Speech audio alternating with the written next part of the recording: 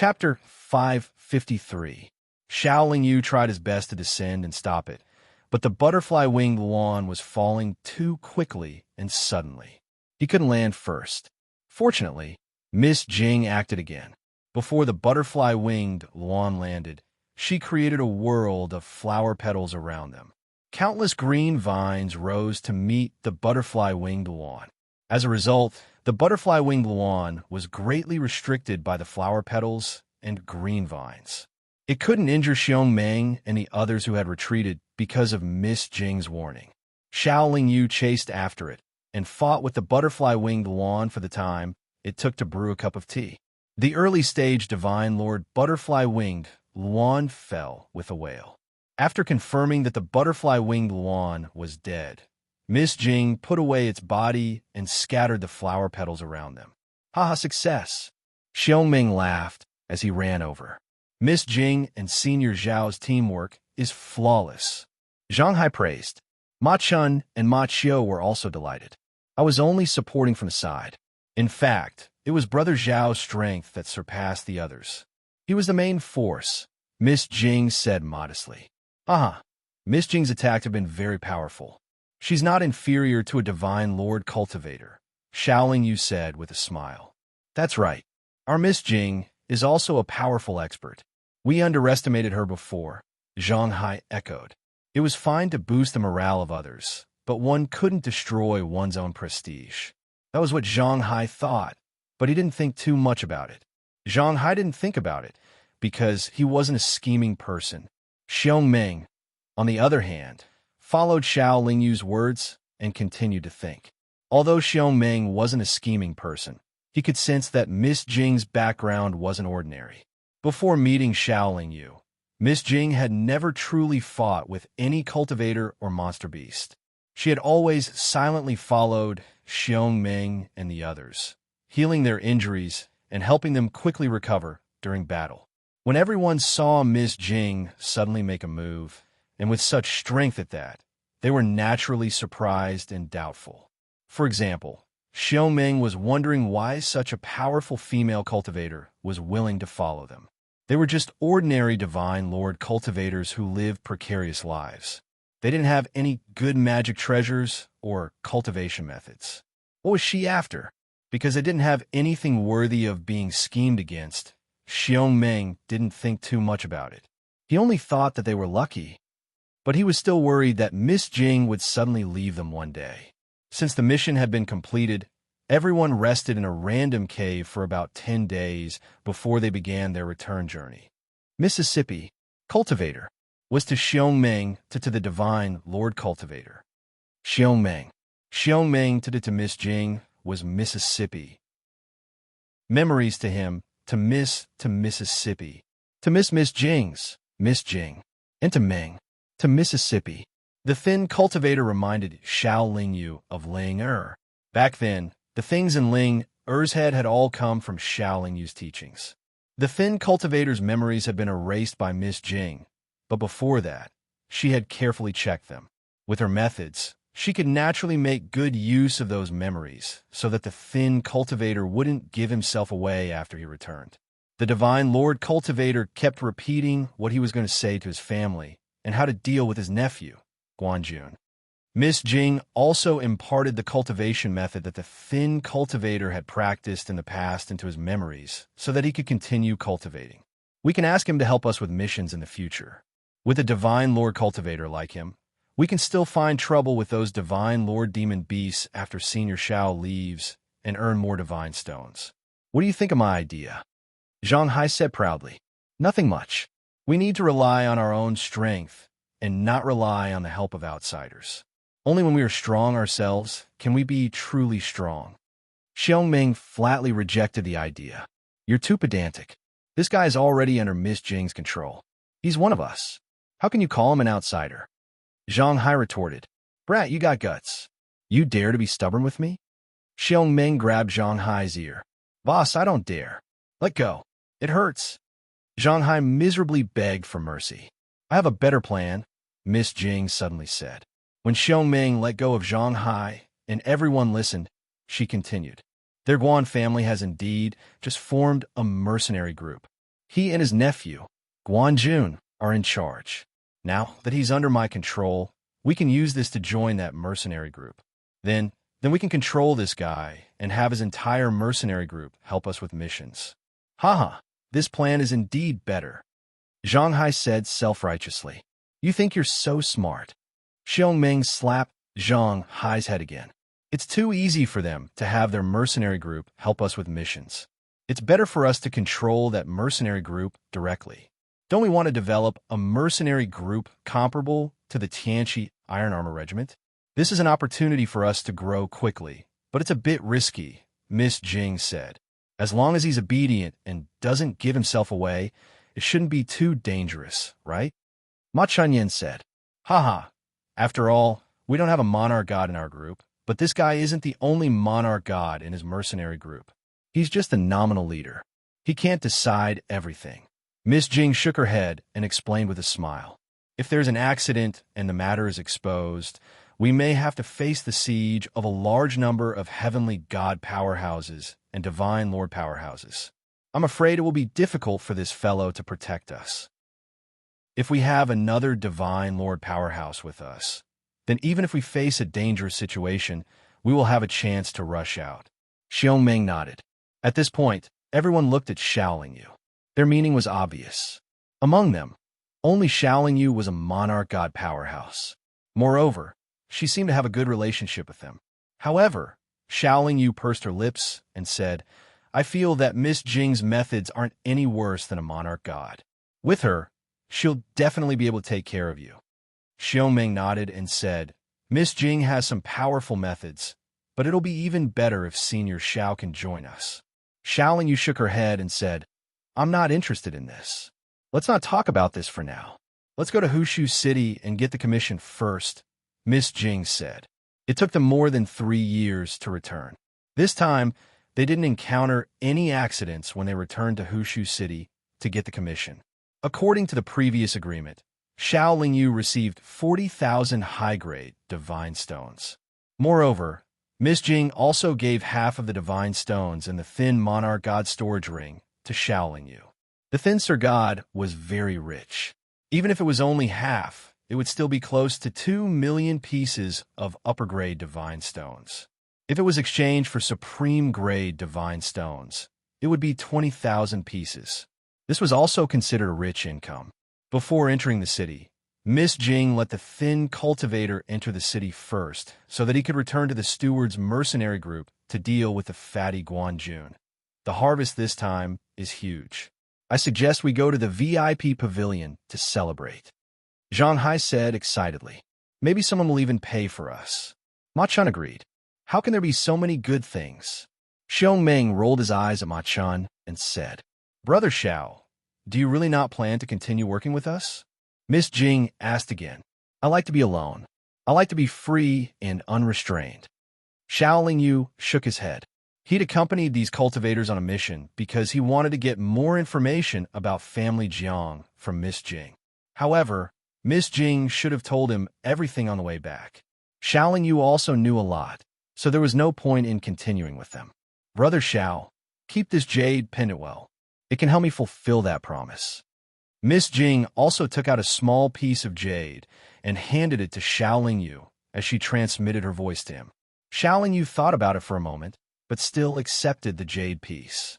Zhang Hai and the others didn't hear Miss Jing's voice transmission to Xiaoling Yu, nor did they know of the agreement between Miss Jing and Xiaoling Yu. They were baffled when they saw Miss Jing give Xiaoling Yu a jade pendant. But then Zhang Hai seemed to think of something and said with a naughty smile, Could it be a token of love? Then I'll be taking my leave. Good luck, everyone.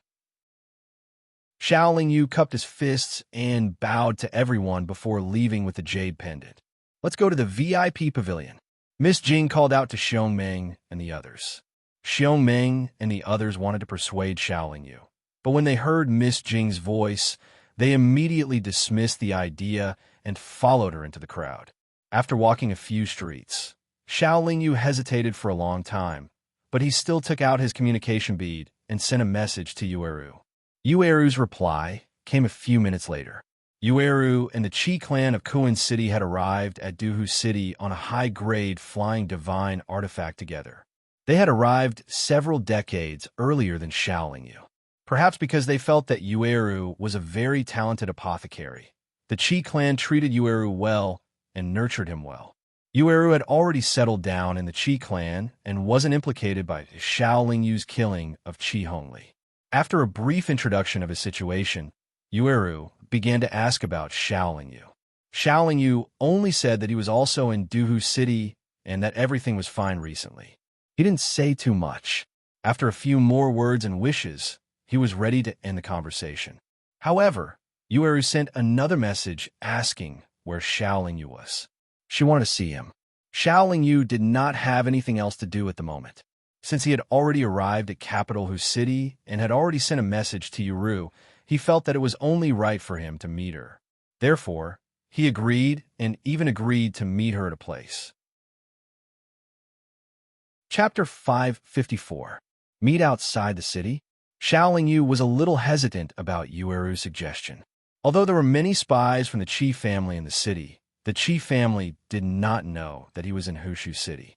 Moreover, why would the Qi family in Hushu City take him seriously? After all, he had only killed a young master from the Qi family in Kuin City. He did not have much enmity with the Qi family in Hushu City. Even if he was accidentally targeted, the Qi family in Hushu City would not search for him wantonly. Moreover, there were rules against fighting in the city. The Qi family would not dare to violate these rules, so it was safe in the city. If he went out of the city, he would lose the protection of the city rules and would not be safe. However, since Yueru had made such a suggestion, it was also for his own safety. Xiaolingyu felt that he should not doubt Yueru, so he agreed and immediately headed out of the city. It took nearly 4 hours to travel from the city center to the city gate. Then, it only took 100 breaths to travel from the city gate to the bridge over the river. Out of caution, Xiaolingyu did not wait at the bridgehead obediently. Instead, he watched from a distance of 300 feet from the bridgehead. After reaching the Divine Lord stage, Xiaolingyu's eyesight had improved greatly. Even though he was 300 feet away, he could clearly see everything at the bridgehead. After waiting for a full 20 hours, Yueru finally arrived at the bridgehead alone. When he did not see Xiaolingyu at the bridgehead, Yueru took out his communication pearl and sent a message to Xiaolingyu. Xiaolingyu observed his surroundings again. After seeing that there was nothing out of the ordinary, he walked towards the bridgehead. In fact, Xiaolingyu did not know much about the Qi family in Hushu City. Even if they sent someone to follow Yueru, as long as they concealed it slightly, he would not be able to discover it. Yueru, who had been looking around, quickly saw Xiaolingyu and quickly walked over to greet him. To Xiaolingyu's surprise, Yueru, who had always been gentle and reserved, threw himself into his arms when he saw him. In the past, Xiaolingyu also knew that Yueru was interested in him. However, he would not express it too obviously and would not be so bold. Therefore, when Yueru threw himself at him, he took 2 steps back. However, he could not let Yueru miss him. After all, they came from the same village and were considered good friends. Yueru wrapped her arms tightly around Xiaolingyu's waist as if she was afraid that Xiaolingyu would fly away if she let go. Many cultivators at the bridgehead looked over. In their opinion, Xiaolingyu and Yueru were a pair of lovers who had just reunited. Although Xiaolingyu was not a thin-skinned person, he did not have a romantic relationship with Yueru. He felt very uncomfortable being hugged like this by Yueru. He grabbed Yueru's arms with both hands and exerted a little force, trying to break free from Yueru's embrace. Unexpectedly, Yueru hugged him even tighter and said in a sobbing voice, "Big brother Xiao, I missed you so much." "Haha, I missed you too," Xiaolingyu said casually as he exerted more force, trying to make Yueru let go first. "Really?" Xiaolingyu said casually, but Yueru took it seriously. She suddenly raised her head and asked with tears in her eyes. Xiaolingyu felt a headache coming on. He remembered that there was an ancient saying on earth that it was the hardest to accept a beauty's favor. Yueru was so proactive and so affectionate. He really did not know how to deal with her. Although he also had several wives, this did not mean that he was a man who was good at seeing through a woman's heart. In my heart, you are like my biological sister. How could I not miss you after not seeing you for so long? Xiaoling Yu gave a reply that he thought was not bad. This reply made Yueru feel a burst of joy. However, Yueru soon understood. The joy on her face immediately disappeared and was replaced by a hint of disappointment. Yueru seemed to struggle in her heart for a moment. Then, she released her arms and bit her red lips. Big brother Xiao, do you really not have any feelings for me at all? Haha, let me tell you. You already have sisters-in-law, and more than one, Xiaoling Yu said with a smile. Yueru heard this, and the disappointment on her face deepened. She did not give up and said, Big brother Xiao must be lying to Yueru. If you have no feelings for Yueru, you don't have to lie. This is true. Xiaoling Yu smiled bitterly and shook his head. He continued, a good girl like little sister Yueru will definitely be liked and pursued by many outstanding cultivators. In the future, you will definitely meet someone better than Big Brother Xiao. Xiaoling Yu's answer was the same as the lines from the movies he had seen when he was studying on Earth. Yueru smiled bitterly. Her smile was a little sad. Big brother Xiao must be disdainful of Yueru's low cultivation level. However, Yueru will work hard in the future. Big brother Xiao, can you not be so heartless? Yueru said with a sad expression. This really has nothing to do with cultivation level, Xiaoling Yu said helplessly. He did not know how to explain. He really did not understand why Yueru would be so eager and direct to confess. She was originally so pure and reserved. Yueru's sudden appearance caught Xiaoling Yu off guard.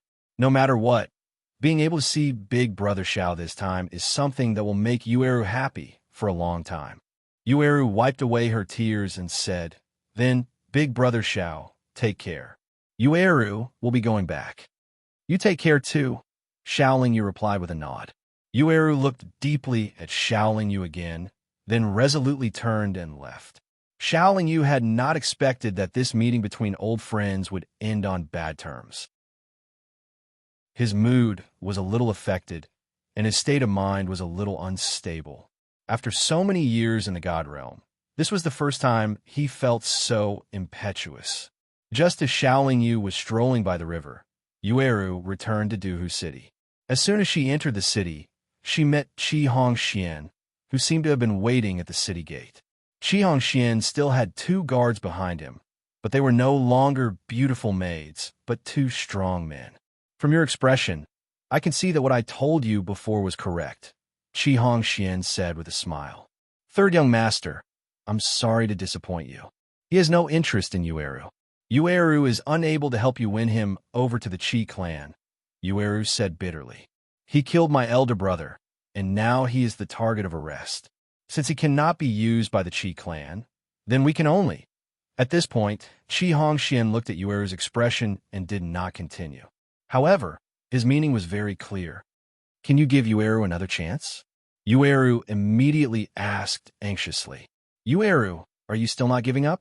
You have done so much for him, but he has not moved at all. Why are you so stubborn? Qi Hongxian narrowed his eyes and said unhappily, After all, the Linggu Valley is indebted to him. He has also taken care of me like a sister, Yueru said with her head lowered. But now you have to understand that you are no longer a person of the Linggu Valley. You are a medicine master of the Qi clan, a medicine master with a limitless future. You should know that I have been suppressing many things in the past. However, now that he has arrived in Duhu City, it is very easy for the Qi clan to target him. When the time comes, not only will I not be able to suppress him, but I will also be implicated. Some people in the family have long been talking about it. They say that Xiaoling Yu was ordered by me to kill my elder brother.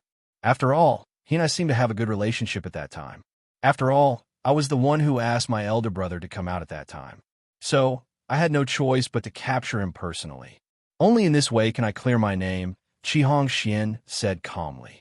Do you really have to do this? Yueru asked again.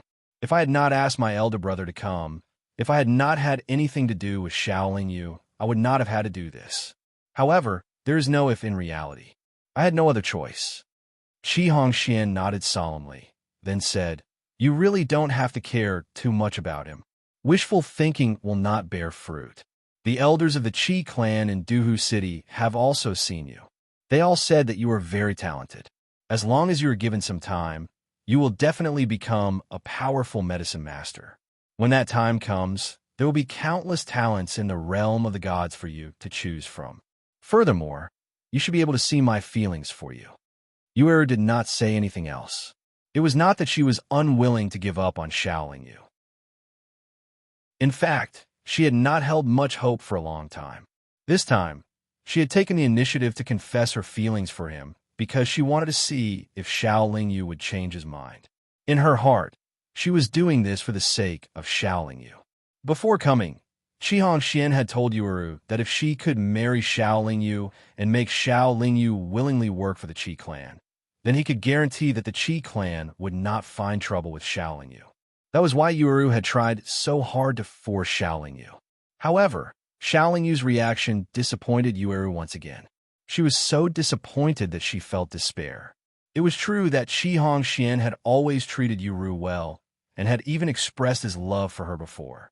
This was especially true after Yueru was confirmed by the Qi family's experts to be an exceptionally talented apothecary. Qi Hongxian was even more attentive to her and had even changed his personal guard from a female to a muscular man for her sake. However, Qi Hongxian did not force Yueru, nor did he make things difficult for Yueru. In fact, he even actively cooperated with Yueru to meet Xiaoling Yu. Yueru's feelings were very complicated now. She did not know what to say to Qi Hongxian. If she stood in Qi Hongshuan's position, Yueru could understand why Qi Hongxian wanted to deal with Xiaoling Yu. However, she did not expect to be able to make Qi Hongxian give up, so she could only remain silent. Let's go back. Don't think too much. Sometimes, you have to think more about yourself. Qi Hongxian said as he held Yueru's wrist. The two of them headed back to the Qi clan's courtyard in Duhu City. Give me your communication bead. As they walked, Qi Hongxian said firmly. Yueru hesitated for a moment, but still took out her communication bead and gave it to Qi Hongxian. The Qi clan in Duhu City was very strict with their medicine masters. Normally, the medicine masters of the Qi clan were not allowed to carry their communication beads with them. Firstly, they were afraid that they would leak the secrets of the Qi clan. Secondly, they did not want them to transfer the results of their research. Thirdly, they did not want them to be tempted or instigated by outsiders. Chapter 555. While Yueru was following Qi Hongxian back to the Qi family, Xiaoling Yu was walking along the river. Although he was strolling, his restless mind became even more chaotic as he listened to the sound of the river. As he walked, he suddenly stopped. At that moment, a rock half the height of a person blocked his path. There were many such rocks by the river. Under normal circumstances, he would have gone around it, but he felt that the rock was an eyesore. It was as if the rock was deliberately blocking his path and mocking him. Get out of my way. Xiaoling Yu kicked the rock. Splash. Xiaoling Yu kicked the rather large rock into the river, causing a huge splash. When the rock disappeared, Xiaoling Yu was about to continue walking forward, but he suddenly stopped in his tracks. Something's wrong. Xiaoling Yu suddenly realized that something was wrong. He had just kicked the stone away. Logically speaking, he should have vented a lot of his anger and felt a lot better. However, in fact, his state of mind was even more chaotic than before. Furthermore, it was a mess. The biggest taboo for cultivators was to have such a state of mind. If it continued without relief, it would form an inner demon, and it might even cause the cultivator's state of mind to collapse. How can this be? Xiaoling Yu was a little confused. Even though his mental state had always been his weakness, and he had very little comprehension of cultivation, it was still the first time he'd had such a feeling of his mental state being in disarray for no reason. Oh, that's right. This is a common problem in the chaos ethereal enlightenment stage. I encountered the inverse mystic realm. Xiaoling Yu suddenly understood. Cultivation in the chaos ethereal enlightenment stage focused on understanding realms. In this stage of cultivation, one would often encounter two situations. One was the inverse mystic realm, and the other was the spirit mystic realm.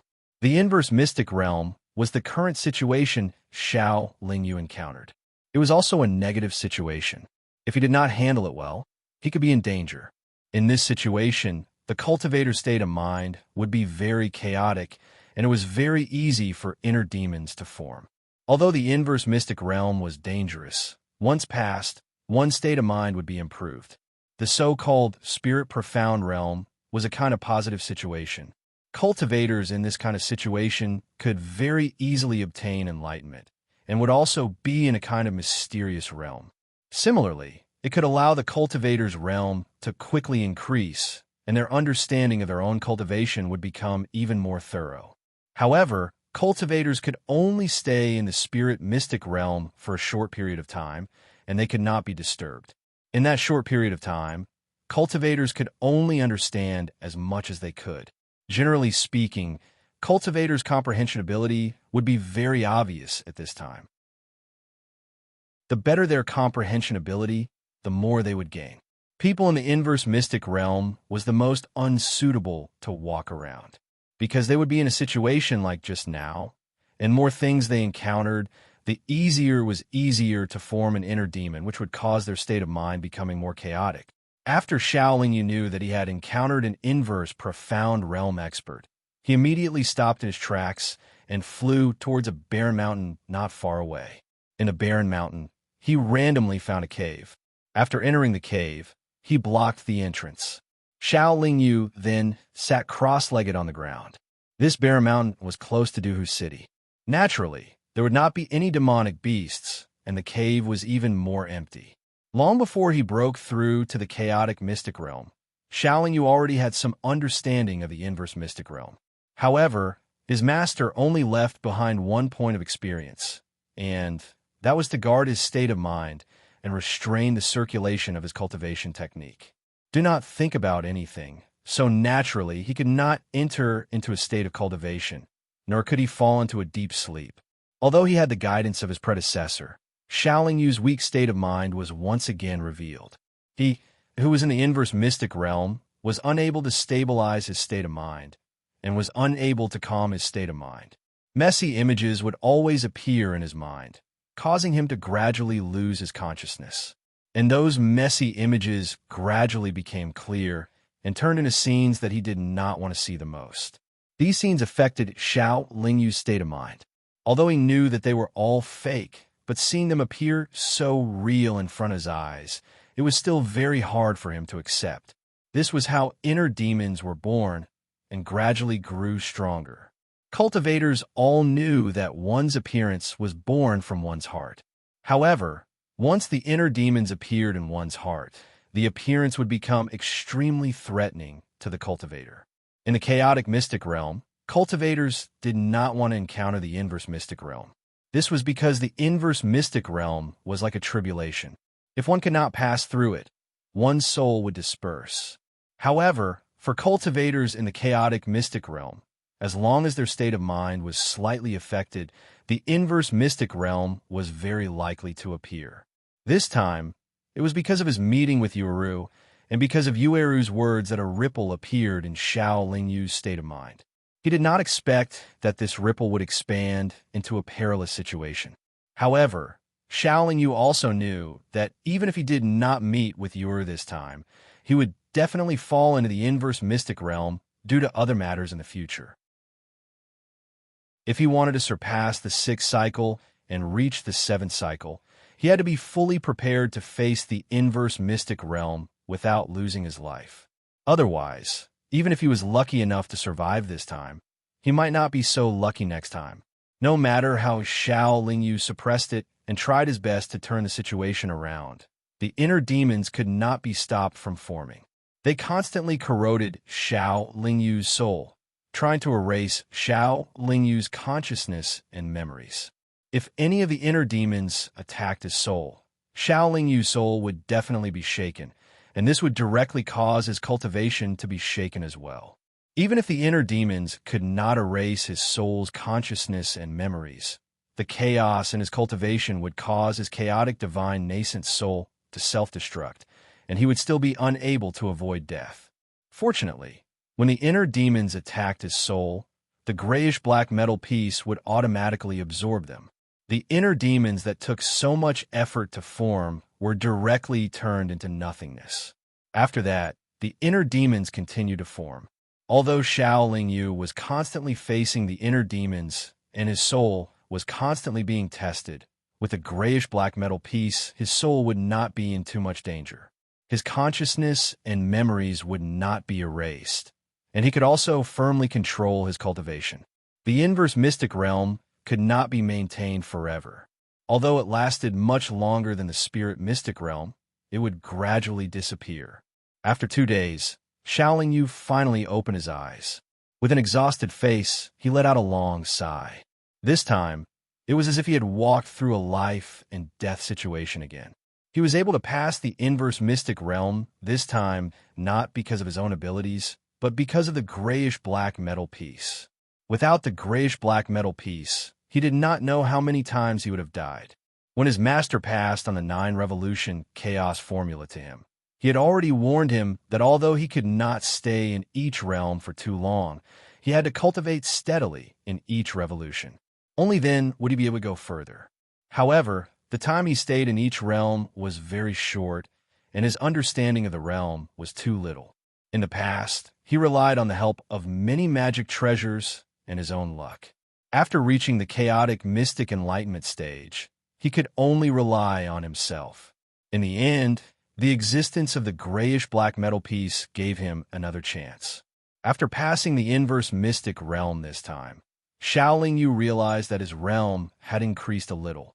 With this metal piece in my soul, I don't have to be afraid of the inverse mystic realm in the future. It's easier to encounter the inverse mystic realm. If I frequently cause myself to be upset in the future, I can directly enter the inverse mystic realm and pass it, and my realm will increase. In this way, I have found a way to quickly increase my realm in the chaotic mystic enlightenment stage. Xiao Yu then thought about it. Not only was he not worried about the inverse mystic realm in the future, he was instead looking forward to it.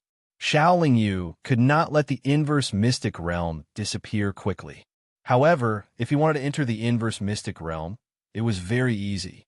However, how could ordinary cultivators have the grayish-black metal piece in their soul?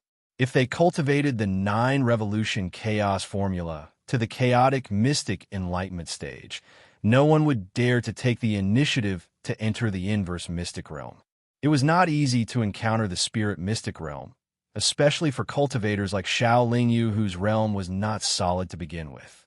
In the chaotic mystic enlightenment stage, cultivation relied on sudden enlightenment and understanding to improve oneself. For Xiao Yu, who could not encounter the spirit mystic realm frequently, he could enter the inverse mystic realm at any time. Furthermore, he was not afraid of the inverse mystic realm, which became a shortcut for him to improve his strength. After another day of meditation in the cave, Xiao Yu waited until his mind was stable and his condition was good before he left the cave. Just as he reached the entrance of Duhu City, Xiao Yu was queuing to enter the city when he saw Qi Hongxian walking over from the side. "Brother Xiao, how have you been?" Qi Hongxian cupped his fists in greeting. I've been fine," Xiao Yu replied with a smile. "Last time, my big brother's matter made things difficult for Brother Xiao. I did not expect that my big brother would take your things by force." Qi Hongxian said apologetically. "It's fine," Xiao Yu replied indifferently. Xiao Yu was already on guard. He had killed Qi Hongshuan's big brother, but Qi Hongxian was still so polite to him. There must be something wrong. "Brother Xiao, do you have urgent matters to attend to in the city?" Qi Hongxian asked. "Nothing urgent," Xiao Yu replied. "Then can we find a secluded place outside the city to have a drink or two and reminisce about old times?" Qi Hongxian seemed to invite him sincerely. Xiao Yu frowned. After hesitating for a moment, he nodded and said, "Brother Qi, please follow me." It was not a problem to drink with Qi Hongxian outside the city, but he had to choose the place himself. Since Qi Hongxian wanted to see him, it meant that the Qi family in Duhu City already knew his whereabouts. Xiao Yu wanted to hear what Qi Hongxian had to say. Qi Hongxian was alone at this time, so Xiao Yu had no need to fear him. Xiao Yu continued to move forward along the river. After 2 hours, he finally stopped beside a relatively flat rock. Let's do it here. This rock looks like a table prepared in advance, Xiao Yu said as he sat cross-legged on the rock. Qi Hongxian also sat down and took out some fruits and a pot of wine. There's no need for wine, Brother Qi. We're all straightforward people. Let's get straight to the point. Chapter 556. Qi Hongxian took back the cup and drank it himself. He said, "Although my brother shouldn't have coveted your things, it wasn't rational for you to kill him like that." Xiao Yu only smiled and didn't say anything. Although our Kuan city's Qi family can't represent the Duhu city's Qi family, my brother Qi Hongli is still a member of the Duhu city's Qi family. The elders of the Duhu city's Qi family have also expressed that as long as they find you, they'll definitely take action, Qi Hongxian added. Brother Qi, are you here to remind me to leave Duhu city quickly? Xiao Yu asked. No, I'm here to discuss a deal with you. If you cooperate with me, I can guarantee that the Duhu city's Qi family won't touch you. Qi Hongxian shook his head. What deal? Xiao Yu asked again. Help me kill someone, Qi Hongxian said calmly. Qi Hongxian said calmly. This person is my second brother. His name is Qi Hongbin, and he's a cultivation madman. His talent is also very high. For many years, my eldest brother has helped my father manage the family business, while my second brother has focused on cultivation. His talent is already extraordinary, and with my Qi family's wealth, he has already reached the peak of the late heavenly god realm. He's only half a step away from the divine monarch realm. I'm very curious. Why do you want me to help you kill your second brother? Xiao Yu rubbed his nose and asked. As for why, Brother Xiao doesn't need to know. However, as long as Brother Xiao can kill him, I can help Brother Xiao completely break away from the threat of the Qi family. Moreover, I can also give Brother Xiao a generous reward, Qi Hongxian said after drinking another cup of wine. From the looks of it, the death of your big brother, Qi Hongli, was most likely part of your scheme. I was merely used by you. And now, you want to use me again, Xiao Yu sneered. Brother Xiao, you're overthinking it. This isn't using you, it's cooperation. Qi Hongxian shook his head. What if I don't want to cooperate with you? Xiao Yu asked bluntly.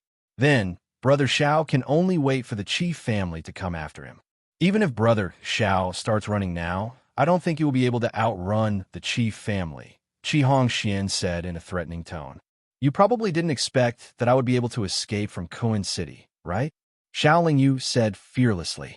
Actually, Brother Xiao, you can consider my earlier proposal. This will be beneficial to both of us, Qi Hongxian said, unwilling to give up. Xiao Yu shook her head firmly and said, I can let you use me once because I didn't think of this at that time, but I definitely won't let you use me again. Since he had killed a young master of the Qi family, the Qi family would never let him go. If he killed another one, he didn't believe that Qi Hongxian would be able to settle this matter. Qi Hongli wanted his second brother to die as well, but his father, Qi Jinghao, definitely didn't want that. If that's the case, as Qi Hongxian spoke, he suddenly slapped his palm towards Xiao Yu's face. This palm strike was very powerful. Just the gust of wind that it brought out was already as sharp as a knife. Fortunately, Xiao Yu didn't trust Qi Hongxian. He was also prepared for Qi Hongxian to suddenly attack him. Therefore, when Qi Hongxian attacked, Xiao Yu immediately raised his palm to meet the attack. Xiao Yu wasn't even afraid of a divine monarch stage powerhouse, let alone Qi Hongxian, who didn't seem to have the cultivation of a divine monarch. Bang! The two palms collided fiercely, and the strong impact caused the rock they were sitting on to explode into dust. However, what surprised Xiao Yu was that he didn't hold back in his attack. Generally speaking, even a divine monarch stage cultivator would be at a disadvantage when facing his attack. However, Qi Hongxian, who didn't seem to have reached the divine monarch stage, retreated almost the same distance as him. In other words, Qi Hongxuan's physical strength wasn't inferior to Xiao Yu's. Xiao Yu's strength was great because of his high-quality body. Moreover, he had many high-level divine beast bloodlines fused together. It was impossible for ordinary human cultivators to be as special as him. How could Qi Hongxian be so strong? At this moment of the battle, Qi Hongxian naturally wouldn't explain anything to Xiao Lingyu. However, he was also shocked by Xiao Lingyu's strength. I didn't expect Brother Xiao to advance to the Divine Monarch stage in such a short time. Qi Hongxian first praised and then said, "Let's try again." They were both surprised by each other's strength, so they naturally wanted to fight again. When Qi Hongxian attacked, Xiao Lingyu naturally didn't have the slightest fear. He immediately used all his strength to meet Qi Hongxuan's attack. However, when the two palms collided this time, black poisonous smoke gushed out from Qi Hongxuan's palm. Xiao Lingyu first cursed and then prepared to retreat. However, he didn't expect that the black poisonous smoke would crazily drill into his body. Even if he had a physical defense comparable to a high-grade divine artifact, he couldn't stop the poisonous smoke from invading his body. Fortunately, Xiao Lingyu also had a highly toxic body. His body contained a powerful poison. Even though the poisonous smoke was more ferocious than the poison in his body, he could still temporarily suppress it, preventing it from destroying his body. However, Xiao Lingyu's state was greatly restricted. The poisonous smoke that filled his body not only constantly attacked his sea of consciousness, but also blocked his meridians and seeped into his dantian at the same time. How can he hide such a powerful poisonous flame in his body? Is it because he was enveloped by the poison heart lotus? Xiao Lingyu was surprised. Qi Hongxian obviously didn't have the strength of a divine monarch, but he could already face a divine monarch with the help of the poisonous smoke and the strength of his body. "Brother Qi, if you have such strength, you can kill your own second brother. Why do you need to invite me?" Xiao Lingyu asked in confusion as he suppressed the poisonous smoke. Qi Hongxian didn't rush to attack. Instead, he smiled and said, "He is my second brother after all. Although I want him dead, I can't do it myself. If I do, I will be betraying the clan. The Qi family won't let me go. Most importantly, I don't want to expose my strength for the time being. So, is Brother Xiao willing to cooperate with me now?" Xiao Lingyu still shook his head and said, "You would even murder your own brother. I don't feel at ease cooperating with someone like you." Qi Hongxian maintained his smile and said, "Sometimes I have no choice." Xiao Lingyu replied, "No matter whether you have a choice or not, don't drag others into it. Since Brother Xiao says so, I'm afraid we can't be friends in the future," Qi Hongxian said regretfully. "Haha, do you think you've ever treated me as a friend? Or do you think I've ever treated you as a friend?" Xiao Lingyu said nonchalantly, "Brother Xiao, you're a straightforward person.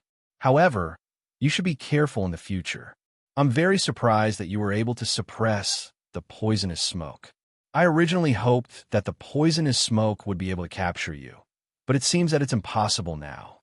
However, as long as there is a trace of the poisonous smoke in your body, I can find you at any time. The next time I see you, you might not be alone. Brother Xiao, if you want to leave Duhu City, please think about the Yueru first." As Qi Hongxian spoke, he flew in the direction of Duhu City. Xiao Lingyu naturally wouldn't let Qi Hongxian leave so easily. However, as soon as he took out the yin-yang mirror, before the four monsters could appear, Qi Hongxian suddenly turned into a black rainbow and disappeared at an astonishing speed. Xiao Lingyu's expression was a little ugly. Qi Hongxuan's last sentence made him worry for Yueru. Yueru was still in the Qi family. If he fled in fear of being hunted down by the Qi family, would the Qi family make things difficult for Yueru? Everything had nothing to do with Yueru. If she was implicated because of this, would he be able to feel at ease even if he managed to escape? However, if he didn't leave, how could he face the Qi family's experts? Xiao Lingyu wasn't afraid if they were only divine monarchs. However, if the Qi family sent divine king experts, he could only hide in the eight-legged Tai Chi cauldron to save his life. No matter what, at least I have a way to save my life. Even if I'm trapped in the cauldron, it's better than running away like a coward. Moreover, divine king experts won't be sent out casually. As long as I'm in Duhu City, even divine king experts won't dare to attack me directly. After thinking for a while, Xiao Lingyu decided to stay in Duhu City. However, before entering the city, he sent a message to Xiongmeng and asked where they were. When they parted ways, Xiongmeng and the others went to the VIP building to celebrate. After drinking some wine, they went to the opposite side of the building to meditate and rest. They were still in the shop. After Xiao Lingyu put away his communication bead, he entered Duhu City. It took him a few hours to squeeze into the shop opposite the VIP building. When he saw Xiongmeng and the others again, Xiao Lingyu said, "I've changed my mind. I've decided to stay with you and build a mercenary group that is as strong as the Tianqi Iron Armor Squad." "Ha, that's great. We were still hesitating whether or not we should go to the Guan family's mercenary group. Now that Senior Xiao is willing to stay, we don't have to think about it anymore." Xiongmeng laughed heartily. "What I'm curious about is, what made Brother Xiao change his mind?" Miss Jing asked in a serious tone. As Zhang Hai said, "It's really lonely to travel alone in the divine world. I suddenly want to find a few helpers." Xiao Lingyu explained with a smile. "Of course, I don't want to use you or order you around. I just feel that I can get along well with you, so I want to travel with you for a while.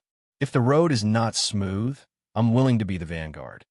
"Hee, we believe in Senior Xiao," Xiongmeng said with a silly smile. "Brother Xiao, you already know about our plan. Do you have any plans for your return this time?" Miss Jing asked again. Chapter 557. After Xiao Lingyu, Xiongmeng, and the others discussed for a while, everyone followed Miss Jing to the steward's courtyard in the southeast corner of the city. Duhu City was just too big, and there were too many people on the streets. It took them almost 2 days to walk from the VIP building to the southeast corner of the city. Fortunately, there were fewer people on the streets the further they were from the center of the city. If it had been so congested, they probably wouldn't have been able to finish the journey in 10 days. The Guan family wasn't one of the original 3 great clans of Duhu City. They had just moved here not long ago, but their strength shouldn't be any weaker than the 3 great clans of Duhu City. The southeast corner of Duhu City was rather remote. There were almost no bustling streets here, and weeds were everywhere. It was a scene of desolation. It was precisely because this place wasn't bustling and the land was cheap that the Guan family's compound could occupy such a large area. The Guan family's compound was very large, and the Guan family's wildfire camp not far from it also occupied a lot of land. Xiao Lingyu and the others' destination was the wildfire camp. This camp had no courtyard walls and was 3,000 feet long and wide. There was a training field at the front and back of the camp, and a circular stone building in the center. There was no one at the training field at the front of the camp, but there were shouts coming from the stone building. Xiao Lingyu and the others slowly walked to the entrance of the stone building, but they were stopped by 2 Empyrean god cultivators. One of them shouted, "Everyone please wait. This is the Guan family's wildfire camp. Visitors are not allowed." Miss Jing took a step forward. "We were invited by the commander to sign up for wildfire." The guard frowned slightly and said, "Did the captain invite you here? What a joke. Our commander doesn't even ask about mercenary recruitment." Miss Jing's expression didn't change. "If you don't believe me, you can ask the commander." The guard sneered and said, "Our captain is busy. Not just anyone can see him. If you were really invited by the captain, then he must have left you an invitation. Take it out and let us have a look." They've just been established, and they haven't even completed any decent missions. Yet they're already so arrogant, Xiongmeng said unhappily. The 2 guards heard Meng Xiong's words, but they only puffed out their chests and ignored Meng Xiong. They seemed to be able to tell that Meng Xiong was not to be trifled with. "Boy, even your regimental commander has to bow to us politely. Who do you think you are? How dare you show off here?" Zhang Hai also stepped forward, looking confident and fearless. These mercenaries were people who lived their lives on the edge of a blade. How could they allow others to humiliate them like this? Moreover, the person who humiliated them was not at a higher cultivation level than them. "You're courting death," a guard shouted with an ugly face. Then, he suddenly moved forward and punched Zhang Hai in the face. This guard's cultivation was a bit higher than Zhang Hai's. Moreover, he attacked so suddenly that Zhang Hai couldn't dodge or defend himself. However, just as the fist was about to hit Zhang Hai's face, Meng Xiong acted first and grabbed the guard's fist in his hand. Meng Xiong was a late heaven god. He was very strong. He only used a little strength, and the guard cried out in pain. The other guard saw that his companion was at a disadvantage. He immediately took out his weapon and slashed at Meng Xiong's shoulder. Although fighting was prohibited in the city, it was allowed to attack those who provoked it. Moreover, there were some private places where people could attack if they tried to force their way in. Before the blade could land, the blade and the arm that swung were bound by a green vine. It couldn't land. The commotion at the door was not small. Naturally, it attracted the attention of many people. Soon, a large group of cultivators from the Flowing Light mercenary group rushed out and quickly surrounded Shaolin Yu and the others. They all held weapons and looked like they were going to gang up on them. "What's wrong?" A dignified voice came from the door. Then, a thin divine lord walked out. "These are my guests. What are you doing? Could it be that you want to attack my guests?" The skinny divine monarch snorted coldly and said. Hearing the thin divine lord's words, the mercenaries immediately put away their weapons and obediently entered the door. Only the two guards were filled with regret at this moment. They had never thought that these people were actually invited by their own captain. "The two of you, keep your eyes open next time." The thin divine lord scolded the two guards. Then he said to Shaolin Yu and the others, "Please follow me inside to talk." After passing through the door, they walked through a long corridor that was about 10 feet long. Then, they arrived at the center of the circular building. In front of them was a circular empty field. In the center of the field was a stone platform that looked like an arena. The surrounding stone buildings were where the wildfire cultivators usually cultivated. At this time, the stone buildings were turned into spectator stands. And on the stone platform in the center of the field, there were two cultivators competing. Shaolin Yu and the others were brought to a quiet room by the thin divine lord. Everyone pretended to chat for a while before leaving the room. Under the thin divine lord's lead, everyone came to the fighting stage in the center of the field. "Everyone, these 6 people have accepted my invitation and have just joined our Flowing Fire mercenary group. Each of them has extraordinary abilities, and I hope that everyone will be able to get along with them in the future and work together to develop our Flowing Fire mercenary group," the skinny Sir God said to the surrounding mercenaries. Then, Shaolin Yu and the others came out to introduce themselves one by one. Then, there was a process that new mercenaries had to go through to accept the challenge of other mercenaries. This challenge was a fight that stopped when it came to a certain point. It was just to let the new members show their skills. It was not a real fight. However, in the past, new members often got injured in the fights. Of course, there were also old members who got injured, but they definitely didn't lose their lives. After hearing the leader's introduction, many of the old members were unconvinced. They rubbed their palms and became restless. Each person could only fight one battle. Moreover, only old members of the same realm could challenge them. Among Zhang Hai, Ma Chun, and Ma Qiu, only Ma Qiu's opponent was stronger and defeated him. Zhang Hai and Ma Chun both won. There were more powerful late-stage heavenly god cultivators, but Xiong Meng relied on his strength and high defense to defeat his opponent. Miss Jing also won. She only announced that she was a mid-stage heavenly god. How can a mid-stage heavenly god defeat her? As for Shaolin Yu, when he announced that he was an early-stage heavenly god cultivator, all the cultivators who were about to challenge him gave up. In addition to the leader of the Wildfire Mercenary Group, which was the thin heavenly god cultivator controlled by Miss Jing, there were 3 other early-stage heavenly god cultivators who were vice leaders. They were considered the upper echelons of the mercenary group. They wouldn't easily challenge anyone. However, there was always an exception. Today, one of the vice leaders had nothing to do. He heard that a heavenly god cultivator had just joined the group. On a whim, he decided to challenge him. When Shaolin Yu saw that no one wanted to challenge him and was about to get off the stage, a figure fell from the top of the stone tower and heavily smashed into the center of the stage. "This one is Zhou, General Brother Shao. Please enlighten me." The newcomer was a cultivator who looked even more powerful than Xiongming. He had a stocky build and a black beard. He wore a suit of golden armor and held 2 hammers in his hands. He looked very valiant. "Please enlighten me." Xiaoling Yu cupped his fists and replied. Zhou Jin didn't dawdle. He immediately waved his hammers and charged at Xiaoling Yu. Although Zhou Jin was at the heavenly god stage, his movement speed wasn't considered fast. At the very least, he was slower than many early-stage heavenly god cultivators. However, when he charged forward, he naturally released the aura of a brave warrior. It gave people the feeling that a divine mountain was pressing down on them.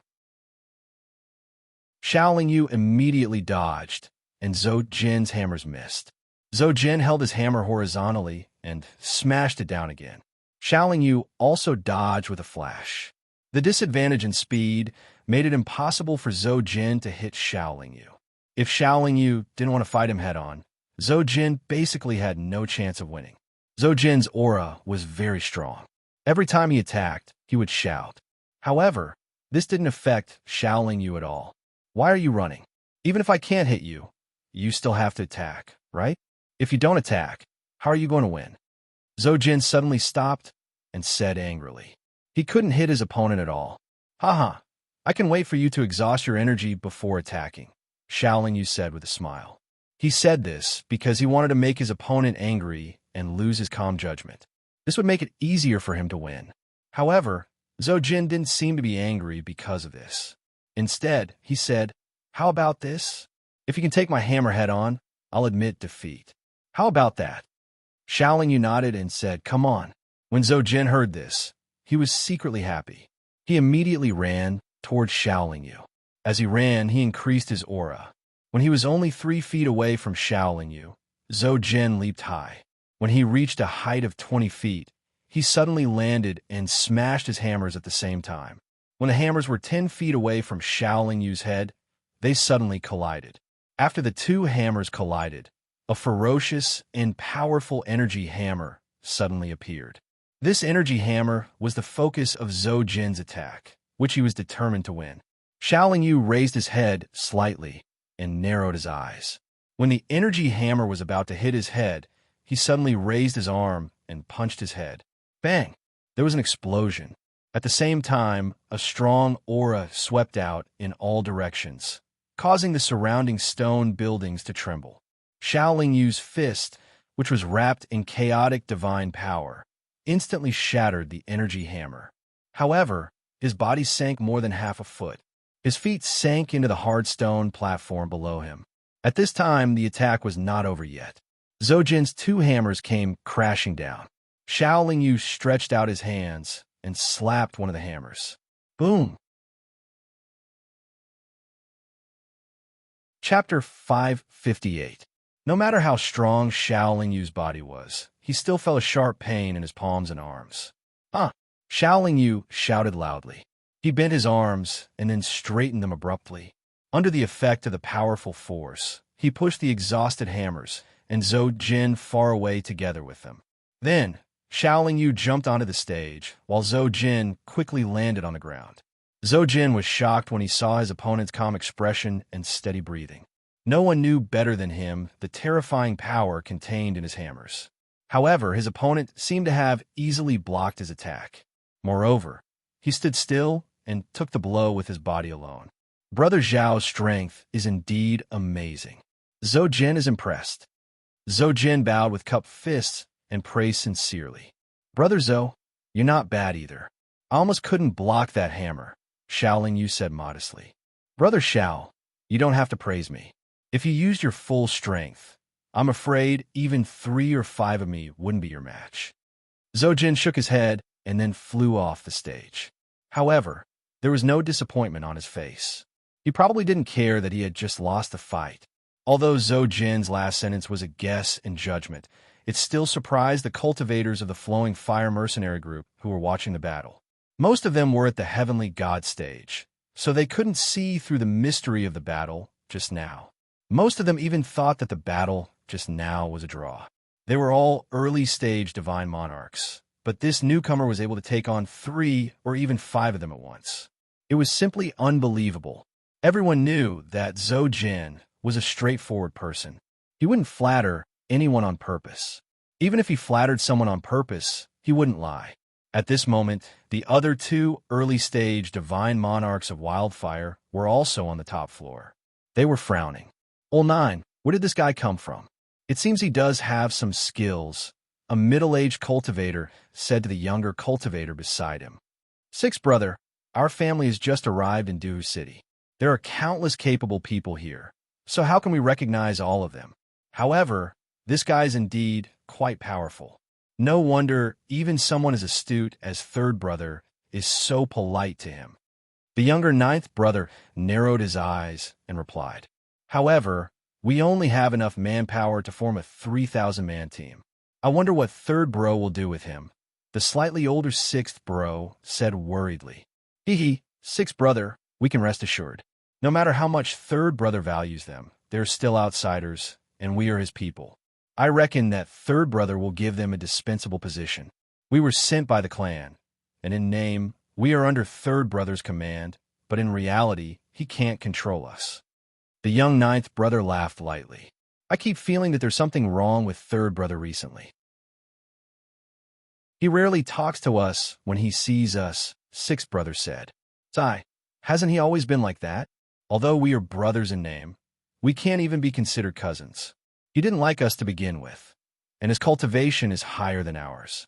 Now that he is heavily relied on by the clan, he is naturally more arrogant than before," ninth brother said nonchalantly. "No, I feel like he has changed a lot. Sometimes his eyes even give me a very empty feeling." Sixth brother thought for a moment and said, "Although he didn't like to talk to us before, he would at least be polite when we met.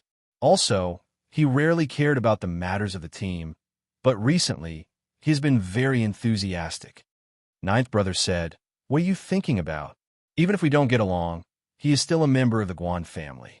This wildfire also belongs to the Guan family. What can he do to us?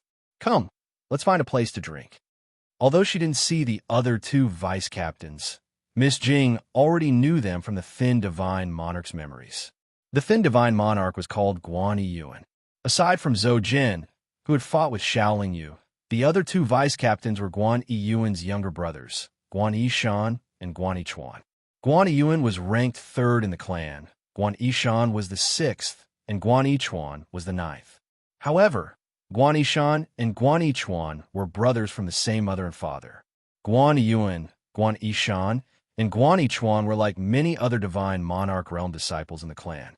Their parents had all died a long time ago at the critical moment of breaking through to the godly king realm. They had cultivated and matured under the arrangements of the clan, then served the clan and took care of all aspects of the clan's affairs. This time, the Guan family had come to Hush City to show off their strength and become the fourth most powerful clan in the city. Although the other three great clans, including the Qi family, didn't want them to join, the Guan family had a very good relationship with the City Lord's Mansion. With the City Lord's Mansion's intervention and suppression, the other three great clans could only tacitly agree to the Guan family's existence and development. If the Guan family wanted to gain a foothold in Hush City, the City Lord's Mansion's support alone was far from enough. They needed their own armed forces and their own way of making money. Thus, forming a mercenary group that could both intimidate and earn divine stones was the Guan family's first choice. The wildfire could be said to be the Guan family's private army.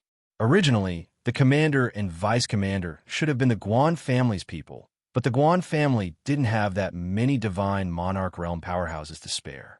Moreover, the Guan family had just arrived in Hush City and needed to recruit the scattered soldiers. This was why the wildfire had an honest and straightforward vice commander like Zhou General, of course. The Guan family head also knew that the Guan brothers, Guan Yiyuan and Guan Yishan, didn't get along very well. It was precisely because of this that he had arranged for them to be together. Although Guan Yiyuan was the commander of 3,000 men, and seemed to have the most authority in the wildfire, he still had to be careful.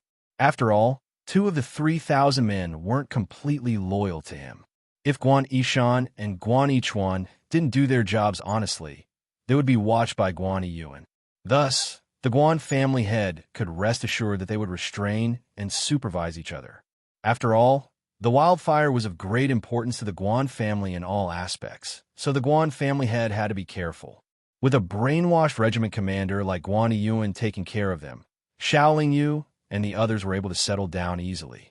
Furthermore, they were assigned to a large suite. There were more than 10 rooms in this suite, large and small, enough for Xiao Yu and the others to live in. Just as Xiao Yu and the others were choosing their rooms, a cultivator who had followed them to the Guan family's vicinity finally lost his patience and quietly left. The cultivator soon arrived at a slightly more bustling street. Then, he entered a small tavern. At this time, Qi Hongxian was sitting alone in the tavern, drinking wine. The cultivator walked up to him and didn't take a seat. He just cupped his fists and said, "Third young master." They entered the wildfire camp of the Guan family. I waited there for half a day, but didn't see them come out. They probably joined the wildfire. Got it. Continue to keep an eye on them. Qi Hongxian waved his hand. After the cultivator left, Qi Hongxian frowned and muttered to himself, "Brother Xiao, this move of yours isn't very good. If the Qi family puts pressure on the Guan family, will the Guan family, who has just arrived in the capital city, offend the deep-rooted Qi family for you?" After choosing their rooms, everyone closed the door and gathered in the living room, setting up restrictions around them. "Miss Jing, why don't you ask Guan Yiyuan to make me a vice commander too?" Zhang Hai said happily. "Kid, don't you see that the deputy commanders are all early-stage divine monarchs? You want to be a deputy commander with your little ability?" Xiong Meng scolded in annoyance. "But if we don't make a few officials, how can we completely control the wildfire?" Zhang Hai asked unhappily. Xiong Meng was silent. "That's a problem. Guan Yiyuan doesn't have the final say in the wildfire. He can decide on ordinary small matters, but if it's a big matter, he'll need Guan Yishan and Guan Yichuan's approval. This isn't good for our future plans," Miss Jing said. "Get rid of them or force them away," Ma Chun said. "That's not advisable. Whether it's getting rid of them or forcing them away, it'll make the Guan family suspicious. Why don't Miss Jing use a secret technique to control the two of them?" Xiao Lingyu interjected. "The two of them are usually very careful and are always together. It'll be difficult to find an opportunity to use a secret technique on them," Miss Jing said. "Haha, opportunities are created," Xiao Lingyu said with a smile. "By the way, in a few days, Guan Yichuan's brigade might leave the city to carry out a difficult mission. I think we'll be able to find an opportunity during the mission," Miss Jing said. "If it's just Guan Yichuan's brigade, it shouldn't be too difficult to control him and use a secret technique." Xiao Lingyu nodded. "When the time comes, I'll ask Guan Yiyuan to send a few of us to assist Guan Yichuan. We can wait for an opportunity to take action," Miss Jing added. If Miss Jing controlled Guan Yiyuan, she would know all the secrets of the wildfire. She would also know some confidential information about the Guan family, which would be of great help to their operation. Sure enough, within a few days, the Guan family assigned the mission to wildfire. This mission wasn't very difficult. Guan Yiyuan, who had been prepared for this mission, had given it to Guan Yichuan. This was what Guan Yiyuan had told him before Xiao Lingyu and the others arrived. The Guan family had told Guan Yiyuan about this mission a long time ago, but they weren't sure at the time. Guan Yichuan was a little younger. He also wanted to make contributions to the family and make the family's experts and family head value him more. Therefore, he was very happy that he had accepted this mission. The next day after receiving the mission, he led his team out of the city. Chapter 559. A group of more than 1,000 people exited the city through the south gate. Then, they took out a flying magic treasure that looked like an airship. This flying magic treasure was a high-grade divine artifact. After Guan Yiyuan took it out, it expanded in the wind. In the blink of an eye, it became a giant airship that was nearly 1,000 feet long and more than 200 feet wide. "Everyone come in." Guan Yichuan took the lead and jumped into the airship. Then, he waved to everyone. Under Guan Yichuan's supervision, more than 1,000 wildfire cultivators entered the airship one after another. Then, they each chose a seat and sat down. Although more than 1,000 people had entered the airship, it was still not crowded at all. Not long after, Guan Yichuan led a few unfamiliar cultivators into the airship and said to everyone, "These people are here to help us complete the mission. In this mission, I hope that everyone will listen to the command and take care of each other." Although they were here to help, Guan Yichuan didn't introduce them to Zhang Tai as usual. Instead, he sat with them at an obviously spacious and luxurious table in the front of the airship. There was even a table of food and drinks on the table. The airship slowly rose into the air and then flew toward the east of Duhu City. It was getting faster and faster, like a meteor with a long tail. No one knew what the mission was, but their expressions were still relaxed. After all, there were 2 divine monarchs on the airship. When the airship stabilized, Guan Yichuan sat at the table and drank and chatted with the unfamiliar cultivators. At this time, a transparent light curtain fell and separated Guan Yichuan and the others at the front of the airship. Ordinary mercenaries could see them, but could not hear what they were saying. "These people are the key to this mission. We have to escort them to Cloud State City," Miss Jing said in a low voice. "Didn't Guan Yichuan just say that they were invited to help?" Zhang Hai asked, puzzled. That's just a cover." He was worried that someone in this mercenary group would leak the secret, Shaoling Yu said with a smile. "So, it's just an escort mission. I thought we were going to hunt divine, king-stage demon beasts," Zhang Hai said disinterestedly. "Kid, is your brain filled with paste? Do you really think we can kill a god king-stage demon beast?" Xiong Meng scolded Zhang Hai. Zhang Hai pouted and didn't say anything. "Will there be any danger along the way?" Xiong Meng asked with concern. If there was no danger and the journey was peaceful, Miss Jing wouldn't have had the chance to control Guan Yichuan. "There should be." According to the information provided by the steward, these employers are members of a declining mid-tier family in Duhu City. This time, they may have brought many parangons and their families' many years of collection with them. Their family originally had a very strong mercenary group, but during a mission, almost all of the experts had fallen, causing their family to gradually decline. Now, only a few of them were left. All of their family's treasures should be with these people. Miss Jing paused for a moment before she continued. "The reason they left the city is most likely because they've been targeted by some large clan or faction. Although this trip is very confidential, it's inevitable that we'll be discovered. It's very likely that we'll be attacked on the way." This airship was a high-grade divine artifact, so it was extremely fast. Ordinary flying demon beasts would have a hard time stopping it. It flew very smoothly and didn't feel the slightest bit of turbulence. Gradually, the wildfire cultivators in Duhu City, who didn't know anything, looked very relaxed. They didn't know that they were already on a mission and could encounter danger at any time.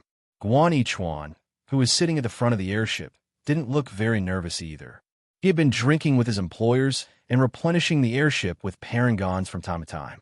One day, 2 months after leaving Duhu City, Guan Yichuan's relaxed expression turned slightly serious. This was because there were countless flying demon beasts in front of them. They gathered together like a black sea.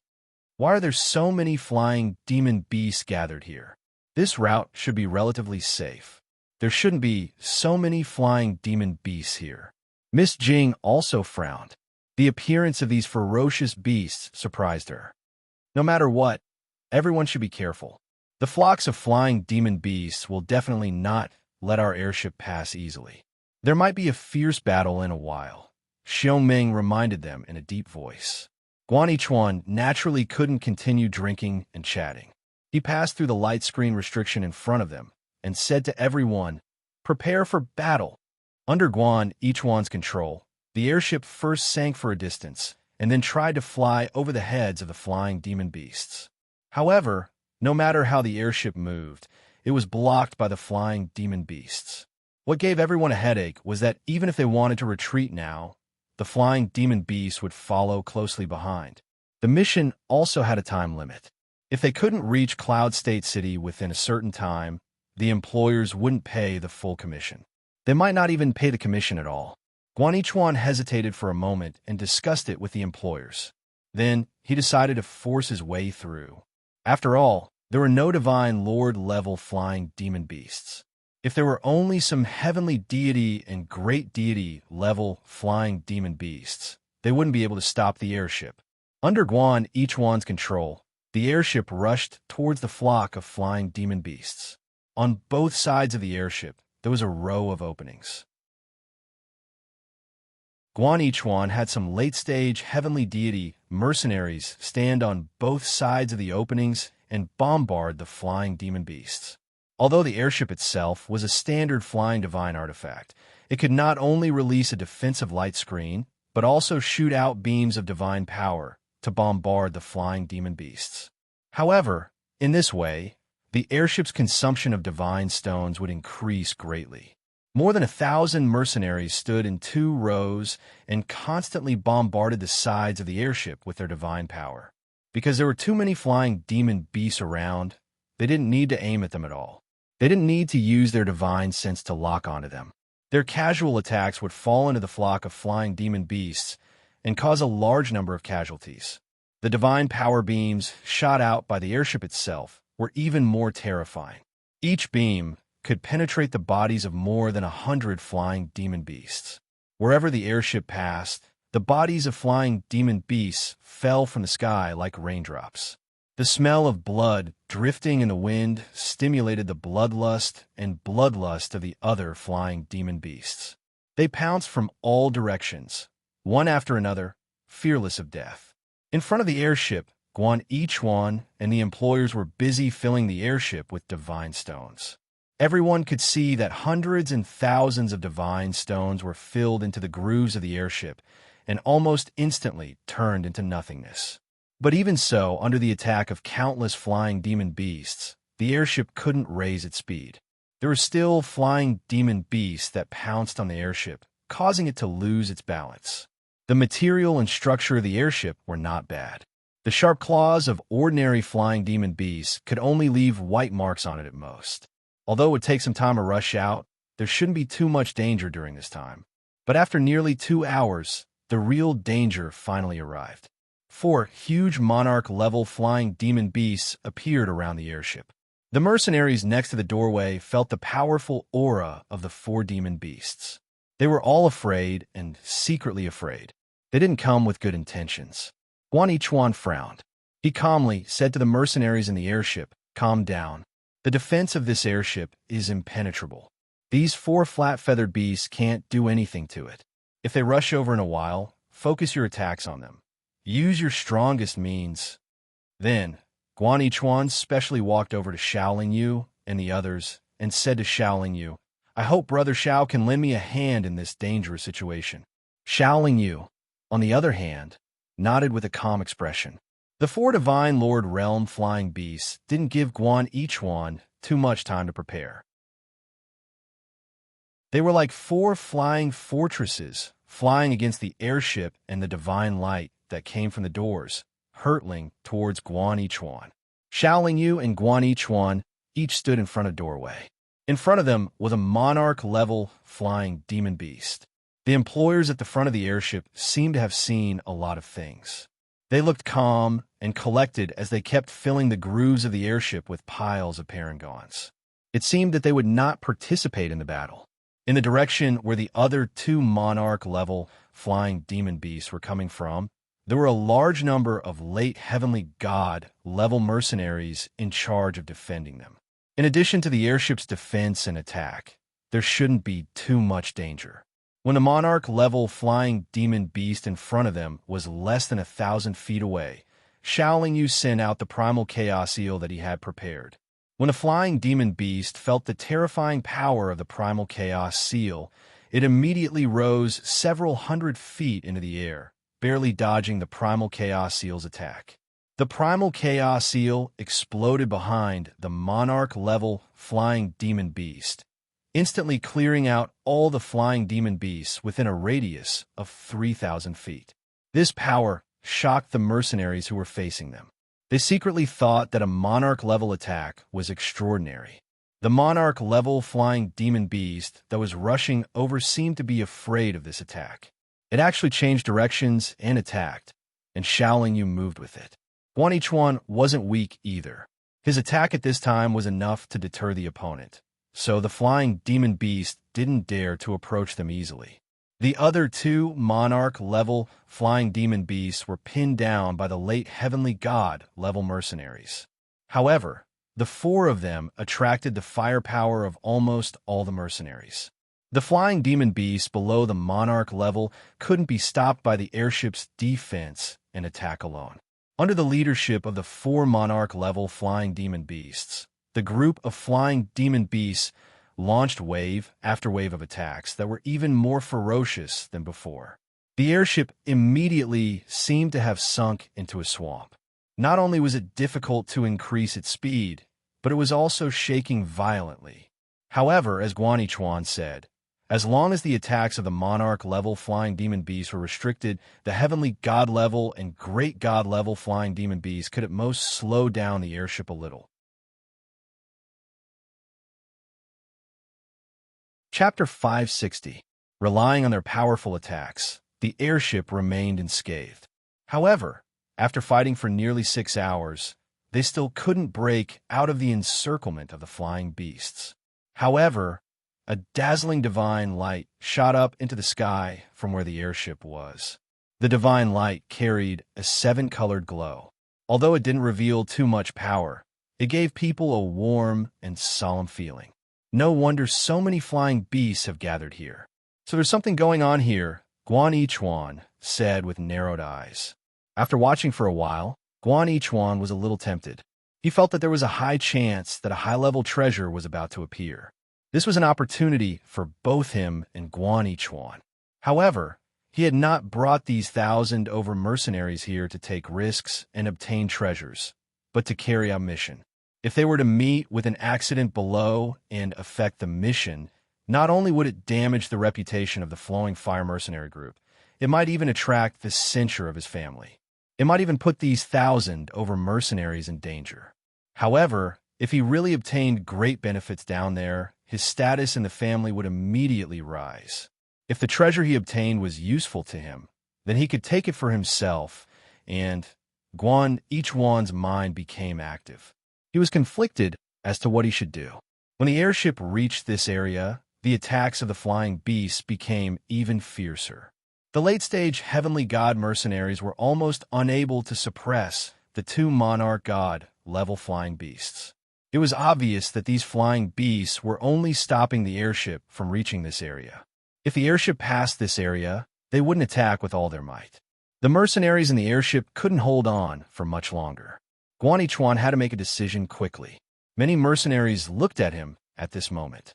At this moment, Miss Jing walked up to Guanichuan and said, "Sir Vice Commander, we should rush through this area. Let's not be wishful thinking about the treasures down there. Although we have many people, even if we obtain the treasures down there, we'll probably suffer heavy losses. These brothers were all recruited by the family with great difficulty." She emphasized the word treasures, which made Guanichuan's heart pound. After reminding him, Miss Jing returned to Xiongming and the others. She looked like she had said everything. "Since there's treasures down there, why did you suggest that he leave? We should go down and take a look," Zhang Hai said telepathically. Xiongming, Ma Chun, and Ma Qiu were also puzzled. "He's still hesitating, but even though I'm trying to persuade him, it'll only make him more determined," Miss Jing replied calmly. "Are there really treasures down there?" Xiongming asked through a secret vocal transmission. "I don't think so. How could there be such a coincidence?" "I don't think there are any treasures down there. Only an ambush set up by a large group of experts," Miss Jing replied. "You mean to say that these divine lights, multicolored lights, and even these birds and beasts were deliberately used by others to scheme against us?" Xiongming asked in surprise. "Very likely. If he decides to go down later, we have to be careful. We have to protect ourselves first, and then wait for an opportunity to attack Guanichuan." Miss Jing reminded Xiaolingyu and the others of the same thing. Xiaolingyu frowned slightly when she heard Miss Jing's voice transmission. If it was as Miss Jing said, this was a trap. Although it would be helpful to their plan, if they weren't careful, they could fall into it and even be in great danger. At this moment, Guanichuan was thinking to himself, If I can sacrifice a portion of my mercenaries in exchange for a treasure, it'll be worth it. After all, there are so many mercenaries in Do City. As long as I have divine stones, I can recruit a large group of heavenly god-level mercenaries at any time. Their deaths won't be regretted. If I give up this opportunity and go back, the people in my clan will definitely laugh at me for being a coward. But if I encounter an accident down there and fail this mission, I won't be able to explain it to my clan. I won't be able to gain much from this mission. If I obtain a powerful treasure down there, it'll be far more effective than completing this mission. After thinking about it, Guan Yichuan decided to go down and take a look. He wasn't very mature, so he was determined to take a look. It was precisely because he liked to compete for credit and was eager to show off that this mission should have been given to the relatively mature Guan Yishan. But he snatched it away. Guan Yishan was his brother, so he naturally wouldn't compete with him. After Guan Yishan forced back the divine monarch flying beast he was facing, he returned to the front of the airship and formed a seal to drive the airship down. The light screen was still there, and it could be seen that the employers were very dissatisfied with Guan Yishan's actions. But Guan Yishan ignored their protests. 4 divine monarch flying beasts led countless heavenly god-level and great god-level flying beasts to attack the airship in a frenzy, as if there was a treasure down there that they wanted to protect and didn't allow anyone else to touch it. The performance of these flying beasts made Guan Yishan even more determined to go down and take a look. Guan Yishan closed all the doors and opened the airship's defensive barrier to the maximum. The defensive power of this airship was very strong. Even after being attacked by so many flying beasts, it still managed to hold on for a while without being breached. It was probably because Guan Yishan was so confident in the airship's defensive power that he decided to go down and take a look. In less than 100 breaths of time, the airship fell to a position less than 1,000 feet from the ground. There was a misty fog below, which covered a wide area and was very dense, making it impossible for anyone to see what was inside. Before Guan Yishan had time to take a look, he suddenly took out his communication bead, and then his face changed dramatically. He immediately controlled the airship to fly up, and at the same time, the airship continued to accelerate, as if he was trying to escape. Unfortunately, Guan Yishan's actions were still a little too late. Just as the airship rose less than 300 feet, several more divine lights suddenly appeared around the airship and soared into the sky. The divine lights quickly gathered at one point, forming a cone-like cage, trapping the airship inside. The accelerating airship inevitably crashed into the dense pillars of divine light. But the airship's defensive barrier was shattered, and the pillars of divine light only bent slightly. Guan Yishan immediately controlled the airship to shoot more divine light beams at the pillars of divine light, but the pillars of divine light pressed down, forcing the airship to the ground. "Everyone, get ready to fight. We've been ambushed." As the airship continued to fall, Guan Yishan opened the doors and loudly reminded everyone. "Sure enough, it's as I expected," Miss Jing said. "There was just a mist below. How did he know there was an ambush below?" Zhang Hai asked, puzzled. He took out his communication bead before, so someone must have reported to him, Shaolin Yu guessed. Now that the airship has been intercepted, there will definitely be a fierce battle. "You guys follow Brother Xiao and me closely, and don't move," Miss Jing reminded them worriedly. Xiong Meng and the other 3 nodded silently, but their blood was boiling. For a long time, they had never participated in a battle with more than 100 people. But this time, they had more than 1,000 people on their side, so the other side should have a lot more as well. In a battle of this scale, teamwork is very important. Of course, the most important thing is the commander's ability to command. Guan Yishan doesn't have much experience in battle, so he has almost no experience in commanding such a large-scale battle. This time, the other side came prepared. "If Brother Xiao is excluded, we will definitely lose," Miss Jing suddenly said.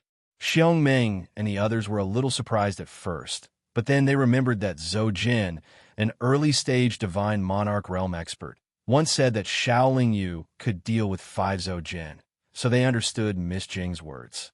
If they wanted to win this battle, They could only rely on Shaoling Yu. Shaoling Yu also knew that if the other side didn't have a Divine King Realm expert, he could at least prevent the 1,000 people from being wiped out if he went all out. Under the suppression of the divine light beams, the airship finally crashed to the ground. The moment the airship landed, Guan Yishan, who was still calm, shouted loudly, "Don't move. We will hold here and wait for reinforcements. Vice Commander, I think we should organize people to break out of the encirclement. Even if the family has sent reinforcements, we are too far away from Duhu City. I think we can't hold on until reinforcements arrive," Miss Jing suggested to Guan Yishan again. "Listen to me or listen to you?" Guan Yishan didn't buy it. The divine light beams were still suppressing the airship, making it unable to move, but the figures of cultivators had already appeared in everyone's line of sight. There were indeed a lot of people on the other side, and they were all dressed neatly and moved in unison. They didn't get too close, but from 3,000 feet away, they began to bombard the airship with divine artifacts, divine talismans, and divine power. "Counterattack!" Guan Yishan shouted loudly. Thus, the two sides began to bombard each other in the fog from 3,000 feet away. With the cover of the fog, the birds and beasts in the sky couldn't see what was happening below. They could feel the mighty momentum below, so naturally, they didn't dare to come down easily. The two sides bombarded each other for a full 2 hours, and then the cultivators surrounding the airship began to slowly shrink the circle. "Keep fighting. Why aren't you attacking?" The other side was already closing in, but the mercenaries guarding the doorway could only hold their weapons tightly and wait quietly. "Our long-range attacks were almost used up when we were fighting those birds and beasts. Now that we have lost a lot of our power, we can't attack from a distance," a cultivator in the late divine realm said helplessly. Guan Yishan's heart sank when he heard this. He thought to himself that he had been too careless and hadn't thought of this. The mercenaries here couldn't attack the other side from a distance, but the other side, who were well prepared and waiting for the exhausted ones, continued to bombard them. This made the situation very grim.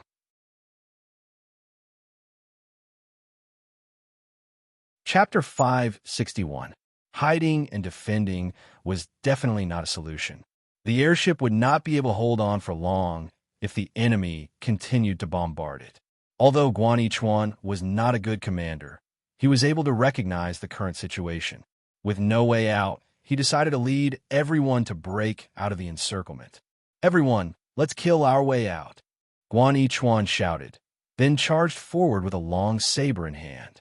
Shaoling Yu and the others immediately followed behind Guan Yichuan, and the employers did the same. The mercenaries who were constantly withdrawing from the airship saw that there were two Divine Lord powerhouses leading the way, so naturally, they wouldn't run off to other places.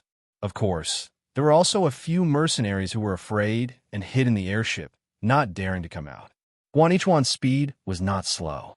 Even with the enemy's intensive bombardment, he crossed the distance of more than 200 feet in 2 breaths and took the lead to kill his way into the enemy's group.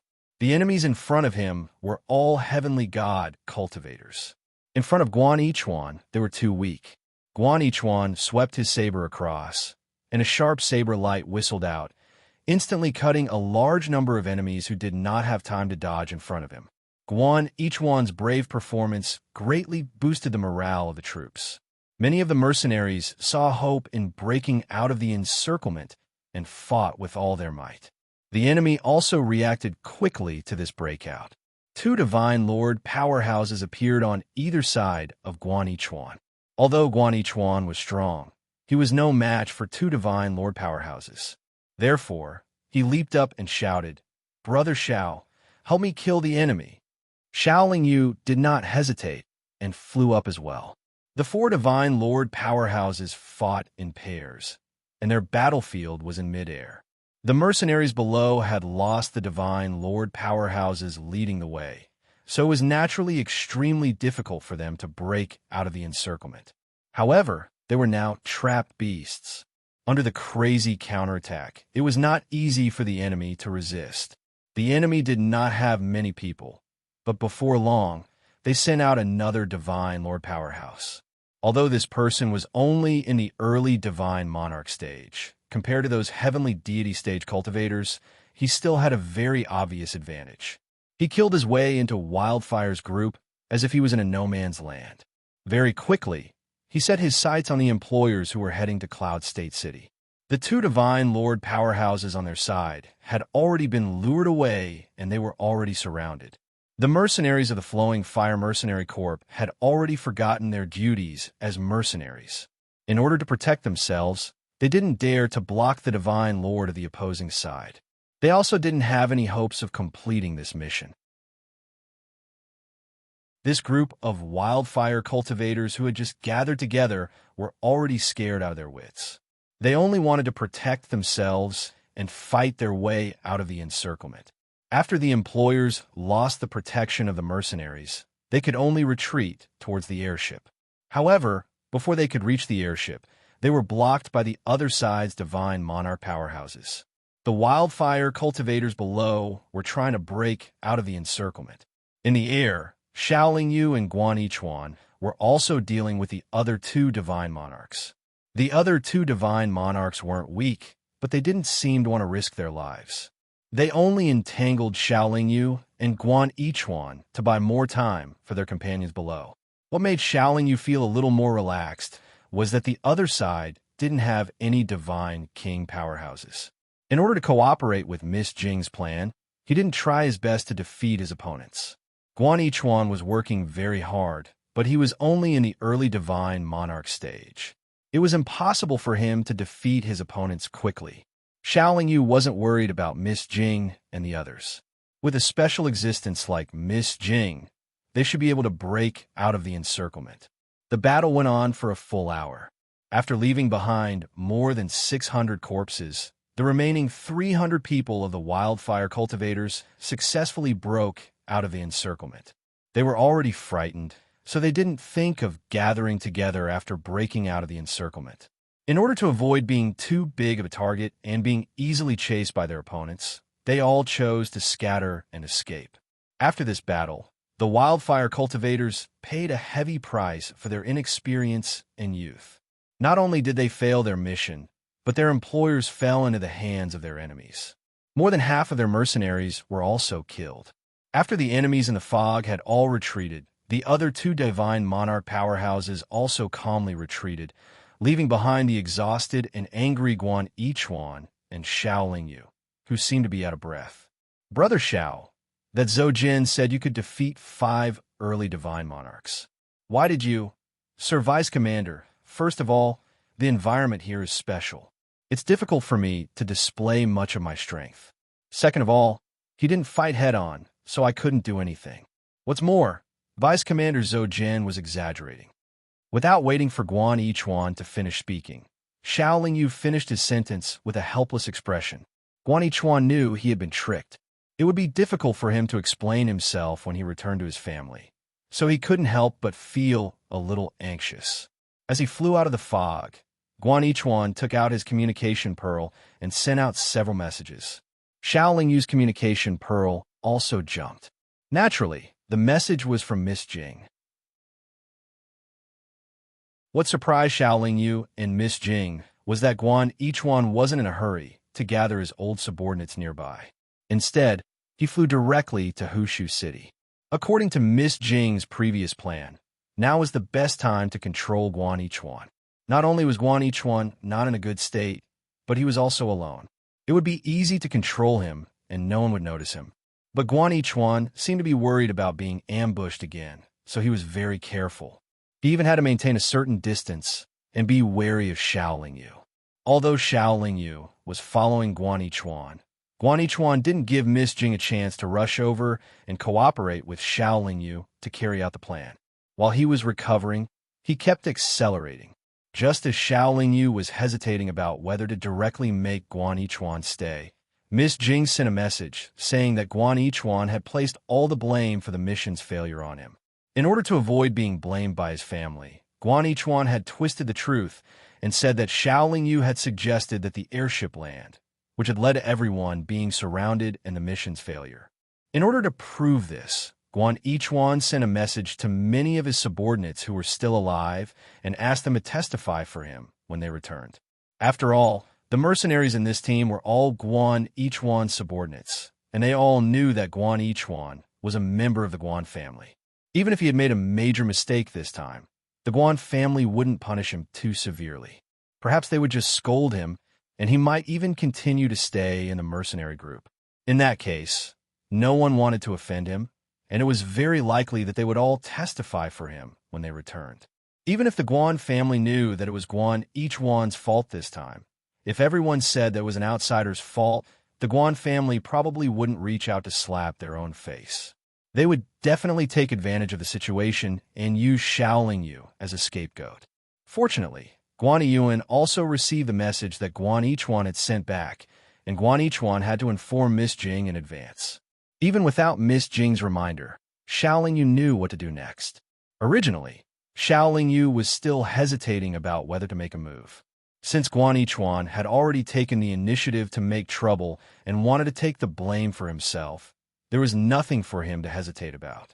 Everyone had just finished fighting, and Guan Yichuan had yet to recover. Shaoling Yu hadn't expended much energy just now, so he was confident that he could defeat Guan Yichuan and definitely wouldn't give Guan Yichuan a chance to send back a message. When Guan Yichuan flew above a barren mountain, Shaoling Yu, who had been flying behind Guan Yichuan, suddenly had a pair of silver wings appear on his back. He suddenly accelerated, and in an instant he flashed behind Guan Yichuan and slammed his palm towards Guan Yichuan's back. Guan Yichuan was wary of Shaoling Yu. After all, he was an early-stage monarch god expert, and his reaction speed wasn't slow. When Shaoling Yu's palm came, he had already tilted his body and dodged Shaoling Yu's sudden attack. Shaoling Yu wasn't upset or disappointed that his palm missed. He quickly retreated and then blasted a primal chaos seal at Guan Yichuan.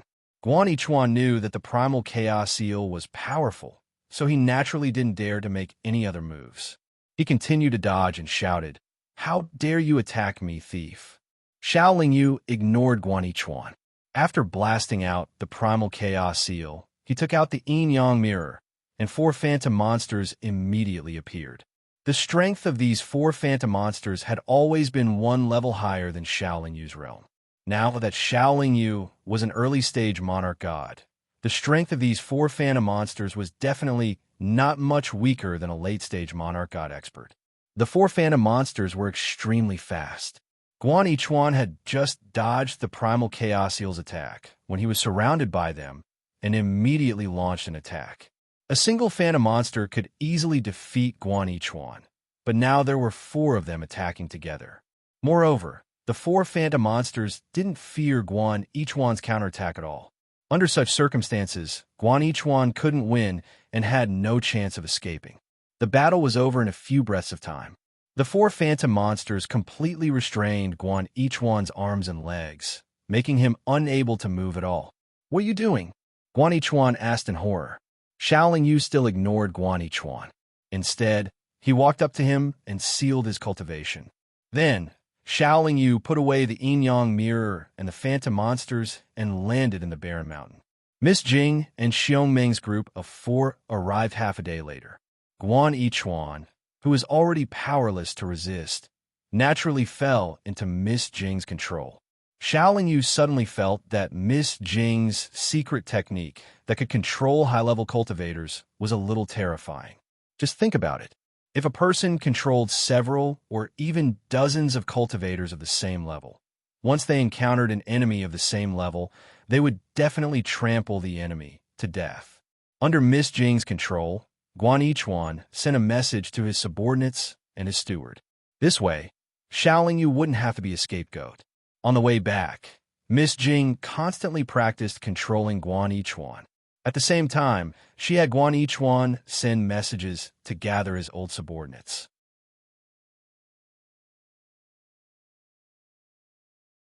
Chapter 562. Back when they had left the city through the south gate, everyone had been valiant and high-spirited. They had lined up in a grand formation and looked like a pack of tigers and wolves.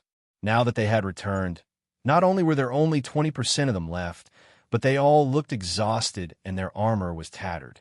It was obvious that they were defeated soldiers. When they had left the city, many passers-by had praised them. But now that they had returned, they were whispering and pointing at them with disdain. No matter what the passers-by said or looked at them, it didn't affect the mercenary team much. Everyone only cared about the mockery and ridicule from the other two brigades and the butler's attitude. However, everyone knew that the butler could only blame Guan Yichuan. It had nothing to do with ordinary mercenaries like them. As soon as the mercenary brigade returned to the camp, Guan Yichuan was called away by Guan Yiyuan. Miss Jing knew that Guan Yiyuan had invited Guan Yichuan into the butler's courtyard on the orders of the Guan family head. Guan Yichuan was now under Miss Jing's control, just like Guan Yiyuan. His memories that he shouldn't have had been erased by Miss Jing.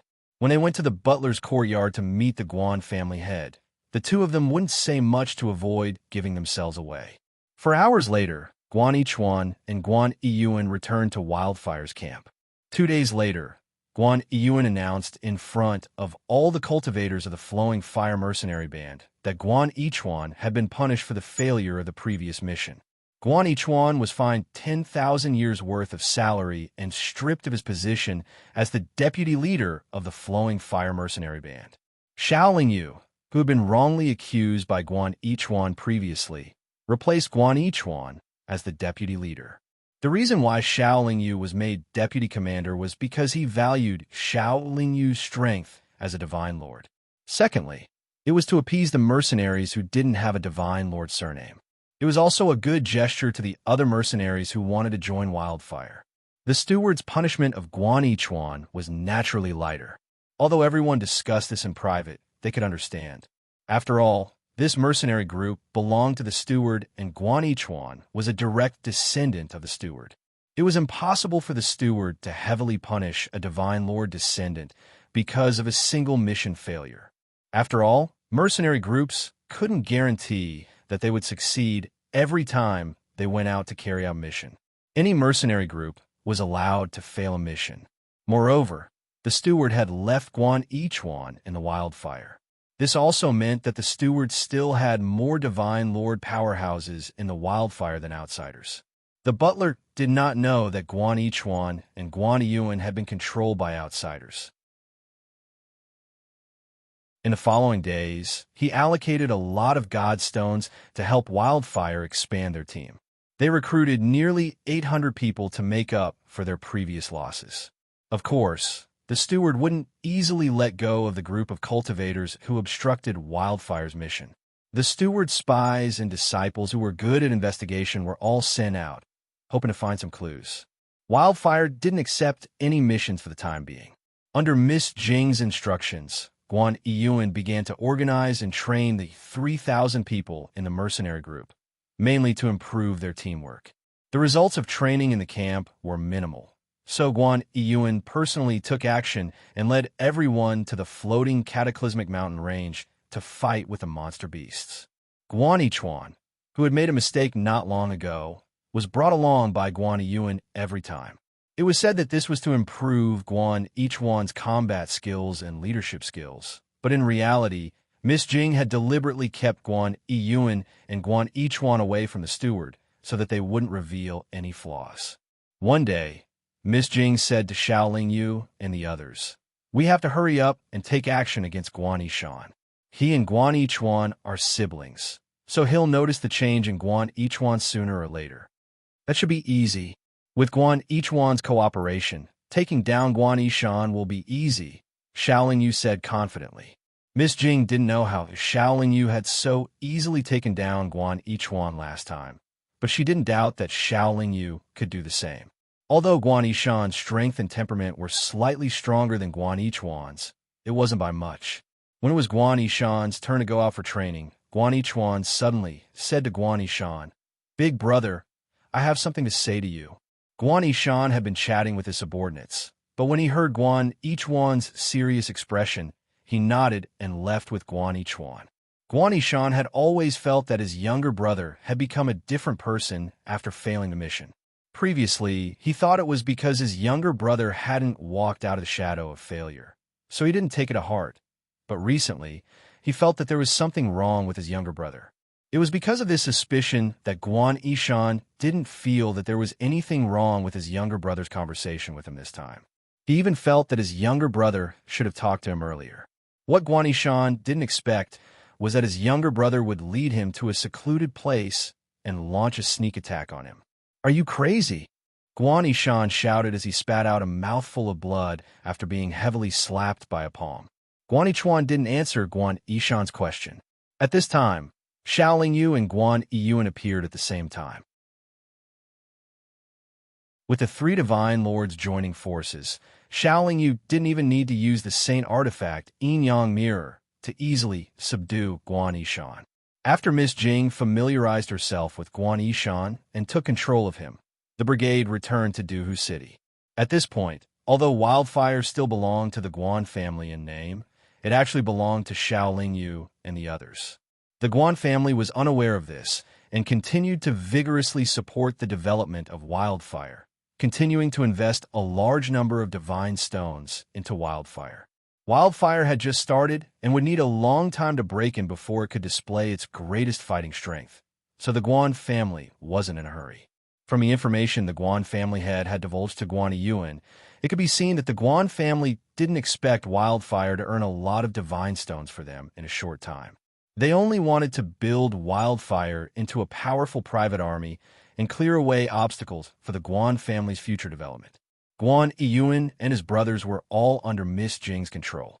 They were more united and had a tacit understanding with each other, which had a great positive effect on the development of Wildfire.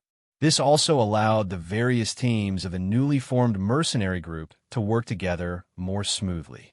However, what surprised everyone was that the news of the Flowing Fire mercenary group's failure in their mission had somehow spread. Everyone in the city was talking about it, and most of them were talking about the butler.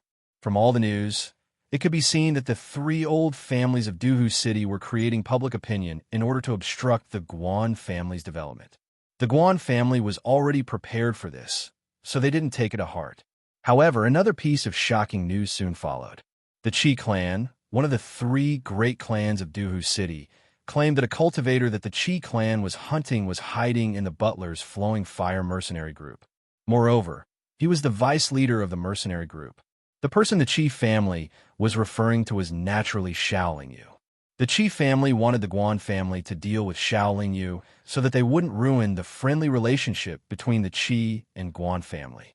The Qi family and Guan family didn't have a friendly relationship, so it was clear that the Qi family was pressuring the Guan family.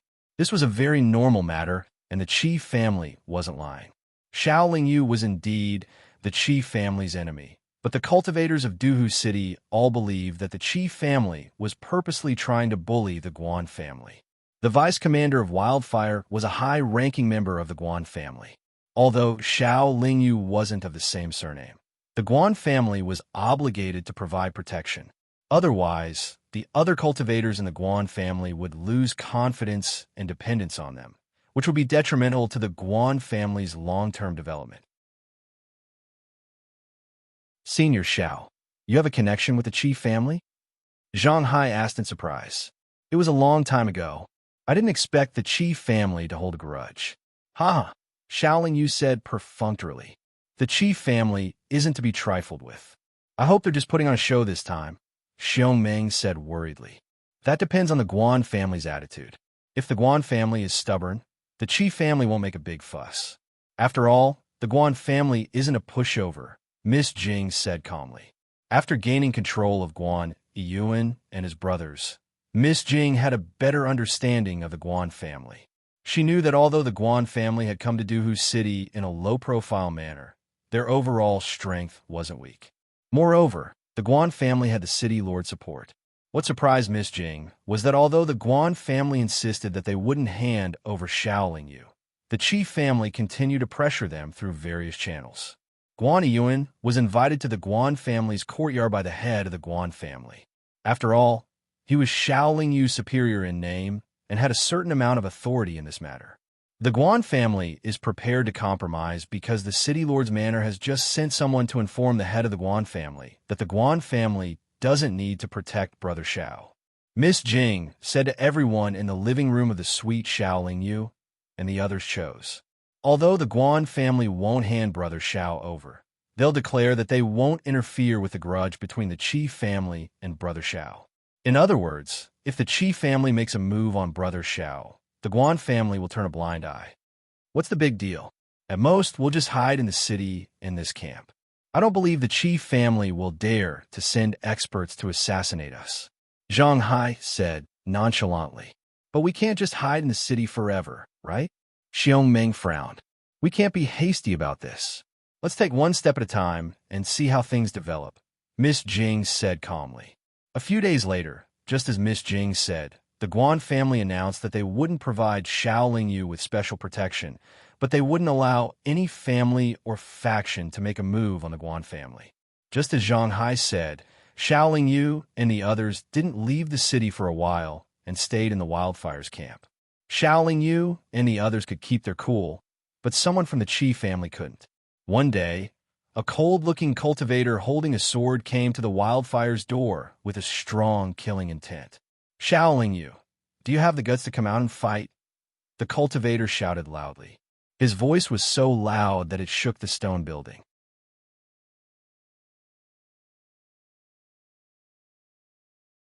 Chapter 563.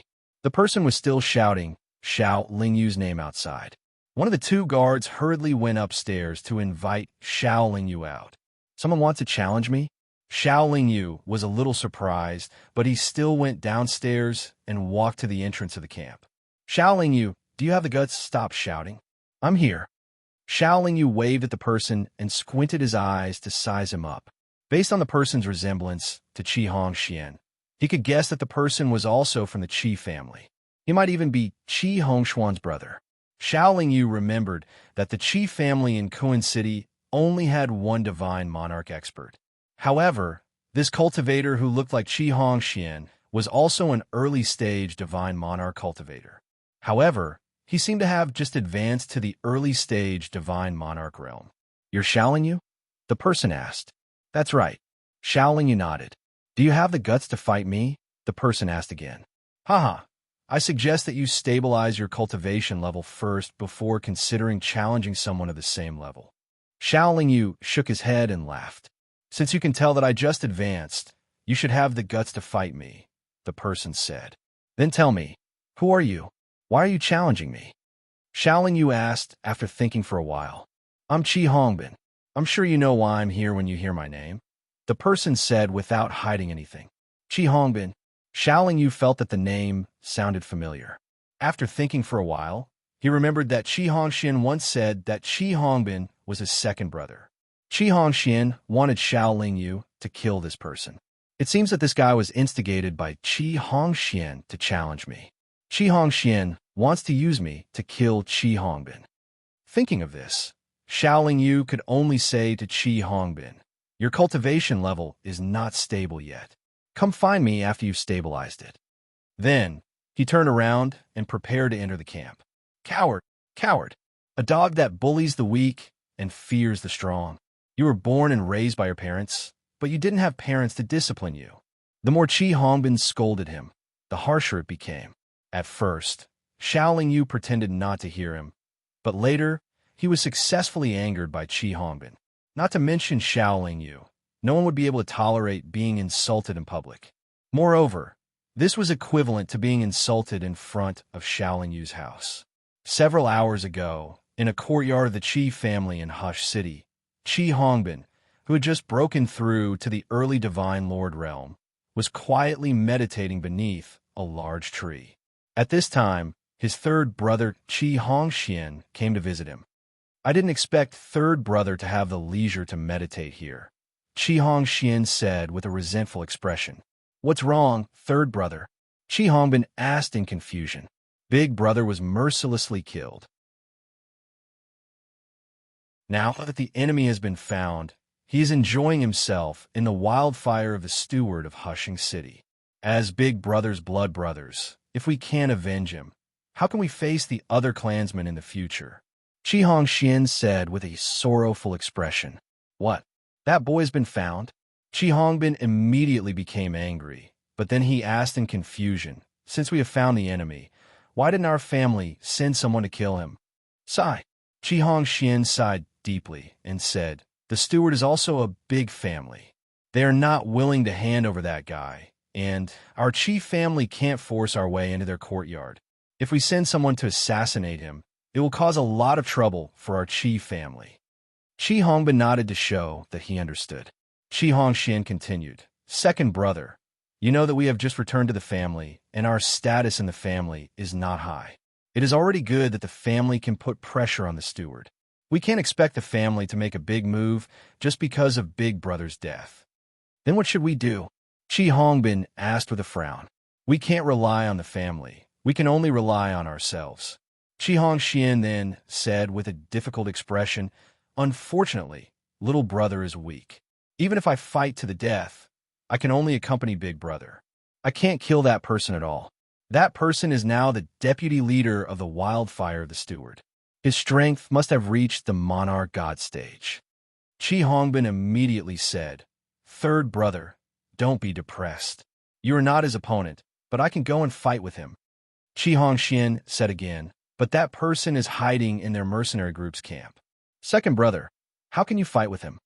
Chi Hongbin pondered for a moment and said, "What do you think I should do to make him come out and fight with me? You always have a lot of ideas. Give me an idea."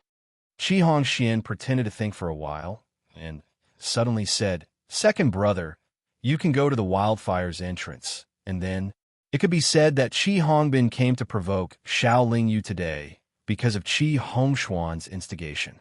The reason why he cursed after Xiao Yu turned around was also because of Chi Hongshuan's idea.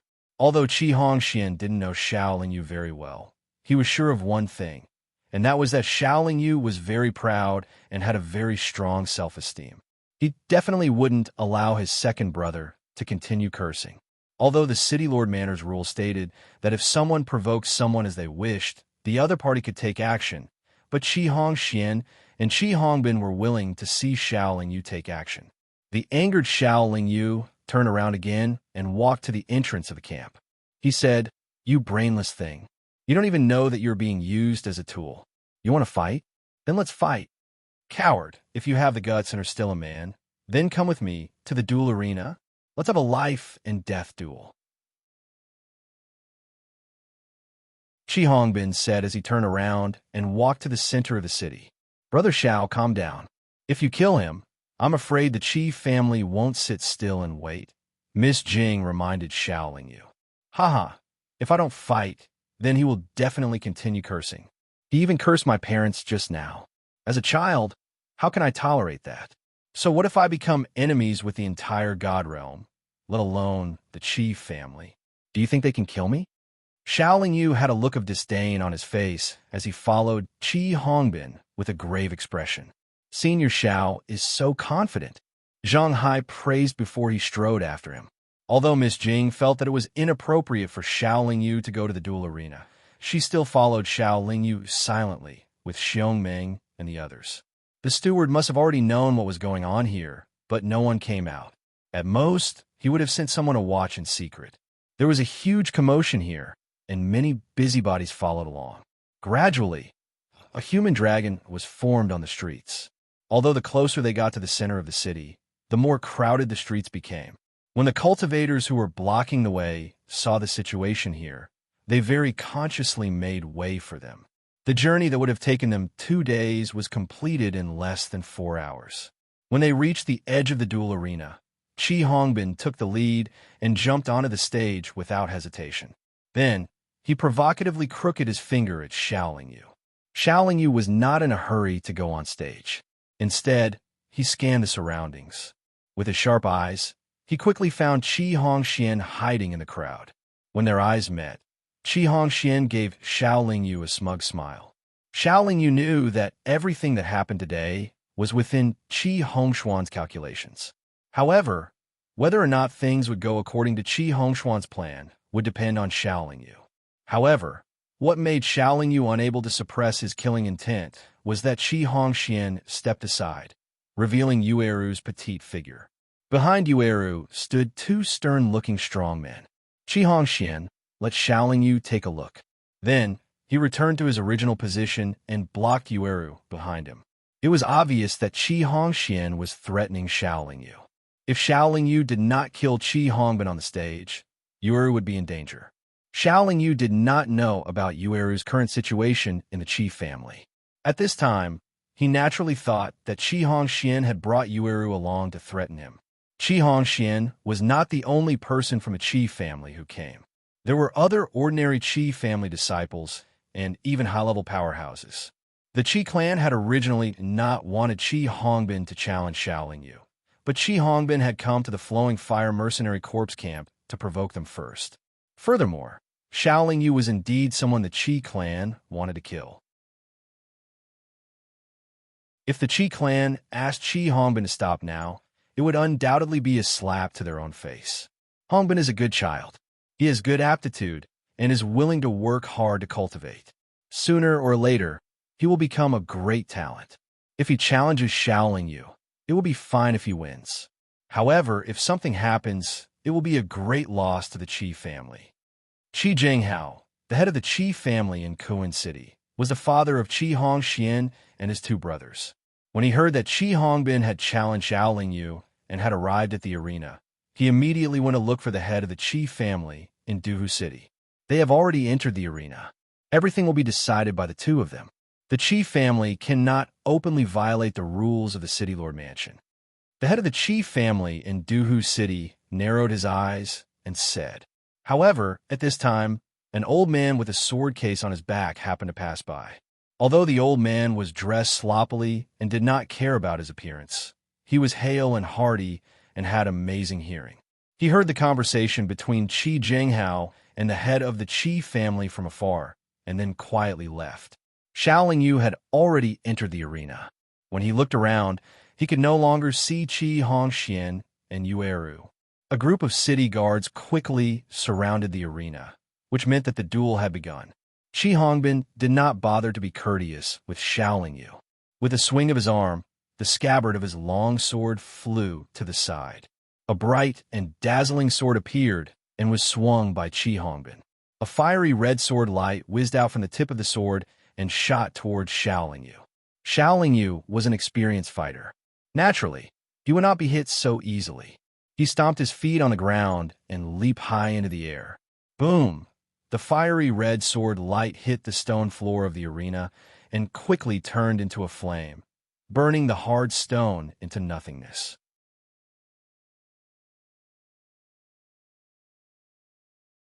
Chapter 564. Qi Hongbin was indeed very strong.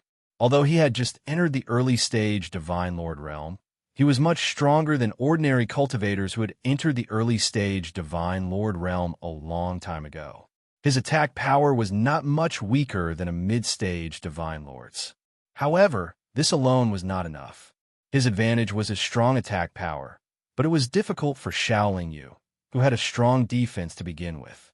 Qi Hongbin's realm was about the same as Xiaoling Yu's, but he had not stabilized his realm yet. His divine sense could not lock onto Xiaoling Yu, so he could not gain the upper hand in a fast-moving battle. After exchanging a few more moves with Qi Hongbin, Xiaoling Yu suddenly felt that Qi Hongbin was really a talent. It was a pity that he was inexperienced and could be easily used. However, it would be a pity if he died just like that. In fact, when Xiaoling Yu had come, he had only wanted to teach Qi Hongbin a lesson so that he would retreat and stop bothering him. However, when he went up on the stage, he had said that this was a life-and-death battle and that it would only end if one of them died. Moreover, Qi Hongxian had threatened him with Yueru. Although the life-and-death battle said that one had to die, as long as the one who had the upper hand was willing to let the one who was at a disadvantage go, no one would force them to kill the one who was at a disadvantage.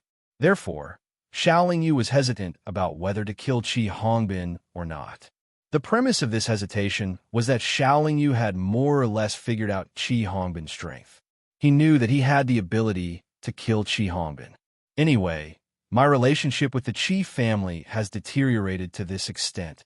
Even if I let Qi Hongbin go, the Qi family will definitely not accept my favor. Even if I let him go this time, he might come looking for me again in the future. When Xiaoling Yu thought of this, he finally stopped hesitating. He immediately increased his speed and grasped the silver moon broken sword in his hand. Previously, Shaolin Yu had pretended to be afraid of Qi Hongbin's sword attack, but now that he had made up his mind to kill Qi Hongbin, he relied on his body's high defense to directly rush in front of Qi Hongbin and engage in close combat. Any sword cultivator was an expert in close combat, and Qi Hongbin was no exception. However, Qi Hongbin did not expect Shaolin Yu's body to be as tough as a high-grade divine artifact and be able to withstand the attack of his divine sword. The silver moon broken blade swept out rapidly towards Qi Hongbin's shoulder. Qi Hongbin's reaction speed was slightly slower than Shaolin Yu's. At such a close distance, it was difficult for him to dodge. At that moment, the valiant Qi Hongbin stabbed his sword towards Shaolin Yu's chest, wanting to pay her back with her injury. In the next moment, one of Qi Hongbin's arms was sliced off by the silver moon broken blade. His sword only managed to pierce half an inch into Shaolin Yu's body. Enduring the intense pain, Qi Hongbin quickly infused his power into the long sword, tried to make the divine sword shoot out sword rays and expand the attack effect. However, Shaolin Yu did not wait for Qi Hongbin's sword light. He had already expected this result. He took a step back and waved his silver moon broken blade to shatter the sword light that shot out. This time, Shaolin Yu only suffered some superficial injuries, but Qi Hongbin lost an arm. The difference between the two of them was obvious. Shaolin Yu did not give Qi Hongbin time to recuperate or rest. After shattering the sword light, he rushed forward again. Qi Hongbin realized that he was no match for Shaolin Yu, and the gap between them was huge. This time, he reckoned that he was going to die here. Even though Qi Hongbin tried his best to block the attack, his speed and reaction speed were too slow. Qi Hongbin was once again struck by the silver moon broken blade. Although he managed to protect his vitals, one of his legs was cut off at the knee. Even if a Divine Lord expert only stood on one leg, it would not affect the stability of his body. However, such a heavy injury was not something he could bear. Shaolin Yu's attack did not stop, and the wounds on Qi Hongbin's body gradually increased. The gap between them was already huge, and Qi Hongbin's injuries were getting worse and worse. The heavy injuries weakened his condition, and it was not long before he could no longer hold on. Previously, he could still use his divine sword to block Shaolin Yu's attacks on his vitals, but now he could no longer hold on. It's time for the duel to end. Shaolin Yu, who was still in peak condition, quickly flashed behind Qi Hongbin. Before Qi Hongbin could react, his silver moon broken blade had already slashed at the back of Qi Hongbin's neck. Many of the spectators had already imagined the tragic scene of a head flying off and blood splattering everywhere. However, this scene did not happen. Just as the silver moon broken blade was about to behead Qi Hongbin, a powerful aura suddenly surged and pushed Shaolin Yu off the stage. Shaolin Yu was extremely shocked. Although this aura came out of nowhere and he was not prepared for it, the cultivator who could push him off so easily was definitely a Divine King expert. That aura only affected Shaolin Yu's body, while Qi Hongbin was still standing on the fighting stage. However, there was an additional white-bearded old man in wrinkled robes beside him. The old man carried a sword box on his back. He looked a little sloppy, but his eyes were clear and sharp. When he stood on the stage, he looked like a peerless divine sword that could be unsheathed at any time. He is the Divine King of the Qi family. I recognize him. The crowd whispered the same words. The aura did not hurt Shaolin Yu. After he steadied himself, he walked off the stage and said calmly, "Does the Qi family's expert have the right to ignore the city's rules and disrupt other people's duels?" The city guards outside the stage were in a difficult position. They were responsible for maintaining order in the duel, but it was a Divine King expert who was breaking the rules. This made it very difficult for them. After all, this Divine King was an important figure of an old family. "Boy, don't talk to me about the city's rules. I don't buy it." The Divine King of the Qi family shook his head disdainfully. Then he patted Qi Hongbin's shoulder and said, "I like this boy, so you can't kill him. If you don't, you can come up here and fight with me. If you can win, then you can do whatever you want." His words were not harsh, but in reality, He was bullying Xiaoling Yu. Xiaoling Yu remembered that there was an eccentric divine king in the Qi family. When they first arrived at the river not far from Duhu City, this old monster cut off the bridge and caused the Tianqi Iron Armor Regiment to fall into the river. This old monster's temper was unpredictable and temperamental. Naturally, he would not care about the rules of Duhu City. Moreover, the City Lord's mansion would give him some face. Even if he attacked Xiaoling Yu today, the City Lord's mansion would not step in with a strong stance. After all, Xiaoling Yu did not have a strong background. Furthermore, the steward had made it clear before that the steward would not protect Xiaoling Yu at all costs. Before the divine king of the Qi family could say anything, a cultivator wearing a blue soft armor landed on the stage. "Old brother Qi, you're making things very difficult for me by doing this." The cultivator seemed to be middle-aged and was very handsome. However, he exuded the aura of a superior person. "The great commander is here. This is going to be interesting." One of the city guards whispered, "What's there to be troubled about? Aren't you always thinking about how to earn more divine stones? In the past, when those guys broke the rules, they only gave you a few divine stones, and you acted as if nothing happened. Tell me, how many divine stones do you want this time?" The divine king of the Qi family said directly. The great commander of the city guards coughed twice and looked a little embarrassed. He secretly thought that this old man really did not have a filter when he spoke. The two of them have already agreed to a death match. The one with the upper hand did not intend to hold back. "Brother Qi, you suddenly came out to help. This is a blatant violation of the rules set by the City Lord's mansion. You are looking down on the City Lord's mansion. Brother Qi, if you don't want to cause trouble for the Qi family, you better think twice before you act." The great commander said calmly. "Think twice? Bullshit. Do you want me to watch my child get killed by someone else?" The divine king of the Qi family said angrily. "A while ago, I heard that your Qi clan is looking for this little brother because he killed a member of your Qi clan. How about this, a life for a life?" The grand commander said calmly. "What do you mean by a life for a life?" The divine king of the Qi family asked in confusion. "It's very simple. He killed a member of your Qi clan before, so you want him to pay with his life.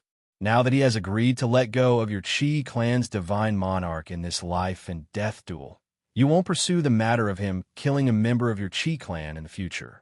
How about using the life of a divine monarch to exchange for the life of the Qi clan's heavenly deity, disciple, who has already died?"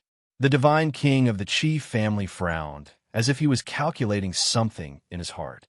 After a while, he suddenly said, "All right, I will give you face." The great commander asked Xiaoling Yu in a seemingly fair manner, "Are you willing?" Xiaoling Yu shrugged helplessly and nodded. So what if he was not willing? It was obvious that the Qi clan's god king would not give up on Qi Hongbin. Xiaoling Yu did not have to kill Qi Hongbin no matter what. Moreover, he had to give this grand commander some face. After some consideration, he could only agree. "I believe that since Brother Qi has agreed to my proposal, the Qi family will not go against it. If you break the rules and agreements that have already been set, the City Lord's mansion will not sit by and do nothing." After the great commander said this warning, he disappeared in a flash.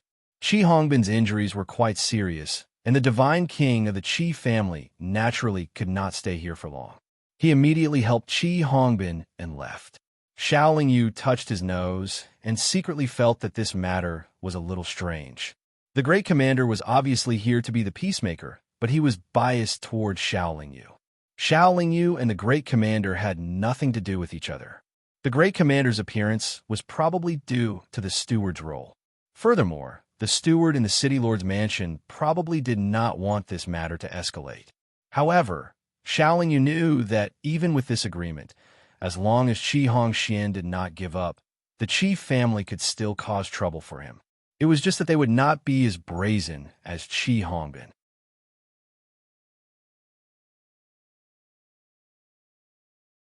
Chapter 565.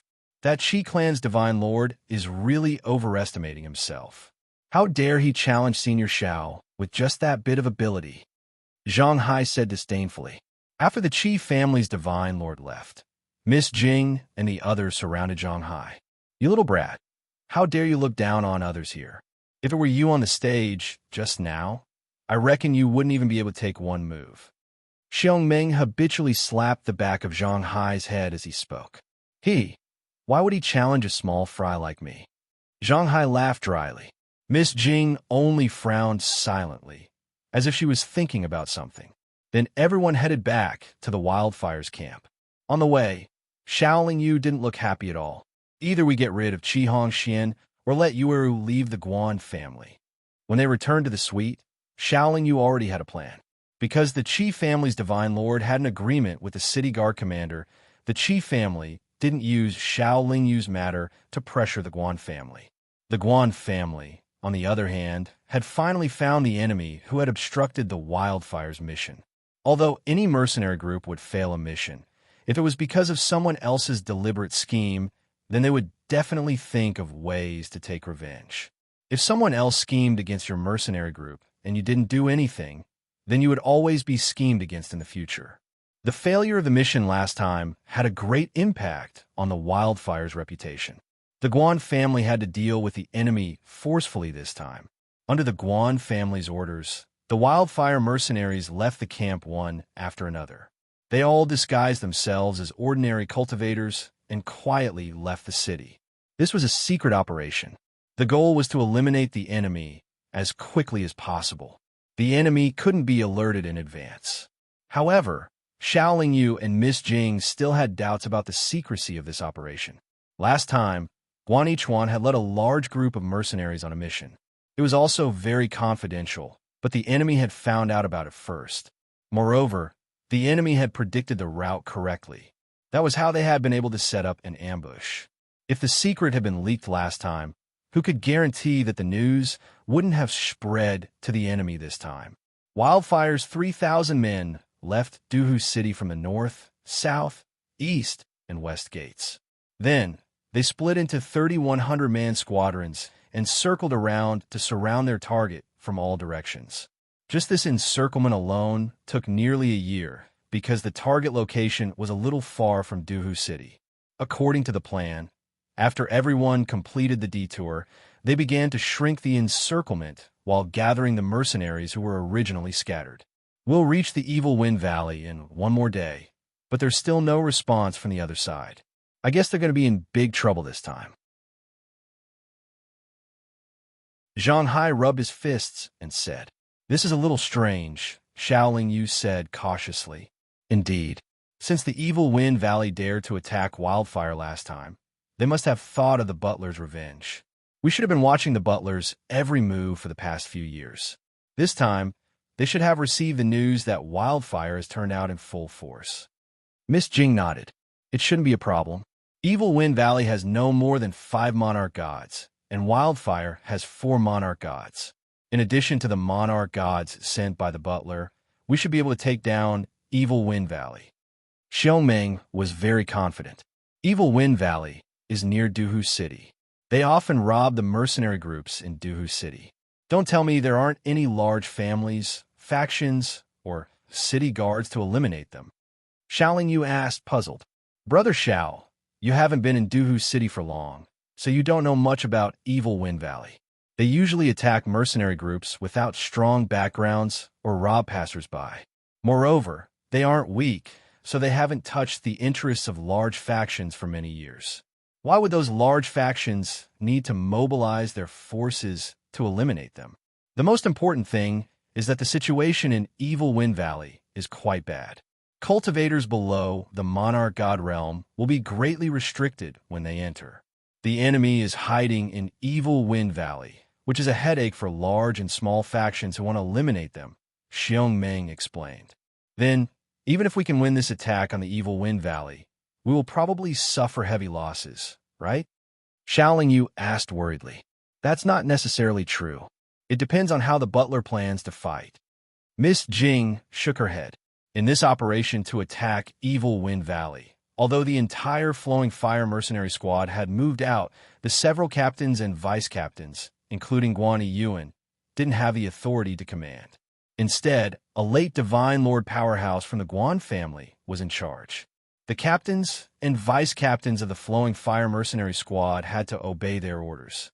However, the butler didn't know that Guan Yiyuan and his brothers were already under Miss Jing's control. Wildfire no longer belonged to the butler. Although Wildfire still had a vice-commander who wasn't under her control, that vice-commander Zhou Jin was an outsider. Moreover, he wasn't a scheming person, so he wouldn't affect Xiao Lingyu's long-term plans. Wildfire's development still required the financial support of the butler, so Xiao Lingyu and the others didn't dare to separate the mercenary group from the butler too early. With that said, Guan Yiyuan suddenly took out his communication bead and said, "The higher-ups want us to reach within 300 miles of Evil Wind Valley before nightfall." Miss Jing frowned and said, "Although it's still early in the morning, it'll still take a day and a night to reach Evil Wind Valley. If we speed up, even if we reach Evil Wind Valley before nightfall, we'll still be in low condition. If we encounter a large group of enemies, we'll be in a passive position. After all, our speed wasn't slow either. Even now, everyone's condition isn't very good. I'm sure the late-stage monarch god from the butler has thought of this as well. They must have a plan for us to do this," Xiao Lingyu said. Since they still couldn't leave the butler, they naturally had to listen to the butler's arrangements. Thus, Miss Jing had Guan Yiyuan send a message to all the brigades to tell them to speed up.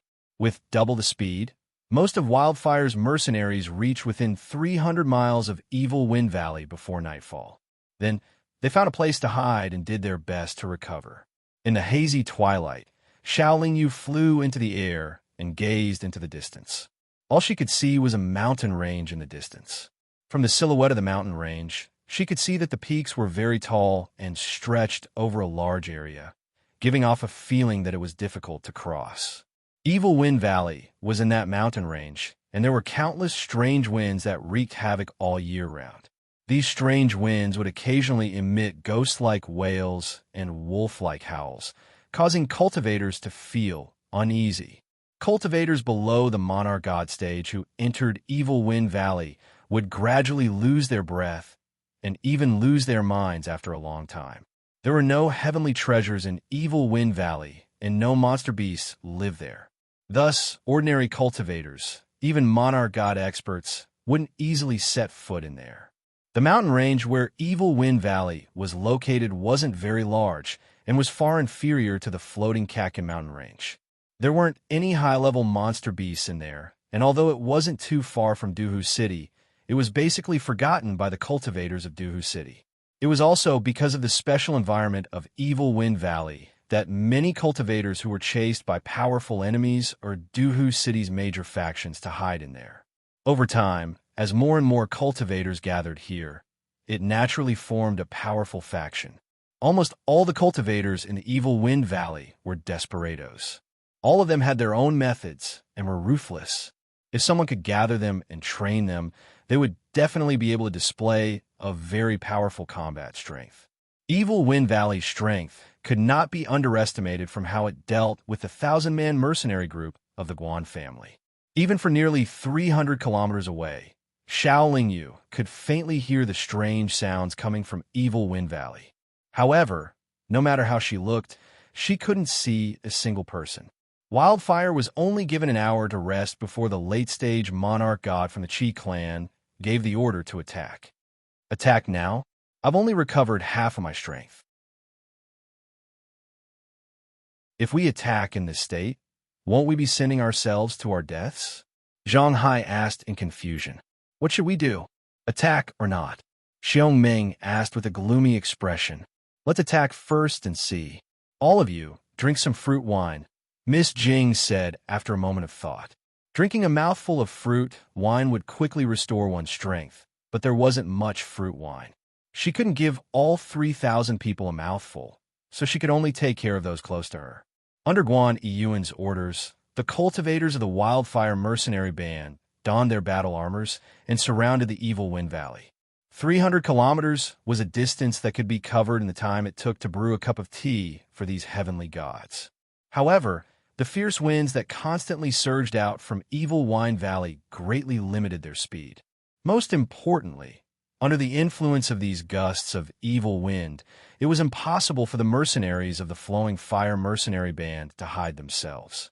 Even so, the enemy didn't react at all despite such an obvious encirclement. There was definitely something wrong with Evil Wind Valley. This made Xiaoling Yu and the others suspicious of the late-stage Monarch God's order to attack.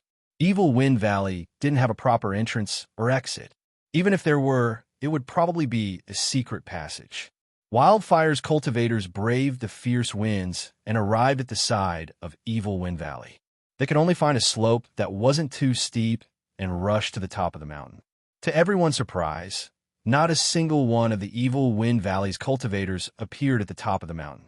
They were supposed to be guarding the surrounding mountain peaks so that they could attack the enemy head-on. Wildfire's cultivators easily climbed to the top of the mountain peaks around the valley. However, when they saw the fierce winds and rolling fog in this enormous valley, they all frowned. This fog is exactly the same as the one the enemy set up last time, Miss Jing said.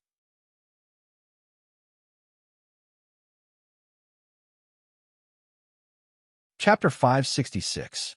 How are we supposed to fight? We don't know anything about the situation in Evil Wind Valley. If we charge in like this, we'll just be throwing our lives away. Not only are they familiar with the environment, but they're also waiting for us to attack.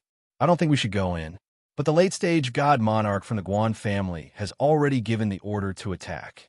Are we supposed to disobey? Zhang Hai and the others discussed. They were all skeptical about attacking Evil Wind Valley.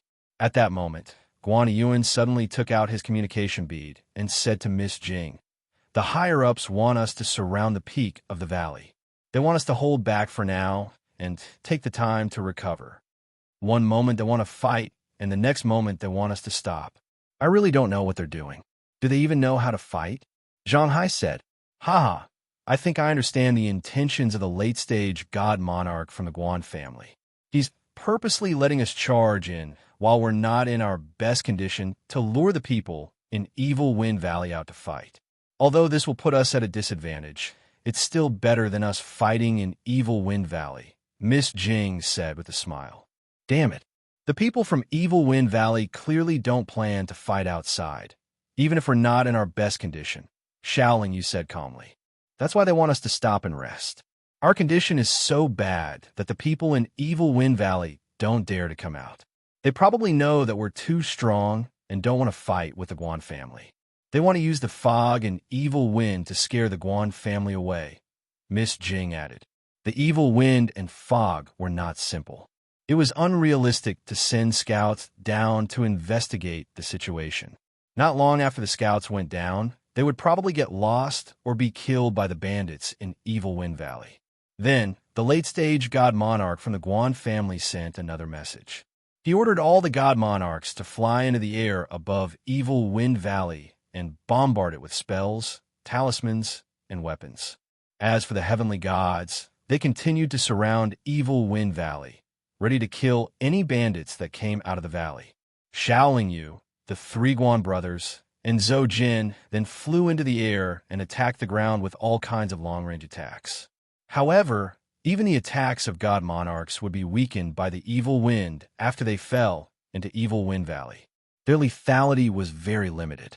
Moreover, the fog also obscured everyone's vision and divine sense, making everyone's attacks aimless. The effects they could receive were very limited. However, even though Evil Wind Valley was vast, the housekeeper's experts were very patient. They only allowed the Divine Lord experts to bombard the ground day after day. In this way, as time passed, the Evil Wind Valley would suffer great losses. After all, it was impossible for all of them to hide in a safe place. They had to send out some people to stand guard, and those who were on guard could very well be killed by the explosion. For an entire 3 months, the Flowing Fire mercenary squad and the Divine Lord powerhouses sent by the Steward Manor repeatedly bombarded the entire Evil Wind Valley dozens of times. Even so, the Steward Manor's commander didn't order them to stop. He only sent a message to Guan Yuan, ordering him to order the mercenaries to withdraw from Evil Wind Valley. It seems like the steward is just putting on an act. He just wants to teach the bandits of Evil Wind Valley a lesson. He doesn't really want to wipe out Evil Wind Valley. Miss Jing said. That's good. Mercenaries like us don't have to fight. Although I haven't been to this valley, I still hate it. Zhang Hai nodded. Senior Xiao, why aren't the Divine Lords retreating with us? Ma Chun asked, puzzled. They're probably going to continue attacking and cover our retreat, Miss Jing replied. But we came here with so many people. If we just go back like this, won't they laugh at us? Xiao Meng also seemed to be confused. You should know that in the past, many large factions came here with great fanfare, but didn't they all retreat like us after destroying Evil Wind Valley? Miss Jing said with a smile. The more the steward showed signs of retreating, the more the bandits of Evil Wind Valley wouldn't come out. For many years, they had faced the powerful families and factions of Hush City in this way. They were very patient, because if they rushed out of the valley, they wouldn't have much of a chance of winning. Not long after, the Divine Lord powerhouses stopped bombarding Evil Wind Valley. Xiao Yu and the others also returned to Wildfire and retreated with the rest of the group. However, 1,000 miles away from Evil Wind Valley, Guan Yiyuan received another order from the late-stage Divine Lord of the Steward Manor. The higher-ups want me to leave 1/10 of our men behind every 100 miles. They say it's to guard against a counterattack, Guan Yiyuan said to everyone. Guard against a counterattack? Those cowards from Evil Wind Valley will counterattack? Do you believe that? Zhang Hai asked in surprise. I don't believe it. If they dared to attack, they would have attacked us when we were in the worst condition when we first arrived, Ma Qiu said, shaking his head. Guarding against a counterattack is just a pretense. I think the Steward Manor hasn't given up and is still planning to deal with Evil Wind Valley, Xiao Yu said as he stroked his chin. I think the late-stage Divine Lord of the Steward Manor isn't a simple person. At the very least, he has the talent to lead an army, Miss Jing praised. If we leave 1/10 of our men behind every 100 miles, won't we leave all of our men behind within 1,000 miles? Xiao Meng asked. Xiao Yu nodded and said, it's easy to hide a few thousand people in a vast wilderness. Even if some of them are discovered, they'll only think that we've left people behind to keep an eye on them. They won't pay too much attention to us. To the cultivators of the Flowing Fire mercenaries, a distance of 1,000 miles was not considered very far. In just a few hours, the entire Flowing Fire mercenaries, more than 3,000 people, had all disappeared. However, they had come separately, so it was normal for them to disperse on their way back. Even if the Evil Wind Valley cultivators discovered this, they probably wouldn't suspect anything. As expected, after everyone had dispersed, the late-stage Divine Lord of the Steward Manor sent a new order for everyone to hide and not act on their own. However, those who went into hiding were all ordinary mercenaries. Wildfire's captain and vice-captain were ordered to return to Duhu City. They weren't allowed to hide their tracks, and Xiao Yu was naturally among them. After half a year, the campsite of the Flowing Fire mercenary group in the faraway Duhu City gradually became lively. Large groups of mercenaries could be seen entering and exiting the campsite. Moreover, several important figures of the Flowing Fire mercenary group also frequently appeared in Duhu City. Everyone deduced that Wildfire had successfully returned to their camp in Duhu City. In fact, Wildfire's mercenaries were still hiding in the forest near Evil Wind Valley. As for the mercenaries in Duhu City, even Xiao Yu and Guan Yiyuan didn't know where they came from. They were all heavenly god cultivators, and their auras were fierce. They were very similar to the original 3,000 mercenaries. Wildfire's camp was only lively for a short while before it returned to normal. This was because the mercenaries in the camp had swaggered out of Duhu City under the leadership of their captain and vice-captain, saying that they were going to train in the floating Cataclysm Mountains. The bandits in Evil Wind Valley would definitely know about this. When they found out, they first sent out a large number of cultivators who were good at scouting. They didn't find anything out of the ordinary. Only then did they feel that the crisis was over. The bandits who were originally in charge of guarding the area climbed up the mountain peaks around the valley. The fog that had been wreaking havoc in Evil Wind Valley was gradually blown away by the evil wind. In fact, during this half a year, the 3,000 mercenaries who had been hiding in the vicinity of Evil Wind Valley were slowly retreating. They were now 15,000 miles away from Evil Wind Valley. However, to these heavenly god cultivators, it wouldn't take long for them to cross 15,000 miles if they traveled at full speed. These mercenaries continued to hide and bide their time. As for the captain and vice-captain of Wildfire, after bringing the fake mercenaries of unknown origins to the floating Cataclysm Mountains, they suddenly turned around and scattered towards Evil Wind Valley at full speed. The reason they were called fake mercenaries was because these people didn't seem like they had just been recruited. They didn't need any training and were very disciplined. Moreover, their expressions were firm and steady, and their auras were fierce. They were more like a regular army. Moreover, these people clearly had a sense of pride in their bones. Even when facing a divine lord like Guan Yichuan, they didn't show any respect. Where did you get these people from? Could it be that they're secretly groomed by the steward? Xiaoling Yu was extremely puzzled. After a few months, Xiaoling Yu and the others arrived within 20,000 miles of Evil Wind Valley once again. The fake mercenaries who had followed them out of Duhu City also arrived. Less than 4 hours after Xiaoling Yu met with Miss Jing and the others, the late-stage Divine Lord from the Steward once again sent a message to Guan Yiyuan, ordering the original 3,000 members of Wildfire to attack Evil Wind Valley at full speed. Miss Jing didn't hesitate and followed the order. She felt that the chief family experts in charge of this expedition to Evil Wind Valley were already confident of victory. As for Xiaoling Yu and the other Divine Lord experts, they were also ordered to rush to Evil Wind Valley ahead of time and bombard it in the air once again. This time, Xiaoling Yu flew into the air above Evil Wind Valley. There was also fog in Evil Wind Valley, but it was clearly much thinner than before. It didn't affect the vision of the Divine Lord experts as much as before. The Divine Lord experts, flying in the air, could even roughly determine where the fog was rising from. Naturally, they had to focus their attacks on those areas. It was clear that the bandits in Evil Wind Valley were already on guard, but their vigilance was a bit too late. Not only did they not expect the steward to make a comeback, but they also didn't expect the steward to act so quickly. Under the attacks of the Divine Lord experts, the fog in Evil Wind Valley was unable to thicken. The bandits also didn't have many Divine Lord experts to deal with Xiaoling Yu and the others, so they could only passively take a beating. 2 hours later, the Wildfire cultivators who had been waiting for a long time finally arrived at the vicinity of Evil Wind Valley.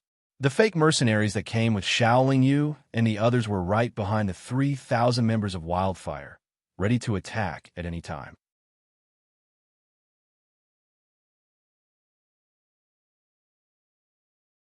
Chapter 567. Last time, if the Evil Wind Valley had been able to set up a defensive formation at the first moment and gave the exhausted Wildfire a head-on blow, they might have been able to take advantage of the situation. At the very least, they wouldn't have been the passive party. But this time, the Wildfire's cultivators weren't fatigued. Running at full speed for about 10,000 miles didn't affect their condition much. And the defense that the bandits of Evil Wind Valley had hastily organized was also very weak. The Flowing Fire mercenary band had only sacrificed less than 100 people and had already taken over a mountaintop. The outer defense of Evil Wind Valley was easily broken through. With this breakthrough, the 3,000 Wildfire's mercenaries continued to climb up the mountain and attack the enemies in front of them. Since the outer defense was useless, the Evil Wind Valley's bandits didn't resist the invasion of the Wildfire. They quickly retreated to the depths of the valley and relied on their familiarity with the valley to resist the enemy. In order to cooperate with the Wildfire's mercenaries and reduce the casualties, the Divine Monarch powerhouses in the air above the Evil Wind Valley focused their attacks on the direction where the mercenaries were advancing. According to their previous orders, the Wildfire's members rushed into the depths of the Evil Wind Valley. The fake mercenaries that came with the Xiaoling Yu's Divine Monarch cultivators covered their retreat. They guarded the mountain peaks around the valley and prevented the bandits from escaping. Although the fog in the Evil Wind Valley was very thin, the evil wind was as strong as ever. In this evil wind, the cultivators below the divine monarch stage had to use all their strength to resist the external force. It was impossible for them to fight with all their strength. Their strength was reduced by more than half. Even the divine monarch powerhouses couldn't ignore the evil wind. They could only use about 70% of their strength. It was just that their divine sense was restricted to a radius of 10,000 feet around them. A distance of 10,000 feet wasn't considered close. It was enough for a divine monarch powerhouse to discover the direction of danger and have some time to react. The other party seemed to know that they couldn't fight against the Guan family's army. Even in the familiar Evil Wind Valley, they didn't put up any resistance and kept retreating. With so many divine monarch powerhouses bombarding the ground, even if the bandits of the Evil Wind Valley wanted to resist, they could only be targets. Their divine monarch powerhouses didn't dare to fly into the air to pin down the enemy's divine monarchs. And as they retreated deeper into the mountain valley, the bandits constantly released fog. To a certain extent, this fog was able to conceal their tracks, making it difficult for the divine lord powerhouses in the air and the mercenaries on the ground to attack them.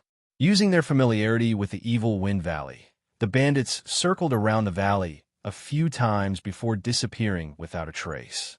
For many years, the bandits of the Evil Wind Valley had been able to remain free and unfettered in the face of the encirclement and suppression of many great powers and clans because they were always able to hide whenever they encountered an encirclement and suppression that they could not resist. Thus, the great clans and powers that were determined to exterminate them were unable to find their traces. Naturally, it was impossible for them to truly exterminate them. It was said that a god king stage powerhouse had personally come to the Evil Wind Valley, but unfortunately, he couldn't find the bandits' hideout even after searching the area with his divine sense. This time, the steward also encountered the same problem. The wildfire mercenaries had rushed into the Evil Wind Valley without suffering any injuries so far.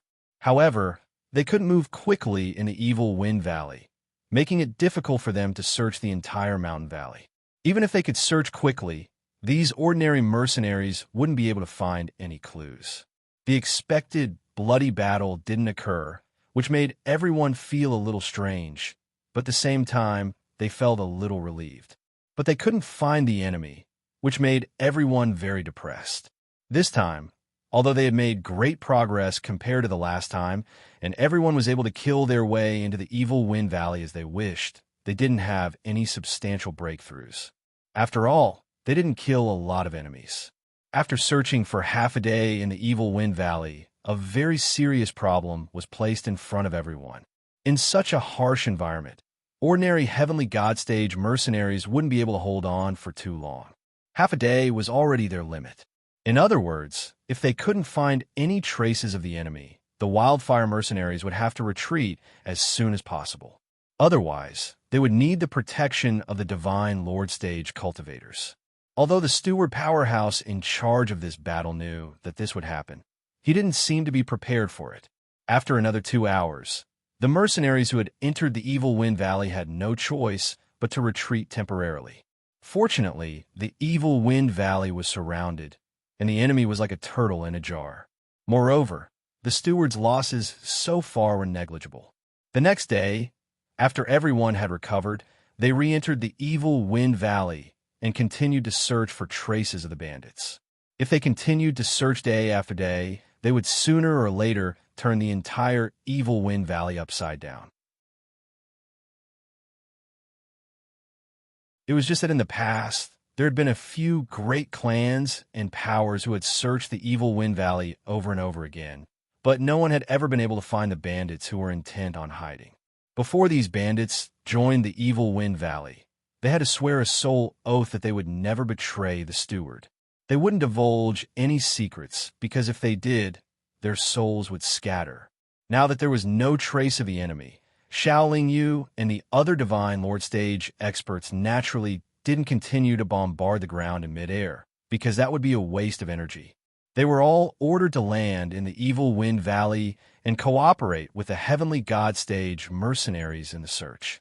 After 3 months of searching, they still didn't find anything.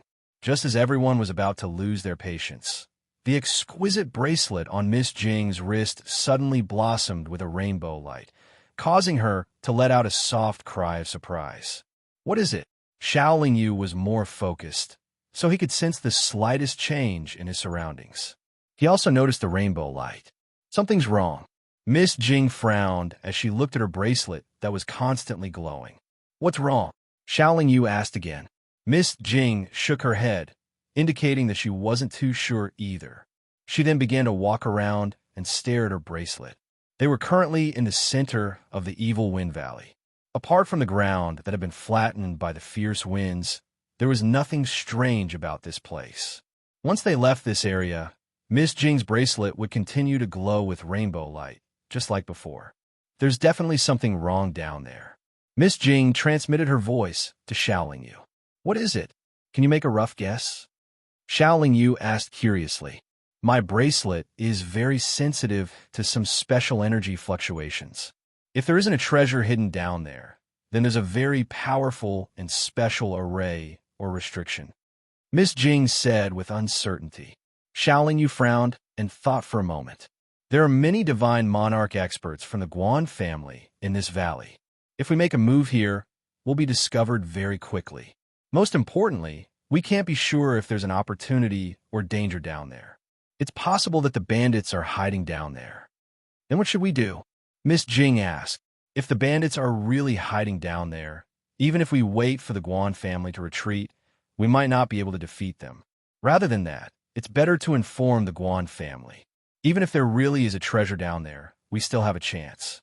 Xiaoling Yu calmly analyzed. Miss Jing nodded and had Guan Yuan send out the message.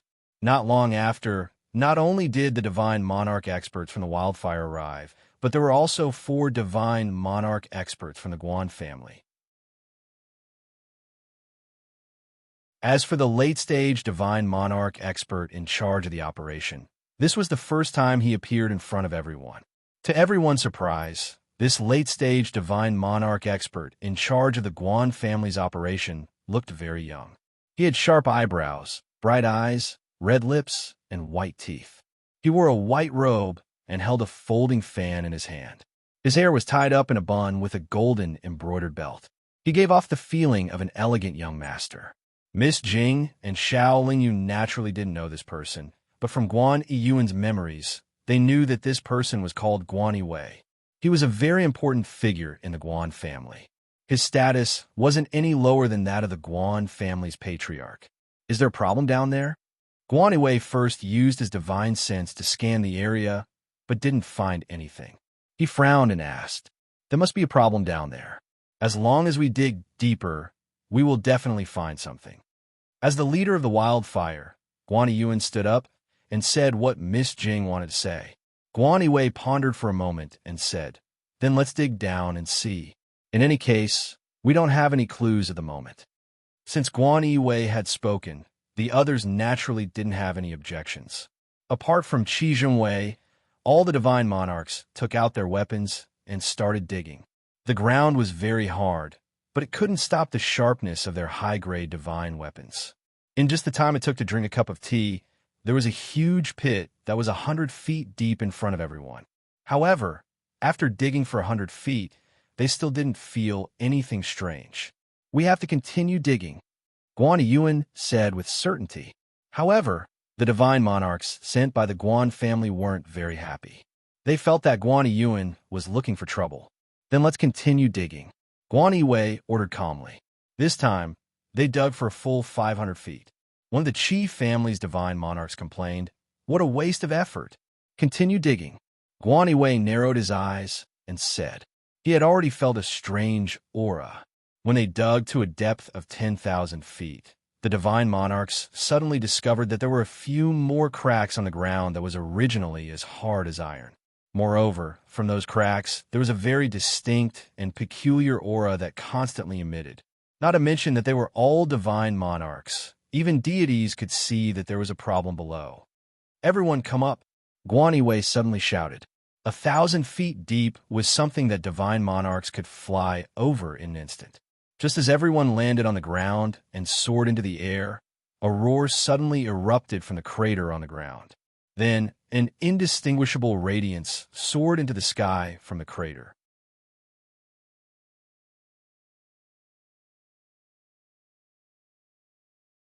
Chapter 568.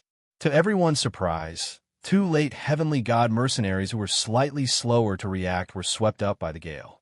Their bodies and armor were torn apart in an instant, and all that awaited them was death. Fortunately, Xiaolingyu hadn't fled on his own. He'd brought Miss Jing, Xiongmeng, and the others into the air, sent a message to have the mercenaries retreat from the Evil Wind Valley as quickly as possible. Guan Yiwei cautiously reminded. Guan Yuan did not hesitate. He immediately took out his communication bead and sent out a series of messages. Perhaps it was because of the changes here, but the gale in the Evil Wind Valley became even more violent. The heavenly gods were unable to withstand it for even a moment. Fortunately, the cultivators of the mercenary group were gathered together in groups. They protected each other and were able to walk out. However, they had to do it as soon as possible because the power of the gale in the valley was still increasing. What was even more surprising was that after an hour, not only had the large pit that was previously dug expanded by more than 100 times, but the fierce wind that gushed out from it also carried traces of the smell of blood. If one looked closely, they would even be able to see the fragments of magic treasures in the gale. Those bandits really were hiding down there. However, they were caught in a trap of their own making and ended up losing their lives in the end, Guan Yiwei said with narrowed eyes. It was very clear that the bandits did not expect the Guan family to be able to discover everything in the Evil Wind Valley.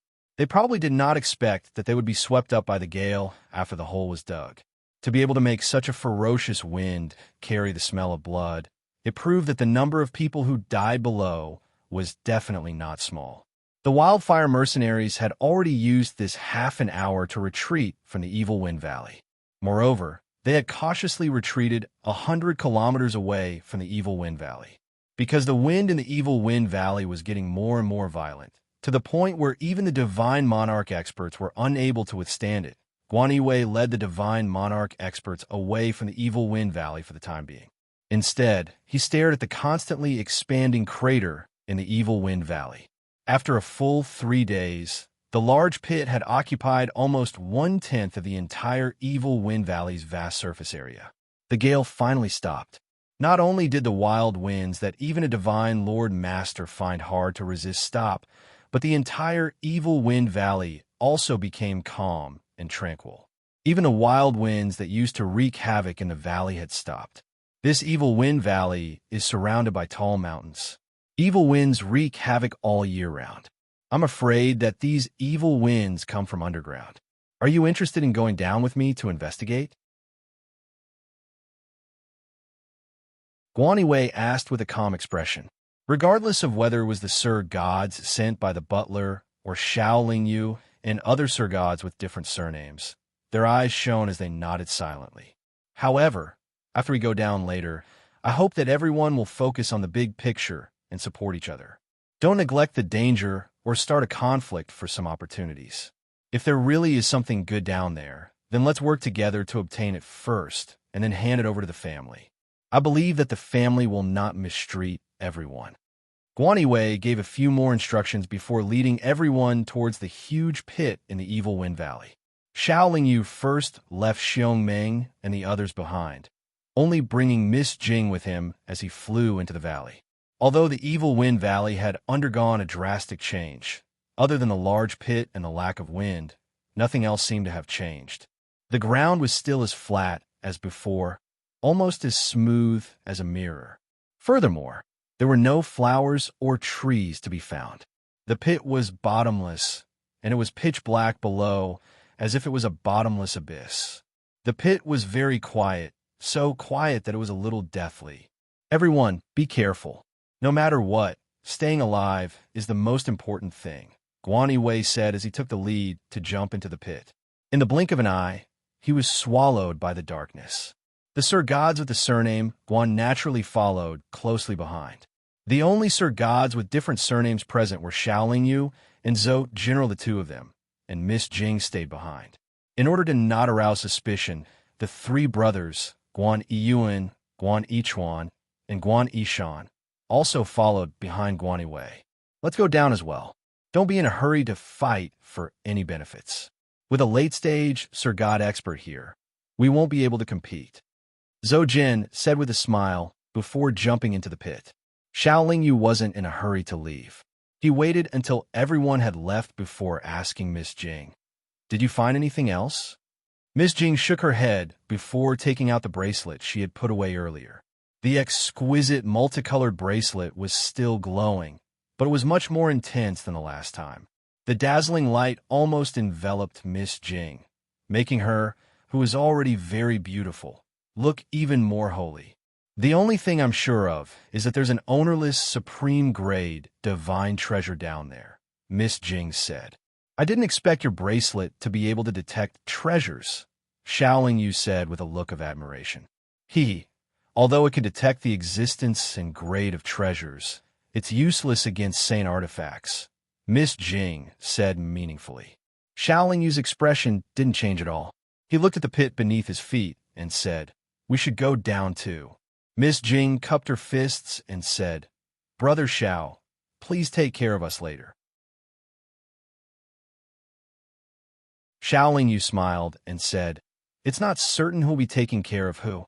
When Xiaoling Yu and Miss Jing reached the bottom of the pit, Guan Yiwei and the other divine lords of the Guan family were hesitating. There were two wide underground tunnels in front of them, and they didn't know which one to choose. No one knew if there was any danger down there. If they separated, it would only increase the risk. "Let's try our luck. Let's go this way." Guan Yiwei had the demeanor of a general.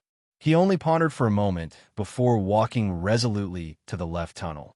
As they were worried that danger might come at any time, they didn't move very quickly. After an hour, they had only walked tens of thousands of feet. However, they had reached the end of the tunnel. From the tunnel they had walked through, it was obvious that the tunnel was semicircular. At the end of the tunnel, there were also two forks. However, one of them seemed to be the other semicircle, while the other had clearly changed its circular trajectory. Furthermore, it was very straight. "Whichever tunnel we chose just now, we would have walked here," said a divine lord of the Guan family. After Guan Yiwei walked into the straight tunnel, he narrowed his eyes and sensed a little before reminding them, "Although it's not obvious, I feel that there's definitely danger inside. Everyone, stay alert. Don't be careless." After everyone had walked for a while in the straight tunnel, Miss Jing, who was walking at the back, transmitted her voice to Xiaoling Yu. "This place is filled with an evil and obscure aura. There must be something ferocious inside. Furthermore, it won't be weak." After walking for nearly 10,000 feet along the straight tunnel, the group had yet to reach the end of the tunnel when they heard a ghastly wail coming from the front. Everyone's expression became tense. They even took out their weapons and Dharma treasures. After walking for a while, end of the passage could be seen. However, everyone first saw four very wretched cultivators meditating and adjusting their breathing. The four of them also sensed the arrival of Guan Yiwei and the others. They opened their eyes and became alert. Two of the four people looked familiar to Xiaoling Yu. After thinking carefully, she recalled that they were the Divine Lord experts who had led the team to intercept the wildfire airship. It was obvious that these four people were the remaining experts of the evil Wind Valley bandits. They should have been hiding in the underground tunnel like the other cultivators of the evil Wind Valley. However, the bandits who hadn't reached the Divine Lord stage had already been killed in the evil wind. The four of them were able to last until now, not only because of their teamwork and Divine Lord strength, but also because of luck. Moreover, from the looks of it, they should have expended a lot of energy before. The two sides had already encountered each other, so the atmosphere was naturally tense. However, the Guan family all had sneers on their faces. The other side only had half the number of people on their side. Furthermore, they were all in low spirits. It should be easy to take them down. If it wasn't for the special situation here, the Guan family would have already attacked them. The other party also knew that they were in a very dangerous situation. One of them said, "I advise you to calm down. Fighting here won't do you any good. Instead, it will bring you great danger. Behind us, there are many fiendish beings. Once the battle here alarms them, you and we will all be buried here." Haha, not only are you good at robbing, but you're also good at scaring people. A Guan family divine lord sneered. "You know very well whether I'm scaring you or not." The bandit divine lord replied indifferently. Although the atmosphere was tense, it was also very awkward. The four bandit divine lords' way out was blocked by the Guan family's experts. Retreating was even more dangerous. They were already in a desperate situation. As for the Guan family, they had already found their targets. As long as they got rid of the four of them, their mission would be considered complete. However, they didn't understand the special situation here, so they didn't dare to act rashly. Guan Yiwei frowned and pondered for a moment. He suddenly smiled and said, "Actually, we didn't come here to kill all of you. We just want to cooperate with all of you for a long time. All of you are proud and arrogant people. Therefore, we attacked forcefully and let all of you see our strength." "Cooperation? How?" the bandit divine lord asked. "As long as all of you are willing to join the Guan family, swear your loyalty, and serve the Guan family from then on, the Guan family will naturally treat all of you well," Guan Yiwei said. The four bandit divine lords appeared to be very hesitant. One of them said, "We have offended many powerful families in Duhu City. If we join the Guan family, I'm afraid it will bring you a lot of trouble." "Haha, if you don't tell anyone about this, and if the Guan family doesn't tell anyone, who will know that you have joined the Guan family?" Guan Yiwei shook his head and laughed. "We can agree to this suggestion of cooperation, but we won't swear an oath," one of the bandit divine lords said.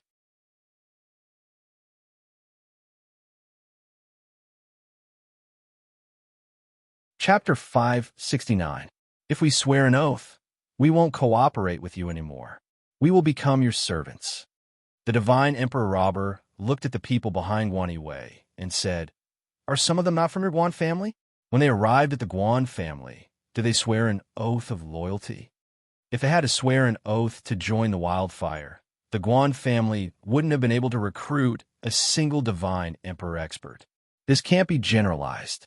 Before they joined the Guan family, they didn't have the slightest bit of enmity with the Guan family. However, you all just robbed my Guan family's business and killed my people. If you don't swear an oath, we naturally won't feel at ease cooperating with you. You have to understand the situation. If you don't swear an oath, today will be your death anniversary," Guan Yiwei said firmly. "We can agree to cooperate, but it's impossible for us to swear an oath. If you want to fight, then come at me. At most, we will all die here. Since we have chosen the path of bandits, we are already prepared to die," the divine monarch bandit said, unwilling to back down. Guan Yiwei frowned. He didn't know how to deal with the divine emperor's stubbornness.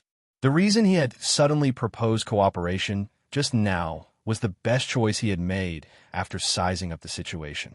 At this moment, even though his side had an absolute advantage, it was extremely likely that fighting here would cause even greater trouble. To tell you the truth, a divine king-stage powerhouse once came down to this place, but he never came out again. You can imagine how dangerous this place is, so please think twice before you act, the divine monarch stage robber added. However, this sentence made Guan Yiwei think about another problem. Should they go in and have a look? If even a divine king expert couldn't come out with their strength, there was no hope for them to come out alive. If even a divine king expert couldn't come out alive, why would you dare to hide here for a long time? Obviously, you are lying, a divine emperor said. "I've already told you. If you don't believe me, you can give it a try." The divine monarch robber shrugged and said, "All right, I can promise you that I won't make an oath, but when you work with my Guan family, you have to listen to my Guan family's instructions." Guan Yiwei seemed to have no choice but to compromise. Xiaoling Yu was a little confused. It was obvious that the robbers had no intention of cooperating with the Guan Yiwei. Even if they agreed now, they were not sincere at all. They could abandon this cooperation at any time in the future. Why would Guan Yiwei compromise with them? Since Guan Yiwei had already relented, The four Sir Gods, who were already in dire straits, naturally agreed. Now that we are a family, please tell us more about the situation inside. We're very curious about it. Guan took a few steps forward with a calm expression. When he got close to the four people, he spoke politely. Although the verbal agreement had been reached, the vigilance of the four did not lessen much. When Guan walked towards them, they all took 2 steps back.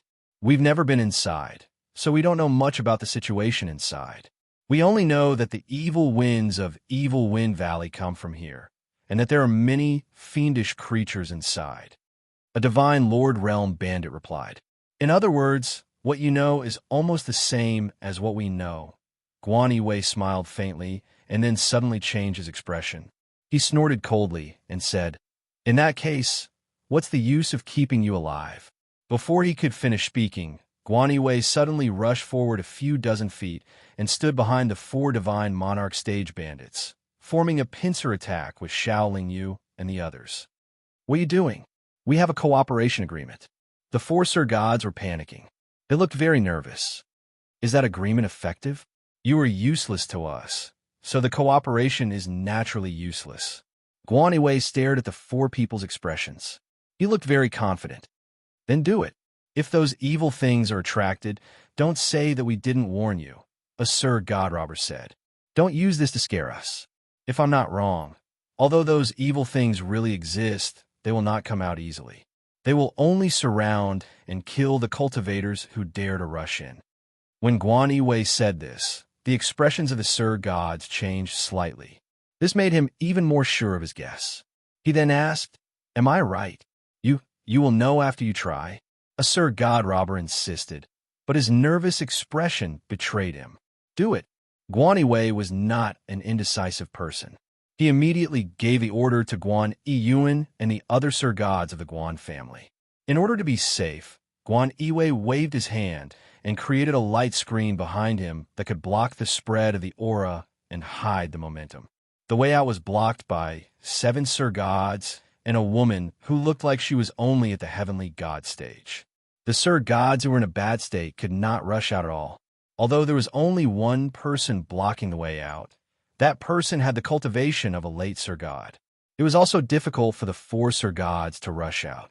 However, the 4 of them had a tacit understanding. They knew that they were going to die here today. They looked fierce and rushed toward Guan at the same time. He had chosen Guan side for 2 reasons. First, he felt that Guan alone would not be able to kill all 4 of them. Second, he wanted to break the light curtain and attract the evil creatures on the other side so that they could all die together. The Sir Gods of the Guan family, including Guan Yiyuan, all attacked.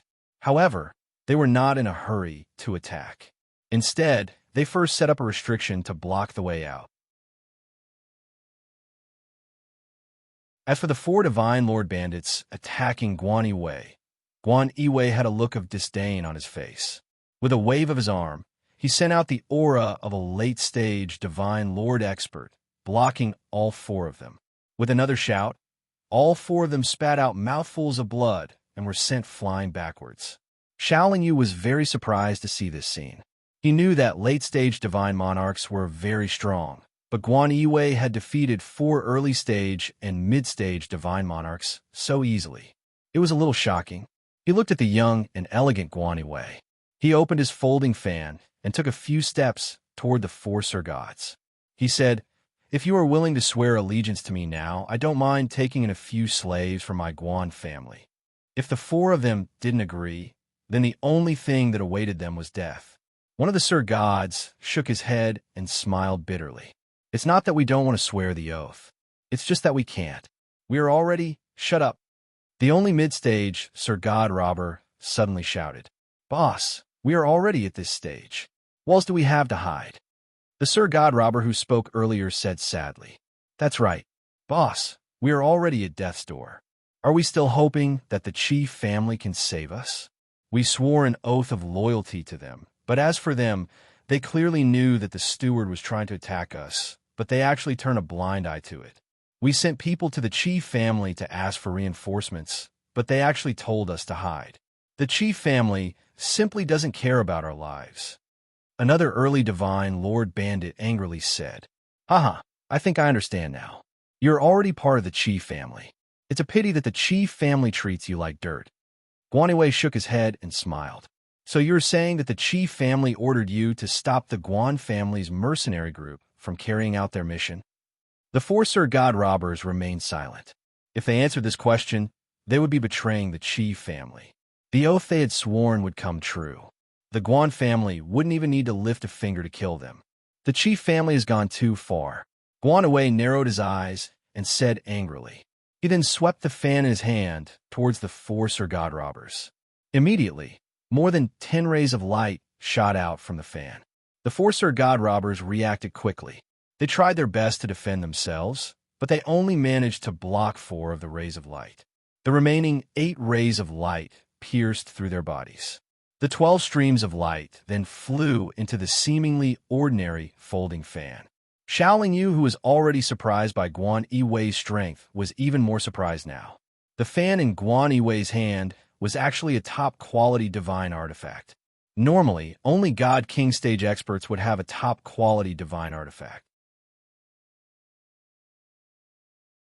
Although a supreme grade divine artifact was only 1 grade higher than a high grade divine artifact, ordinary master artificers in the realm of the gods could refine high grade divine artifacts. However, only master artificers could refine supreme grade divine artifacts. Moreover, there were pitifully few master artificers in the realm of the gods, so supreme grade divine artifacts were relatively rare. Moreover, it was obvious that this fan wasn't just a top-quality divine artifact. It was also very compatible with Guan Yiwei's temperament. The four Sir God robbers were already in a very bad state. Furthermore, they were injured by Guan Yiwei's aura. After being hit by the top-quality divine artifact, they died on the spot. Put away their storage magic treasures. Guan Yiwei closed the fan. The ruthlessness in his eyes lessened, and his expression became calmer. He was a decisive person. Once he identified his enemy, he would not show any mercy. From Guan Yiwei's previous actions, it could be seen that he was a very resourceful person. It was no wonder that such a person's position in the Guan family was not lower than that of the Guan family master. Should we still go in and take a look? Guan Yuan asked after cremating the bodies of the four Sir God robbers. We have already achieved our goal. There is no need to take any risks here. Moreover, this matter is very important. It is more appropriate to ask for the opinions of the elders in the family before taking any action. Guan Yiwei hesitated for a moment, then waved his hand and said, Xiaoling Yu didn't think that Guan Yiwei's decision was because he was a coward. Instead, he felt that this person was very calm and rational. He was decisive and didn't take risks easily. After that, Guan Yiwei led everyone to the mountain peak outside the Evil Wind Valley. He said to Guan Yuan, Let's withdraw Wildfire first. Guan Yuan accepted the order and immediately went to mobilize Wildfire's mercenaries.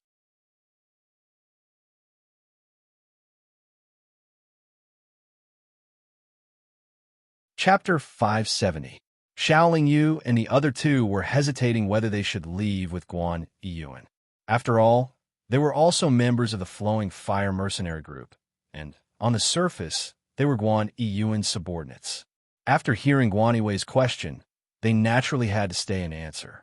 As a divine monarch stage cultivator and the vice captain of Wildfire, Xiaoling Yu was more qualified to speak than Miss Jing. He said, Yes, it's really admirable that you could sense something amiss through such a thick layer of soil. Guan Yiwei first praised, then suddenly changed the topic and asked, Then can you sense that other than those fiendish beings below, are there any other opportunities? Well, I can't be sure. Xiaoling Yu paused for a moment before answering. In the God world, as long as there are dangers, there are opportunities. Miss Jing suddenly interjected. Can we go down there and take the risk? Guan Yiwei asked. I'm not sure. Miss Jing shook her head. There are many casualties in the Evil Wind Valley. The Qi family probably already knows about it. The Evil Wind Valley has already submitted to the Qi family. I'm sure the Qi family already knows about the situation down there. If I'm not wrong, the Qi family's experts should be on their way here. They might be here soon. Guan Yiwei analyzed. To be honest, the experts of our family are also on their way here. But I don't think they'll be here before the chief family's experts. Guan Yiwei continued. If the chief family sends God king stage experts, won't it be dangerous for us to stay here? One of the divine monarchs asked. Even if the chief family sends people here, they won't attack us. Guan Yiwei smiled and pointed at the fake mercenaries on the mountains around the Evil Wind Valley. He asked, do you know where they came from? Everyone shook their heads.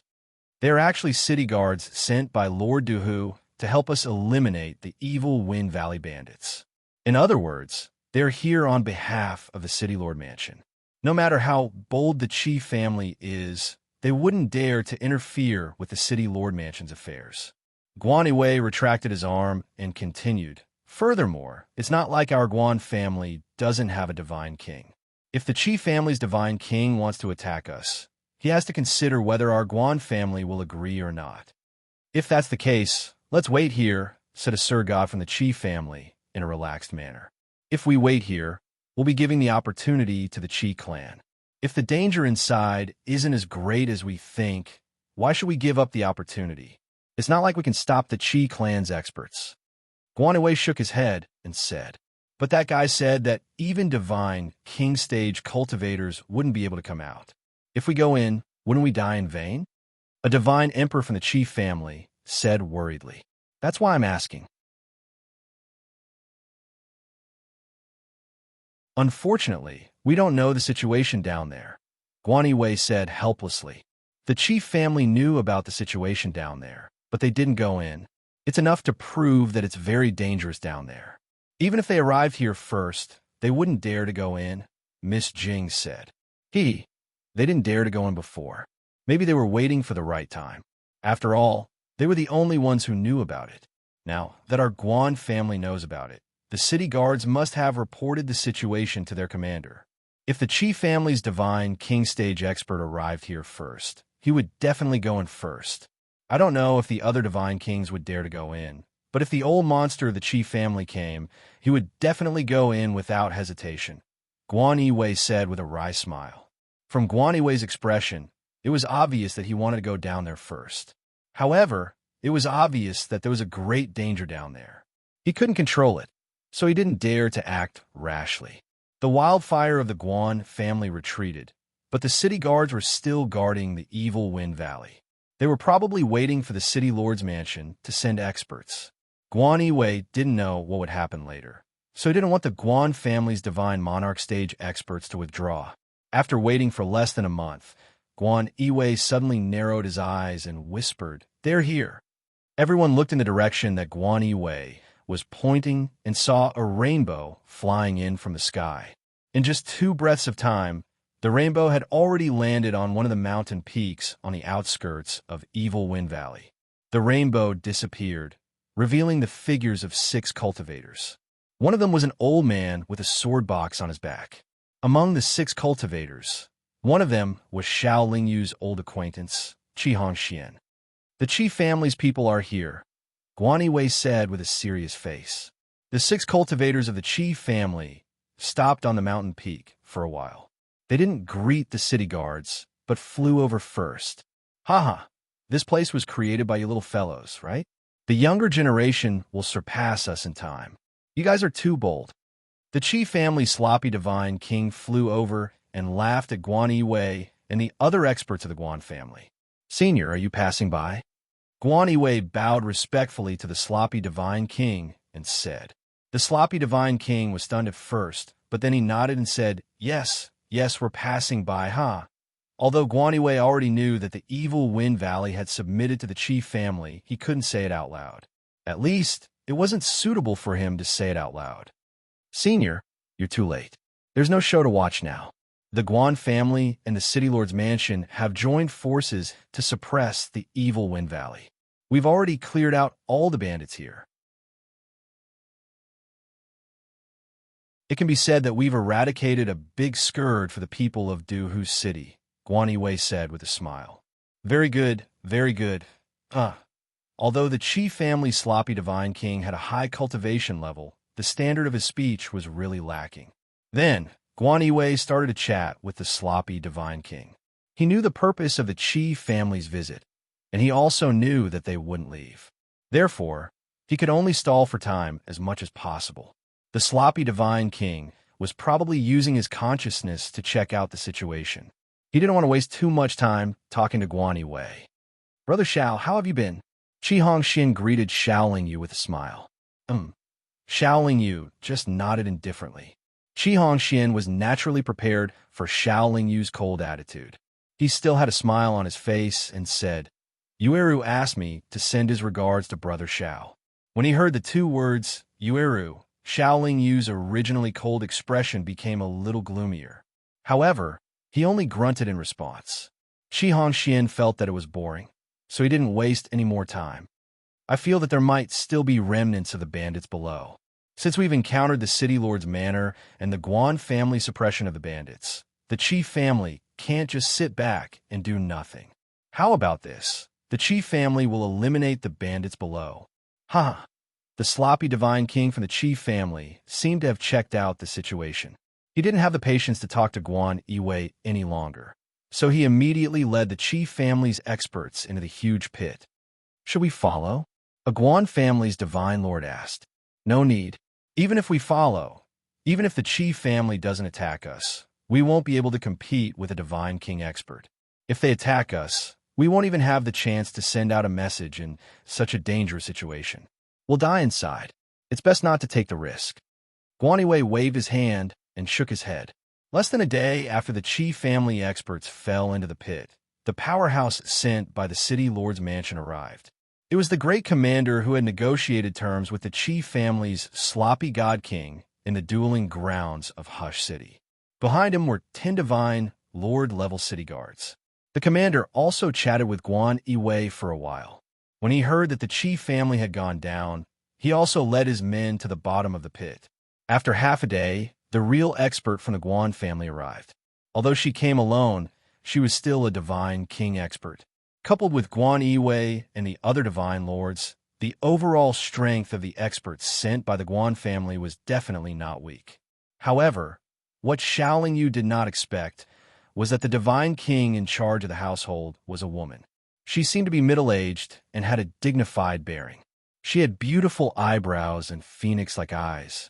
She wore a loose sky-blue dress, which made her seem quite charming. "Mother, you're finally here." When the Divine King of the Guan family arrived, Guan Yiwei immediately went forward and held the arm of the middle-aged woman. Xiao Lingyu finally understood why Guan Yiwei had such a high status in the Guan family, and why Guan Yiwei had a supreme gray divine artifact even though he wasn't a Divine King. It was because he had a Divine King expert mother. "When did you become so impatient?" the Divine King of the Guan family asked with a smile. "It's not that I'm impatient. It's just that 2 groups of people have already gone in. I'm worried that they'll beat me to it." Guan Yiwei shook his head. "It's just 2 groups of people. You don't know yet. There are a few groups of experts from Duhu City following behind me. Any faction in Duhu City that is well-informed probably already knows about the situation here," the Divine King of the Guan family said nonchalantly. "How do they know?" Guan Yiwei asked. Then realization dawned on him. The Qi clan must have leaked the news on purpose. In any case, they must have been the first to arrive. If there is no danger down there, they will naturally reap the greatest benefits. If there is danger, the experts who went in later can share the burden. Even if everyone dies down there, the Qi clan will not be too far behind the other great clans because of their losses. The situation down there is going to be very chaotic. Most of the God King stage cultivators in Duhu City will definitely come here. If you come with me, you must be careful. If I am delayed by the other God Kings, don't take risks." The Divine King of the Guan family said, "Come with me." Xiao Lingyu and the others followed the Guan family's Divine King of the Guan family's Divine King. Although they had already entered the Guan family's Divine King realm before, they were very cautious this time.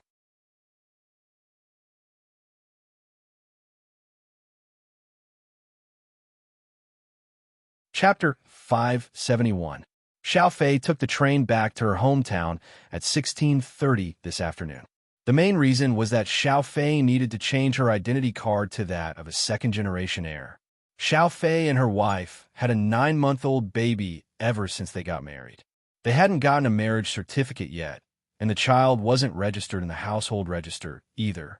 Xiao Fei hadn't returned to her hometown for 8 years.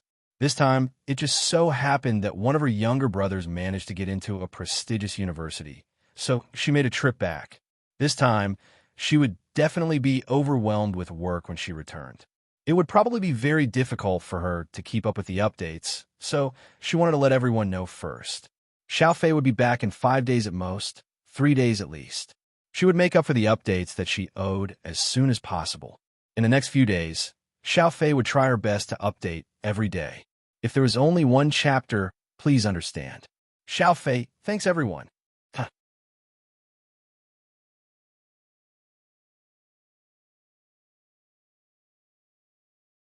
Chapter 572. When she came in, she had already said everything that needed to be said. The God King of Women looked at everyone one more time before slowly entering the darkness. Everyone released a defensive light shield that could illuminate a large area around them, but it was still pitch black in the distance. Hearing the roars coming from the darkness, everyone felt as if there were countless pairs of bloodthirsty and hateful eyes staring at them. Their expressions were very serious.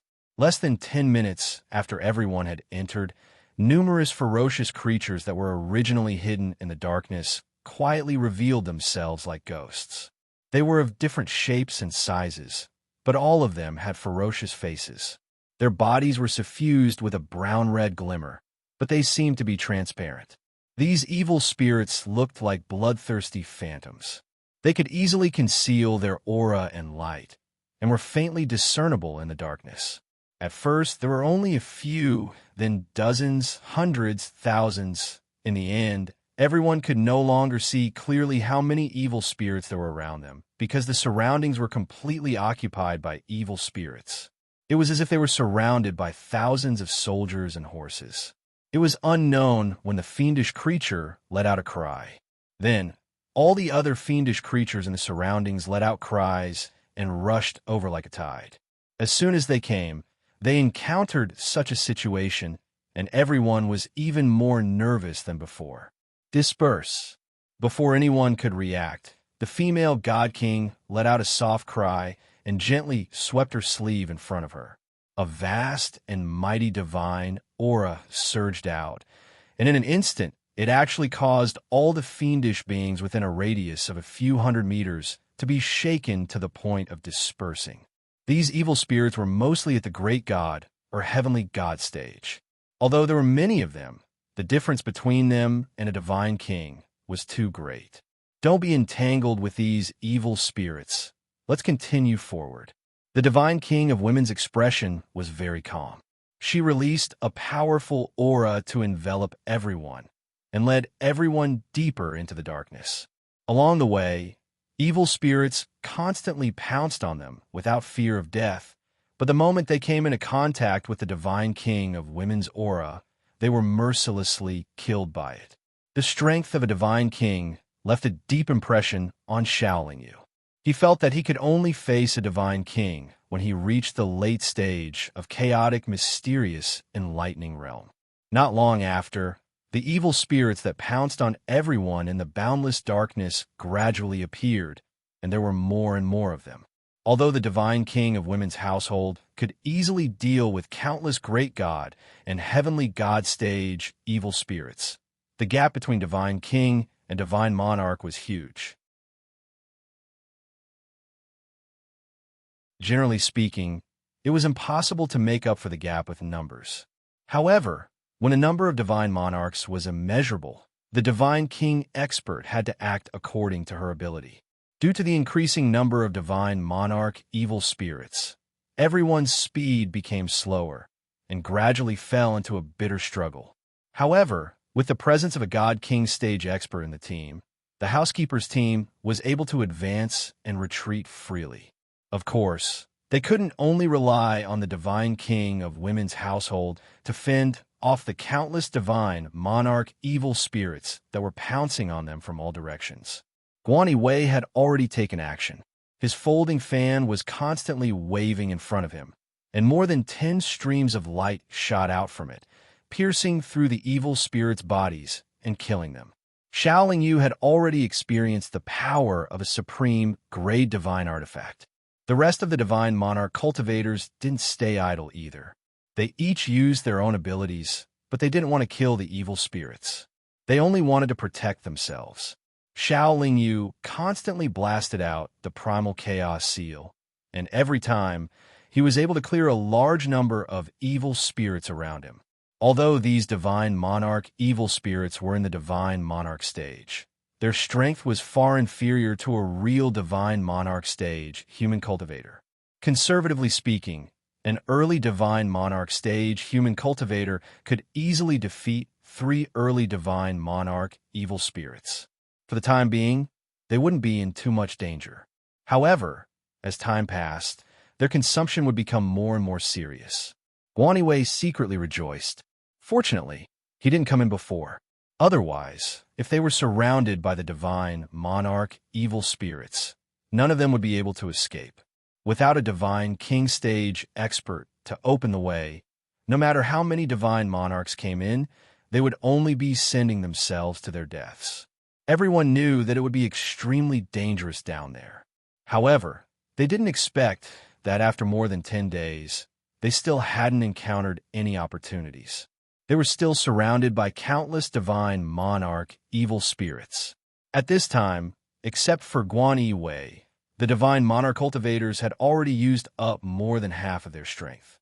Even if Xiao Yu had reserved some of his strength, in fact, he only had 60% of his combat strength left. Fortunately, the divine king of women had been resisting the greatest pressure. Otherwise, everyone would have turned around and retreated. No one knew how much the divine king of women had used up. However, from her increasingly gloomy expression, it was obvious that she wouldn't be able to hold on for much longer. In order to resist the attacks of the evil spirits, she used up a lot of her strength every time. However, if they retreated now, even if they could successfully retreat, they would encounter the same problem the next time they came in. The evil spirits around us seemed to have lessened a lot. Just as everyone was hesitating, Guan Wei said in surprise. From the looks of it, the experts from the various factions of Duhu City who followed me have also entered this place. The evil spirits here aren't infinite. They should have divided a portion to deal with the other teams. The divine king of women first heaved a sigh of relief and then analyzed. Since the pressure suddenly decreased, everyone naturally dismissed the idea of retreating and continued to move deeper into the darkness. Another 2 days passed. Although they still didn't find anything, they finally faced the biggest test since entering here. There is a divine king, evil spirit nearby. Everyone, be careful.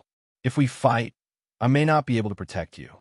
As expected, as soon as the God King of Women finished speaking, a strangely shaped fiendish being charged over with a chilling presence.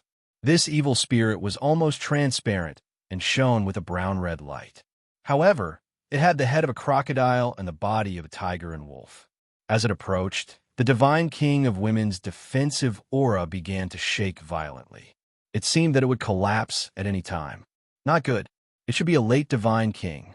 The divine king of women's expression changed drastically. I can't deal with it in a short time. Be careful. You must hold on. The reason why the God King said that was because there were a few other fiendish beings beside it that were clearly not weak either. These evil spirits looked similar to the divine king evil spirit. Each of them should have a cultivation not inferior to a late divine monarch. Moreover, there were countless late divine monarch evil spirits gathered around them. If the divine king of women was held back, the divine monarch cultivators of the Guan family wouldn't be able to hold on for long. Boom! The divine king evil spirit opened its mouth and spat out a brown-red light. It instantly shattered the divine king of women's defensive aura. The powerful impact sent Guan Wei and the others flying far away. Even Xiao Yu couldn't stabilize herself. If the God King fiendish spirit continued to attack, the God King matron would be able to hold on. However, the God Kings of the Guan family would definitely be injured. Hence, the God King matron did not hesitate. With a loud shout, a flying shuttle shot out and attacked the God King fiendish spirit. The divine king of women and the divine king evil spirit began to fight. It was hard to tell who had the upper hand. The few late-stage ferocious spirits that weren't weak roared in unison. Together with countless ordinary Sir God ferocious spirits, they dashed towards Xiao Lingyu and the others. Everyone's condition wasn't good. It would be difficult for them to hold on for a while. At this critical moment, Lady Jing hesitated for a moment and took out a small bottle of fruit wine for everyone to take a sip. This small bottle of fruit wine was obviously different from what Xiong Ming and the others drank. It was also a small sip, but it could quickly restore a divine monarch expert to their peak condition in a breath's time. When Guan Yiwei took a sip of the fruit wine, he felt his condition rapidly improve. He was stunned at first, then looked at Lady Jing in surprise. The divine king of women was held back by the divine king evil spirit. Guan Yiwei took over his mother's position without hesitation. He kept waving the fan in his hand, blocking the strongest and fiercest attacks of the enemy. Even with a supreme-grade divine artifact in hand, Guan Yiwei could barely fend off the attacks of a few late-stage divine lord fiendish demons. The attacks from the other fiendish divine lords could only be completed by Xiao Lingyu and the others. Besides Xiao Lingyu and Guan Yiwei, this group of divine lord powerhouses wasn't too strong. They could be considered ordinary divine lords.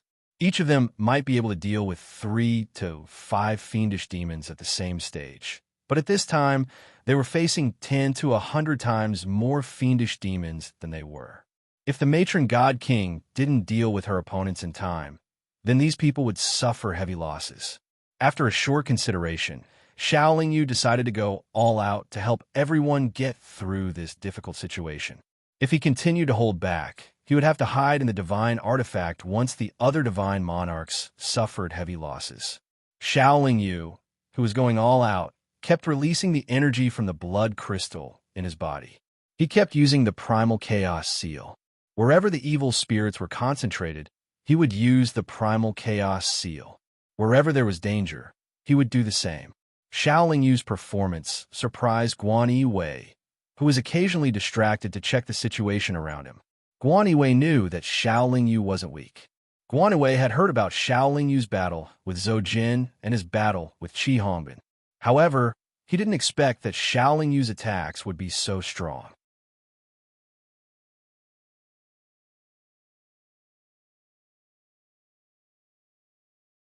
Chapter 573. Mother, did you get rid of the late, divine, king, evil spirit? Guan Yiwei asked with concern. No, it was on par with me, but I don't know why it suddenly retreated. Divine King Woman shook her head and said. What made everyone even more curious was that not long after, even the ordinary evil spirits in the surroundings retreated. What's going on? They weren't at a disadvantage, so why did they retreat? A divine monarch housekeeper asked. Regardless of why they retreated, the fact that these demonic beasts, which have no intelligence and only know how to charge, chose to retreat at the same time proves that they are either under someone's control or being commanded by someone even more powerful. Guan Yiwei analyzed worriedly. From the time they had spent together, Xiao Lingyu could tell that Guan Yiwei was indeed a very intelligent person. He could be called a hero. Is there someone more powerful than a divine king here? A divine monarch housekeeper asked in surprise. It's hard to say. Guan Yiwei couldn't give a definite answer. Let's look in the direction where they retreated. There shouldn't be any divine emperor stage evil spirits here. Otherwise, it could kill us all with a breath. There's no need for these evil spirits to obstruct us. Divine King Woman said calmly. Under the guidance of Divine King Woman, everyone arrived in front of a very spacious cave after a few hours. The evil spirits that had retreated were now rushing into the cave like a tide. Even though the housekeeper's group was very close to the evil spirits, they didn't seem to have any intention of encircling and killing them. Should we go in? A divine monarch housekeeper asked with fear. There were thousands of evil spirits entering the cave almost every moment. It was imaginable how dangerous it was inside. Let's go and have a look at other places first. The God King of Women then led everyone around the two sides of the cave for a long time. To everyone's surprise, there were close to 100 caves around them. All of them were extremely deep, and ear-piercing screeches of ferocious creatures could be heard from them. In addition to discovering many caves, they also saw many teams from Duhu City. These teams had at least one divine king stage expert in them. Without a divine king, the teams wouldn't have been able to survive until now. Everyone was hesitating whether or not to enter the cave. If they were to enter, which path would be the safest? It's impossible that all of these caves have God King stage fiendish auras. Let's try our luck. If the cave we enter doesn't have any God King fiendish auras, then maybe we'll find something, Guan Yiwei said calmly. I'll take this one. The God King of Women was not someone who liked to dawdle. She then led the way into a cave.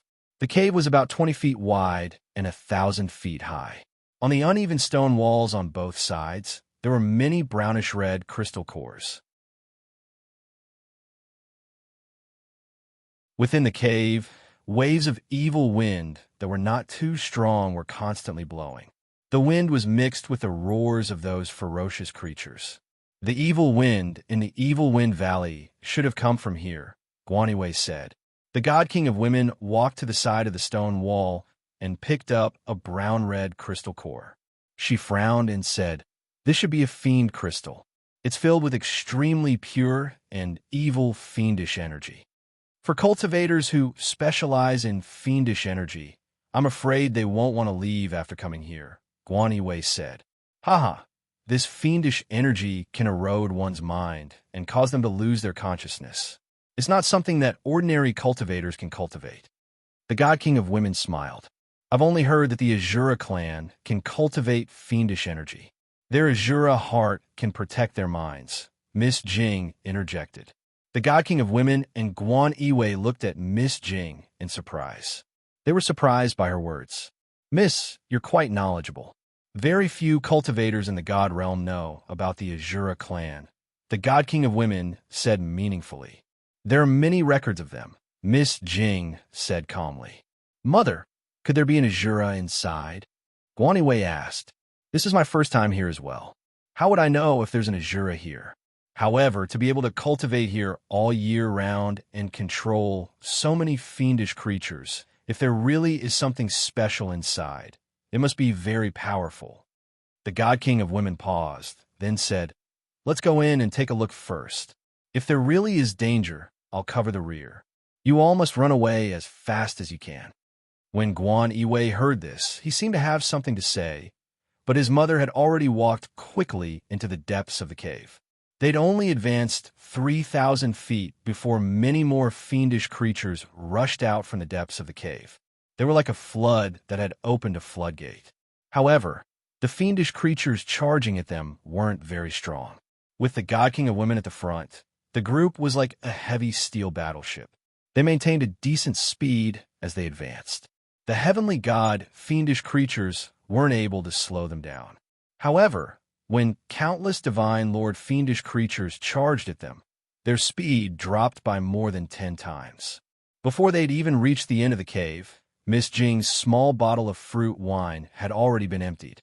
Everyone's condition began to deteriorate, so their speed naturally slowed down. The God King of Women had used up a lot of energy in the battle with the late-stage divine king fiendish creature. Miss Jing's fruit wine wasn't able to quickly restore her strength. Everyone's situation was getting worse. However, the God King of Women could already see the end of the cave. It was only 5,000 feet away from them. However, within this range of 500 feet, it was unknown how many divine monarch evil spirits there were. Wanting to cross this distance was not a simple matter. Miss Jing, do you still have any more fruit wine? Guan Yiwei asked anxiously. No more. Miss Jing shook her head. She seemed to hesitate for a moment, then waved her hand, sending out a circle of holy white light. The white light instantly fell on everyone. Everyone was surprised to find that their condition was rapidly recovering. Although it wasn't as obvious as the fruit wine's effect, it wasn't too far off. However, when the white light fell on the God King of Women, it didn't have much effect.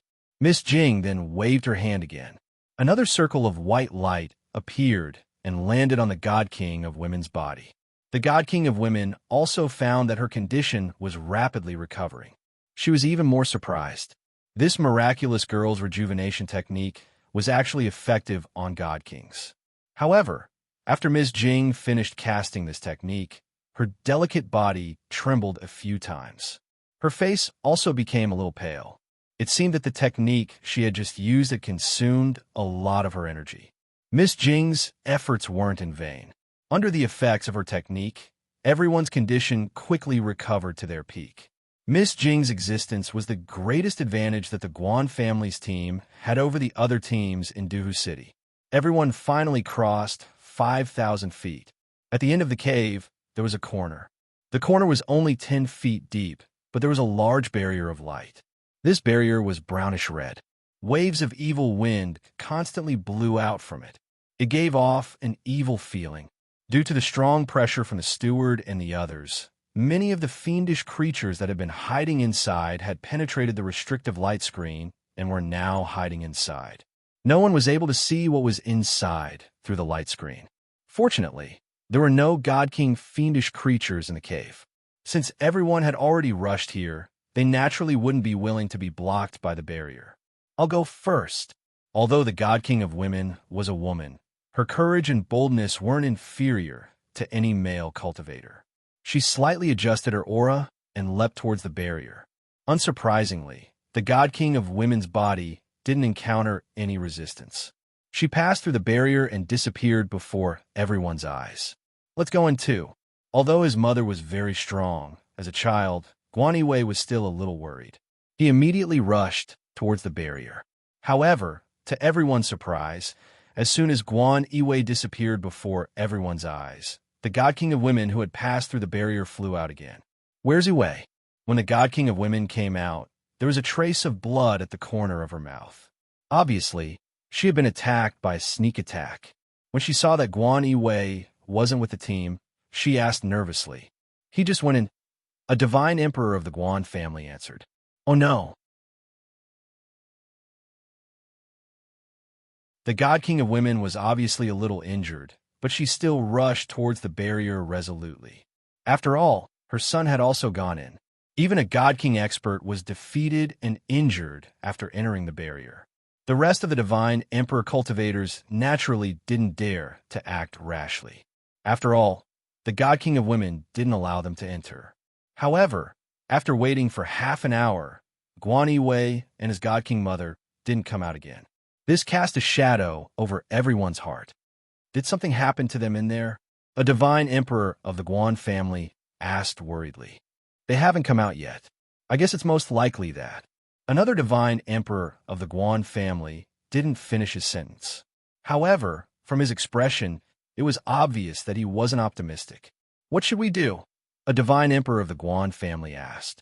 Everyone was like a group of dragons without a leader, and no one was in charge of the overall situation. Naturally, they didn't know what to do, and no one said anything. If they left now, and Guan Yiwei and his God King mother didn't die in there, and they returned safely to the Guan family, they would definitely be dissatisfied with them. However, if they didn't leave, there would be danger everywhere. If the evil spirits came out again, they might lose the opportunity to escape. Let's leave for now. The Divine Lord Robbers in Evil Wind Valley have already said that a Divine King has never left after coming in. If we wait here, we will only end up losing our lives, said a Divine Lord Steward. That's right. Everyone cherished their lives. Although they were from the same family, they didn't plan to go in and see if there was a chance to save Guan Yiwei and his mother.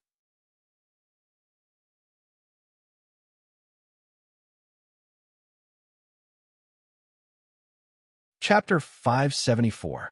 Brother Xiao, don't be in such a hurry to leave, Miss Jing said to Xiaoling Yu.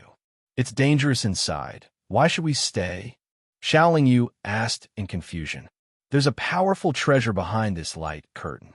As Miss Jing spoke, she raised her wrist and the bracelet slowly appeared. It was emitting a dazzling light. Guan Wei and his mother can't come out, so we shouldn't take the risk. No matter how good the treasure is, we need to be alive to enjoy it.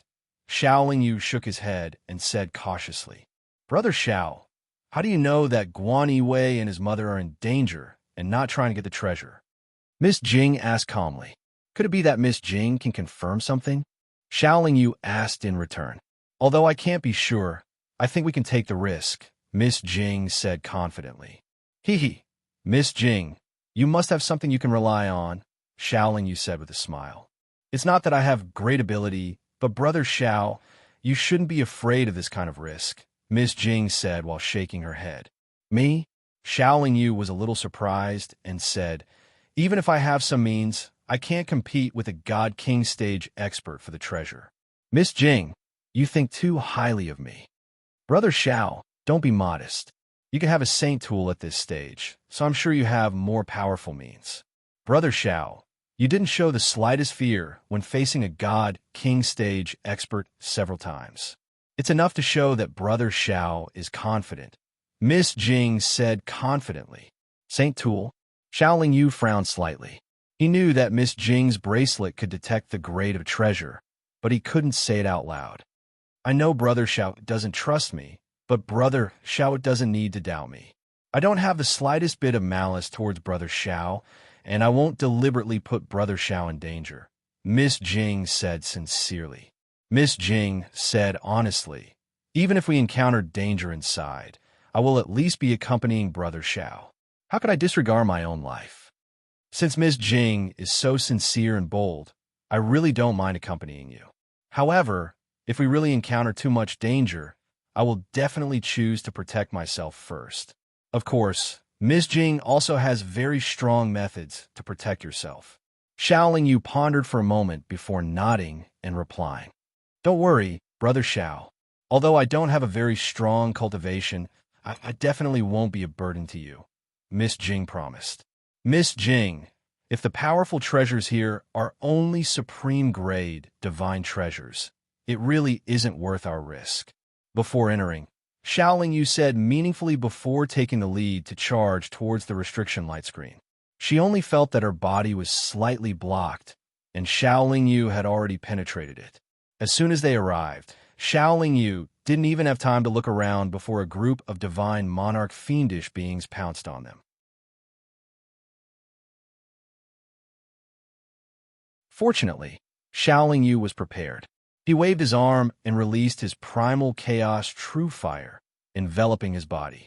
The primal chaos true fire was very domineering, and its power was far stronger than ordinary divine flames.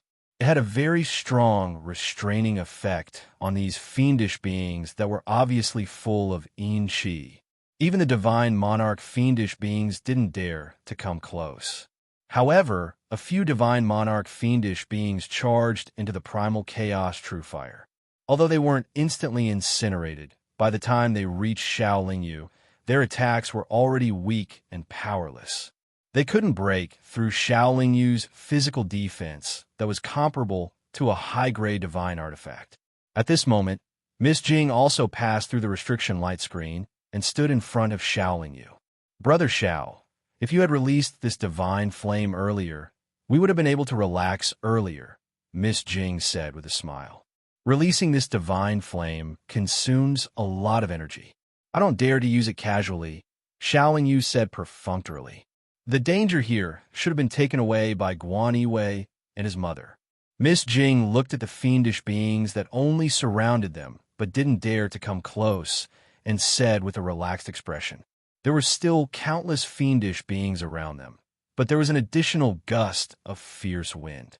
The fierce wind was very restrictive to foreign cultivators, but the fiendish beings could freely travel through it. Miss Jing, you should know where to go, right? There were fiendish beings all around them, so Xiao Lingyu couldn't tell the direction, let alone where the so-called powerful treasure was. I don't know the exact direction, but we can use the strength of this bracelet's light to determine if we're going in the right direction, Miss Jing said calmly as she shook her wrist. Then, the two of them randomly chose a direction and moved forward. with the primal chaos true fire enveloping them. The fiendish beings that weren't divine monarchs didn't dare to come close. With the guidance of the bracelet, the two of them quickly determined the right direction and quickly moved forward. However, although the primal chaos true fire's powerful aura could deter ordinary fiendish beings from coming close, it could also make it easier for the powerful divine monarchs to discover them. For hours after they passed through the light barrier, a divine monarch fiendish being quietly approached them and spat out a powerful wave of fiendish qi, which extinguished Xiao Lingyu's primal chaos true fire. Xiao Lingyu was prepared for this. When he sensed danger approaching, he had already taken out the saint artifact Yin Yang Mirror and released 4 monsters. The 4 monsters' strength was comparable to a late-stage divine monarch. Although they couldn't deal with a human divine monarch when they worked together, it wasn't too difficult for them to deal with a divine monarch fiendish being. Xiao Lingyu didn't expect the 4 monsters to be able to kill the divine monarch fiendish being. He only wanted them to keep the fiendish being busy and buy him and Miss Jing more time to escape. It's hard to imagine how Brother Xiao obtained such a mystical saint artifact with his strength. Could it be an ancestral artifact? Miss Jing asked curiously as she and Xiao Lingyu quickly distanced themselves from the entangled God King fiend. Although I think you're a good person and we've known each other for a while, that doesn't mean I'll tell you secrets about myself. Xiao Lingyu replied uninterestedly. Brother Xiao, you're too cautious, Miss Jing said with a wry smile. She seemed to resent Xiao Lingyu for being too tight-lipped. It's better to be safe than sorry, Xiao Lingyu replied seriously. They continued to encounter divine monarch fiendish beings, but Xiao Lingyu managed to survive with the protection of the 4 monsters. In such an environment, if a divine monarch was careless, they could be trapped here forever. After all, there were just too many divine monarch fiendish beings. Along the way, Xiao Lingyu and Miss Jing could hear the sounds of fighting coming from afar. It was obvious that the divine monarchs of Duhu City were fighting the divine monarch fiendish beings here.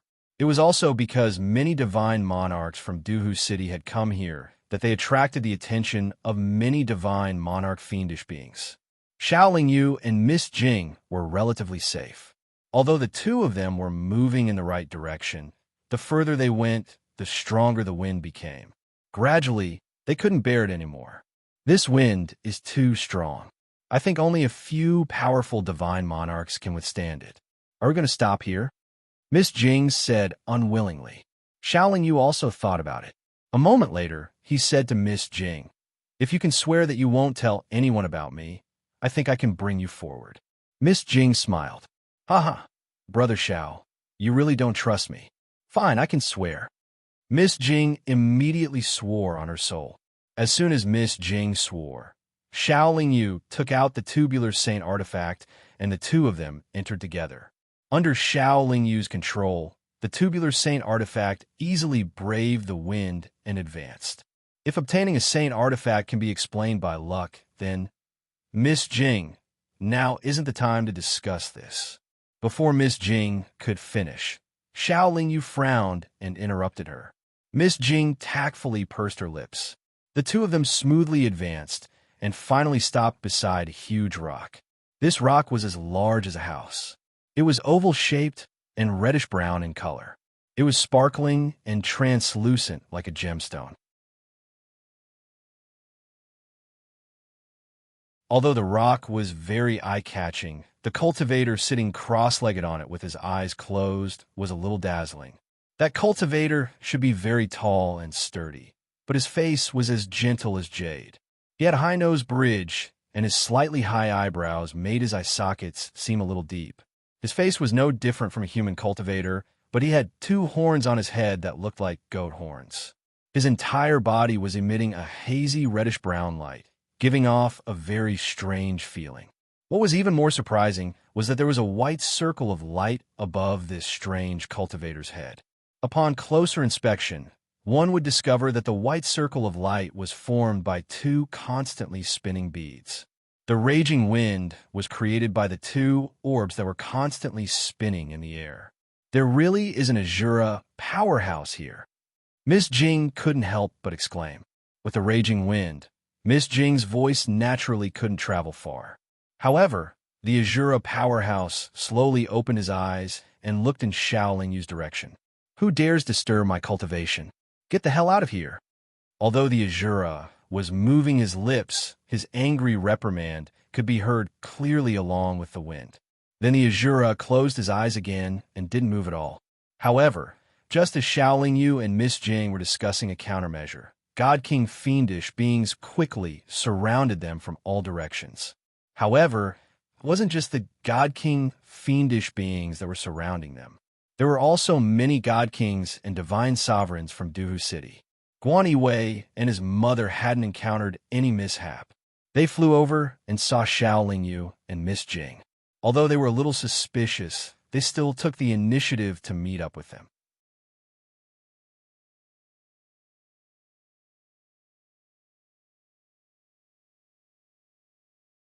Chapter 575. From tomorrow onwards, the 9 Revolutions Chaos formula will be renewed and updated every day until the end of the month. You're tuning into the Warrior Lore YouTube channel. Don't forget to subscribe and join us on this journey to catch the most captivating stories.